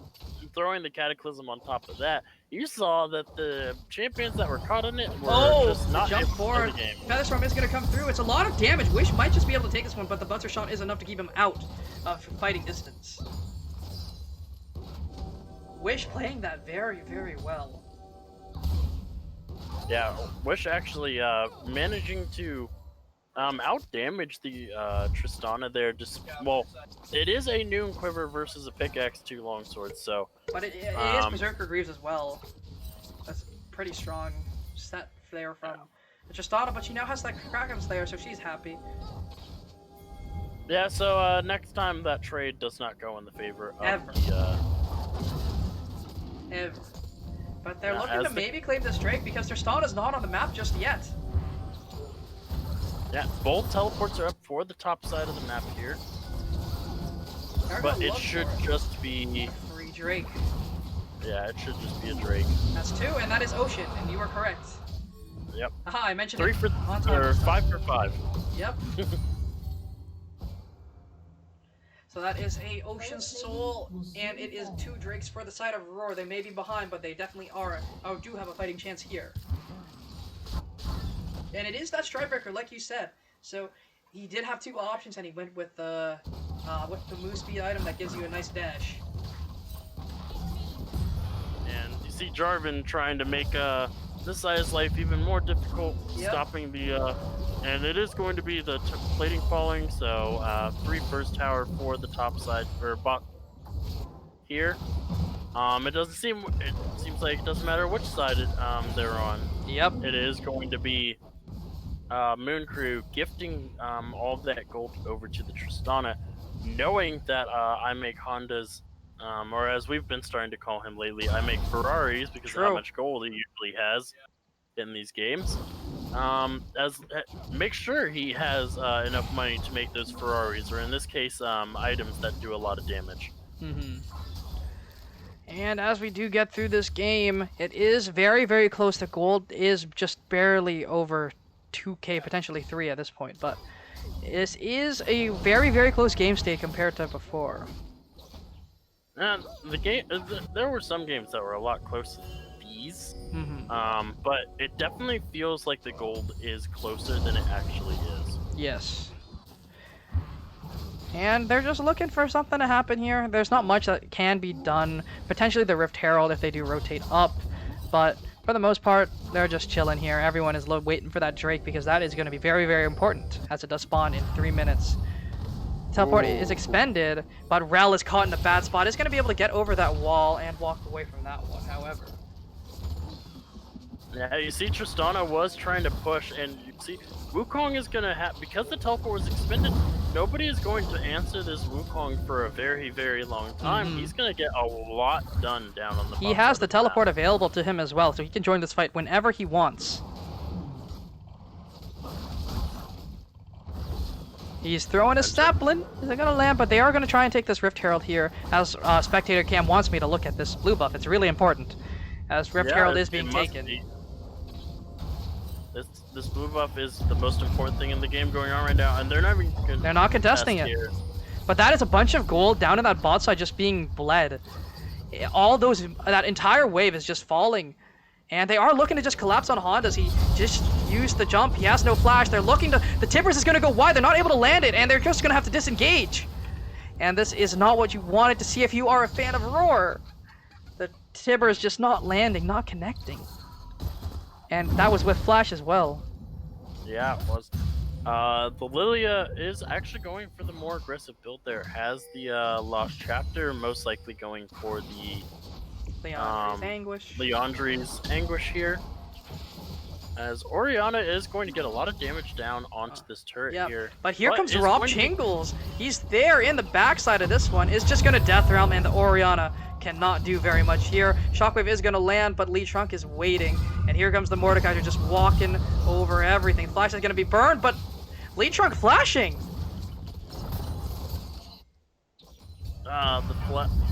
The flash is going to be burned here. Oh, as- they're looking for it. no. Lilting Lullaby, the cleanse is going to be used, and that's just a very, very dead Orianna, and that is the flash burn from Mordekaiser. Yeah, they spent a lot of time up in the top side, not allowing the and then now they're making sure that the backs don't come through, so they can get a lot done. As the Annie is pushing down on this bot side. Actually, 2 champions are down on this bot side. The Wukong is in a little bit of danger, but the Mordekaiser is very, very low. Incredibly So the Annie low. is just going to back away here. Yep.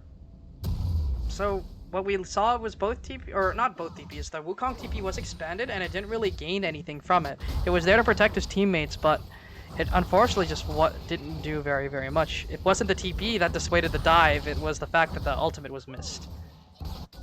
Yeah, 100% there. The Wukong, if they had succeeded though, and the Wukong did get into that fight, and they survived, it could have changed. No, Death's Grasp is gonna miss though, but yeah.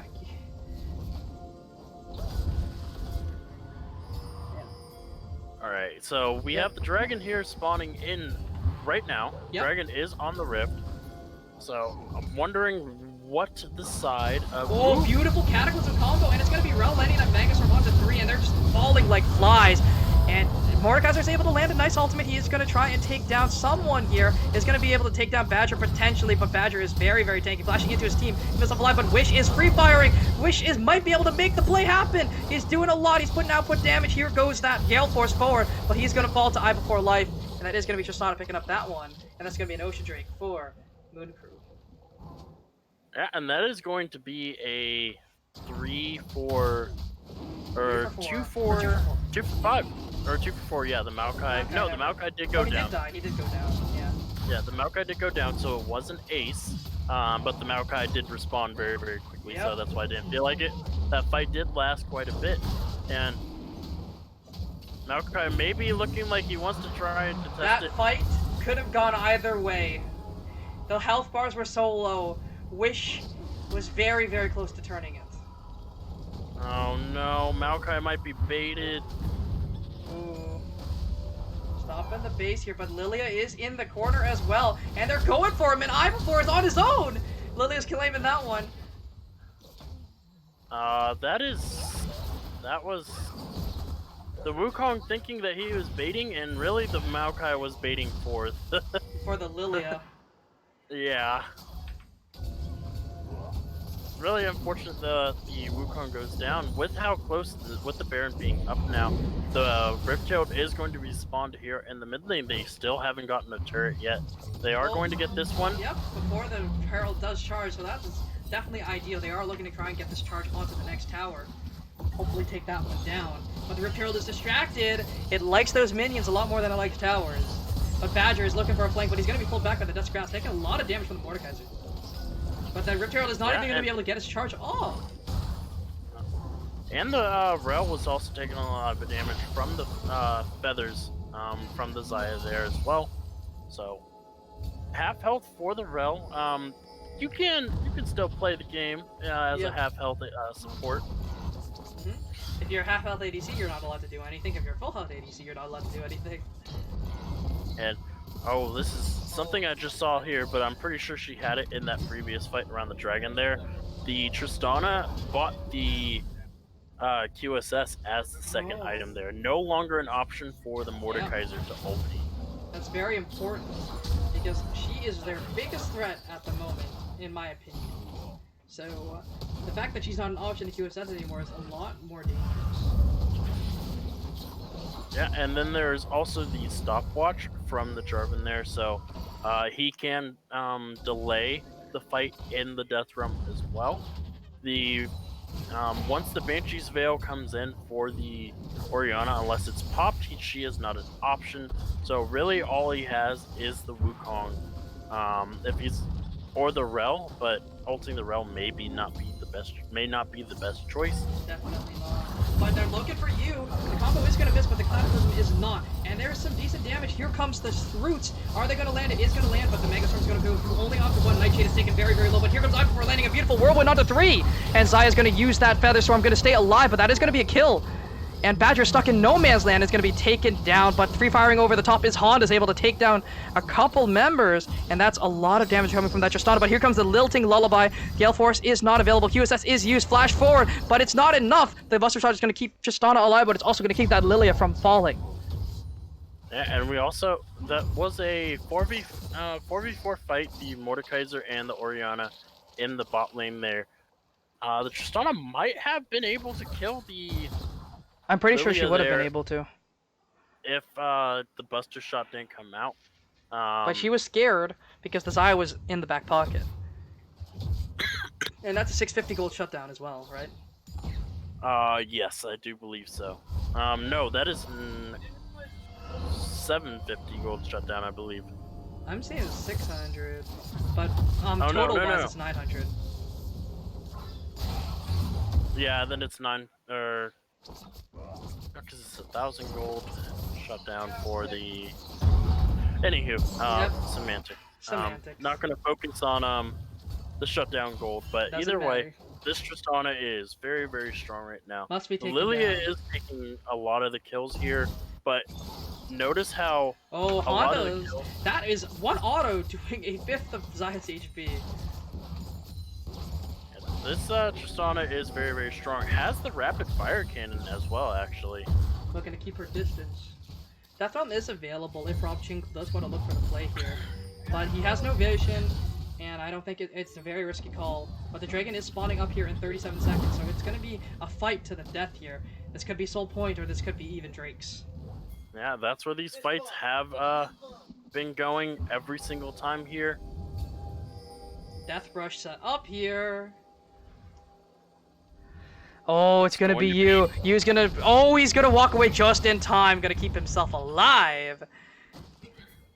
Very, very scary. Might have been jumping the gun just a little bit. Should have waited for him to walk up a little bit further.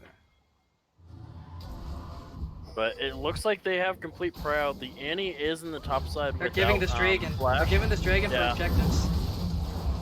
Yeah, they are going to take a second tower for themselves. They are going to give this second dragon, but that's two ocean dragons now. Oh, but you might just be caught out here. He's going to be stunned up by the Rel. A lot of damage already taken. Here comes the combo, and it's going to be the roots not enough to save his life. Yeah, and there are pings on the Baron now here. But we do see that RAWR does have vision on it, so they are going to be prepared for it. Lilia has just gotten off that reset, and is sitting pretty with that Zhonya's Hourglass, building towards that Demonic Embrace. Yeah, it looks like they're not going to go for the Baron. It was pinged, but they're deciding against it. Annie deciding maybe not the safest place to reset. Yeah, potentially not. Is. You're going to run back to her tower ruins there and get her reset freeze. off. We see the freeze coming out from Wukong, looking to deny some gold here. And we do have the Zhonya's Hourglass finished for the Annie here. For There's three. actually three Zhonya's Hourglasses on the side of RAWR here. That's so funny. Everyone has a Zhonya's here, everyone has a stopwatch, and Xayah has the Collector, interestingly enough. Yeah, Collector is I think it's okay on I think you need Essence Reaver. You usually see Essence Reaver as the build, but It could work. I can understand the merit of the Collector here. Not very many champions in the way of hard tank on the opponent's side, and it looks like we do have another QSS and the Banshee's Veil finished. So QSS done for Wukong. There are 2 targets remaining for that and Mordekaiser. it looks like Jarvan may be going for the Guardian Angel. Potentially, or the Dead Man's Plate. Wait, does that build out a Chain Vest anymore? I do not believe so. Actually, it might, but he has the stopwatch still in inventory, and he has the Chain Vest. But he also has a Ruby Crystal chilling. Oh, they're looking for Nightshade here. Are they going to be able to do it? Unfortunately, this World Seed is going to go wide. And Rob is just doing a lot of damage and not taking much in return. But Tristana is sitting in the wings. They are looking for it. Whirlwind is going to come out here. He's going to ult. Who is it going to be on? It's on the Tristana, but he's just going to fall. There's nothing he can do, but that's so much damage. He might be able to turn it. He is just barely not able to, and the Locket of the Iron Solari just keeping that Tristana alive on a little, you know, just like a fingernail of health. Hold up. Look how many members just went down there to try and do that. Like, That was Baron, guys. Baron. Yeah, Baron. That was 3 members. Alright, back on form. Apparently it takes 3 members to take down this Mordekaiser. Oh, Zaya gonna be caught up here in the Cataclysm. Stunned up, flash away is forced. Does not use the Gale Force, but that is a Summoner's burned. Yeah, unable to use the Gale Force because it can't go over terrain, so... Has to flash. Yeah, unfortunately has to flash, but most importantly holds on to the ultimate. Has the red buff, so is going to get that health back actually very, very quickly. It is going to be the ulti down from the... Look at the Jarvan's items. He sold the chain vest. Hey, you heard me talking, I guess, I don't know. Yep. Interesting. I do believe it depends on the matchup. Gordrinker is okay on the Jarvan. He's playing into immobile carries, so he just wants to get on them and keep them still. Yeah, so Stride Breaker, the gap closing effectiveness of Stride Breaker and the slow is more effective here than Gordrinker. That's like the theory behind it, at least, or at least what I would think. Because it's a Zaya, it's an Annie, it's a Lilia, right? You're just trying to slow them down. But they might be caught out here. Gonna go wide with that Fervency charge, and it is just gonna be them backing off, but that is no longer Lee Trunk's jungler. Yeah, no longer that, and it looks like they are positioning for a 3rd Ocean Dragon.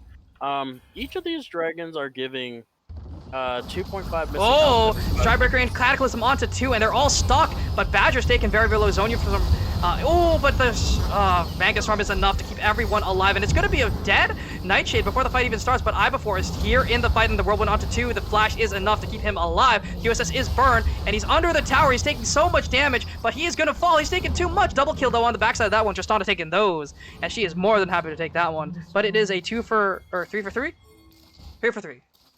Back into this one. No, it is a 2 for 3. Oh, 2 for 3. Mordekaiser's alive! Wait, he's ending the game! He's opening the gates! Yeah, he is going to... He doesn't have enough minions, though. He is going to be taking some damage from the tower. They are sending the Orianna here. Yep. But this is going to be a dragon. Oh, Lee Trunk is here.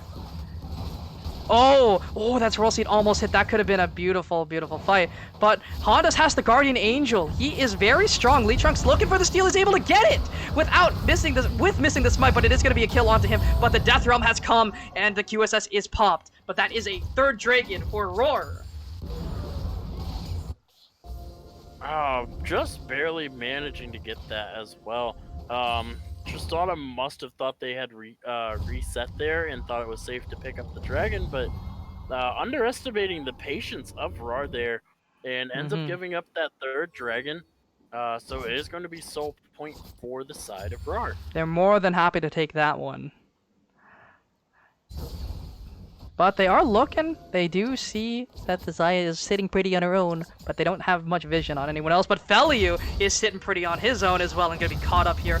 And the Tibbers is burned, and it's just not going to stun anything. And it's just a little bear walking. Yeah, Tibbers is going to be burned, but it is a relatively short cooldown. That cooldown isn't... Oh, but you might be caught out. The combo going to land Flag and Drag, but he's going to be blast coned over the wall. Yu is trying his best to stay alive. Here come the Roots, and they are only going to land onto Badger. Here comes the Cataclysm. Yu is stuck here. Badger is stuck in by everyone, but the Manga Storm onto 2. Wolf Shade is taking a lot of damage, however, but Rob is also just getting free fired on by that Tristana. And he has no longer the passive, and he's going to try and get the Death Realm onto Nightshade, and he's going to be pulled, but he's stuck in the middle of 3, and he is going to fall for his sins. He's trying to sustain his way through it, but that is a very burned down Orianna. She has to flash away because of the Maokai damage, because of the Lilia damage, and that burn is just enough. Here comes Wish, looking to maybe try and claim that one, but the Smite is going to claim that one. But Badger looking for the Flag and Drag combo just over, potentially, but Honda still has that Guardian Angel. in his back pocket. Yeah, unable to burn 8-0 and 7 on this Tristana here. Unable to burn it as the clone will take the brunt of the sapling there. Lee Trunk is going to be on the butt side of the map, clearing out the jungle. Yep. And we are going to reset just a little bit here as we wait for the next objectives to come back up. Baron is on everybody's mind, but clearly with how close these fights are going, nobody can clearly get the Baron. Yep. It is So a close one. it is these dragons that they are going to be focused on here. Yep. And I think that is the play here. It is soul point for RAWR. They do want this. And we'll see if they are able to claim it up here. The Ocean Soul is going to be very, very helpful because of the deficit that they are in. But the gold gap has definitely closed, or not really closed, but the percentage has because of how far this game has gone. 32 minutes already. Why does Wish have a Lord Dominic's? There's so much more value for the Mortal Reminder here. Am I wrong here? I don't think there's that much healing. The Wukong? He doesn't have Gourd Drinker. He doesn't have Gourd Drinker. Neither of them do. Okay. Okay. I think Lord Dons is a lot better here. But they do land a Lilting Lullaby onto 2. But a beautiful Shockwave is going to land onto 3, and that's going to force the disengage away. No, it's a shame nobody else was there to follow up. Yeah, that was so beautiful, but it unfortunately just didn't amount to anything. Oriana's ultimate's on a very short cooldown. It's 50 seconds long. It'll be up again soon. It'll be up. As But here Wukong comes the is going to take the bot lane. Oh, they're going to start it up here. Potentially, yep. They started it. They're making the call. They're going for it. Lee Trunk is here. He does have the flash available and has the swirl seed. Is doing some burn. He's looking for the play here. And everyone is showing up. The Mordekaiser is not here yet, however. But the Jarvan does not have QSS. But the Tibbers is going to come through. Here comes Lilia. No, the steal is not going to come through. The bus shot is enough. But here comes the Mordekaiser on the backside of this. He is not going to use the Death Realm just yet, but he is able to output so much damage with you stuck in the middle of everyone. That's some mean damage coming through, and Badger will be caught up in that Death Realm. Has no QSS, and he is going to fall. But Wish has taken so much damage from Honda's, and he is going to be able to stay alive here. That GA dissuading any further fights.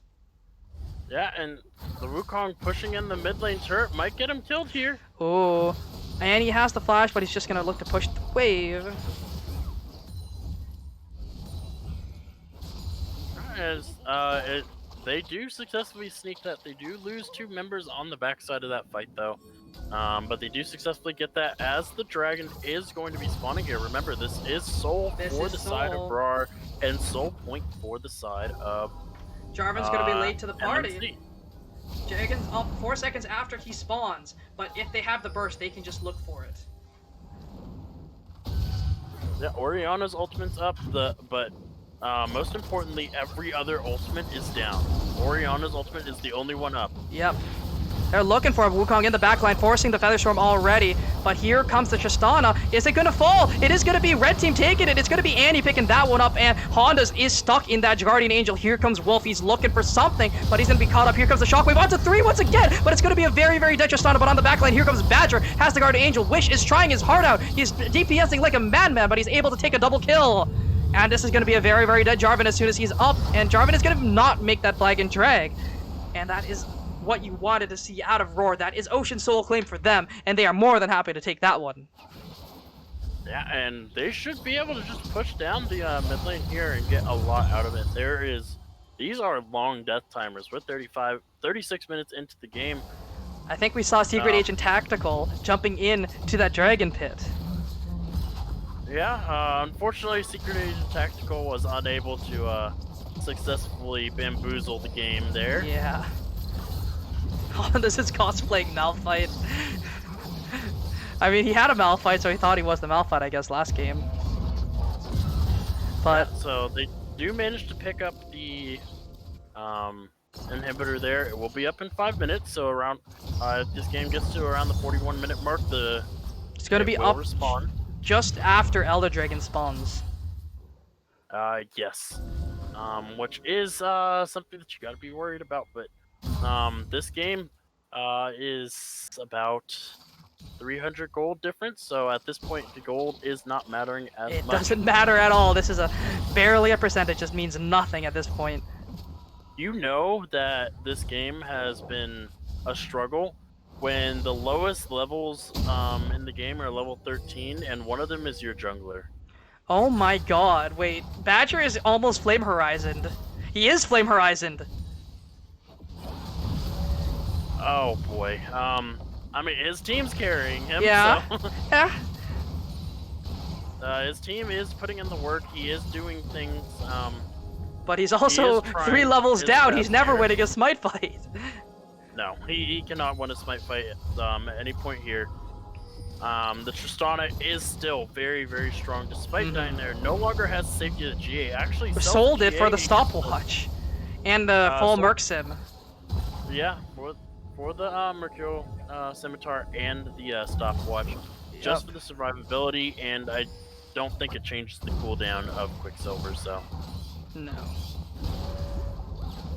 It doesn't refresh, but buying his stopwatch refreshes Zonia's, but it does not refresh Guardian Angel. gotcha. I was more wondering if the Mercurial Scimitar had a shorter cooldown than at I standard, think they're just both 90 Quicksilver. seconds, correct? Okay, I do. Yeah, I 90 do believe seconds. so as well. Yeah. There is a random QSS I'm going to look over. It is 90 seconds on both, so Merc Sim and QSS 90 seconds. Oh, Okay. Death Brush. They're looking for Badger. And he's going to be taken down instantly, and that is a very, very dead Jarvan 4. Ow. Ow. How indeed. Yeah, and without Jarvan there, they can just kind of push in. One of their main primary engages is dead here. This could be the beginning of the end. Yep. 30 seconds. Luckily, Jarvan's not a very high level, so his death timer isn't His that death long. timer is so low for how late this game has gone. 39 minutes, and he only has like a 30-second death timer. But here comes the Shockwave only onto Rob Chingle, but he is caught out. Here comes Felly jumping onto the Tristana. The flash forward is enough. Tibbers is enough, and this is just going to be a team fight win, and this is going to be the game for RAWR. They're taking everyone down. Yasuo is stuck in the death realm, and he's just going to fall under his own tower. He's watching his world crumble, but here comes Badger, and he's going to be able to take him down, but this is looking like a very, very dead Badger on the back end. It's a triple kill for Xayah, and this is the game. This is it. This is RAWR taking it home in 40 minutes, or sub 40 minutes, and this is game number 5 going in favor of them. Oh boy. So that is a victory. That is a For victory, RAWR. and I can't say anything. I thought the Tristana had it. Unfortunately did not. Now I thought the Orianna had it. Actually, Orianna did the most damage in the game. But it wasn't Look enough. at these damage charts really quick. Just look at how high they are. Oh my lord. Let's see. Oh my god, 23k, 25k, 21k, 20k, 20k, 16k. So much damage coming out of everyone. And it just wasn't enough. The Maokai did more damage than Wukong. Oh no. Oh no! Oh no, the Monkey Man just not paying dividends here in game number 5. But it is going to be RAWR taking home a semi spot. They are happy with this one. A long fought battle. And that is a lot of tokens going over to whoever voted for, or whoever bet on RAWR. Be happy, everyone. Here you go. Your tokens have arrived. Now, real quick, player of the game. I do want this to be just a little fast here. I'm not gonna lie, but let's see. See who gets it. Your opinion, real quick. Paul. My opinion. I definitely have to give it to.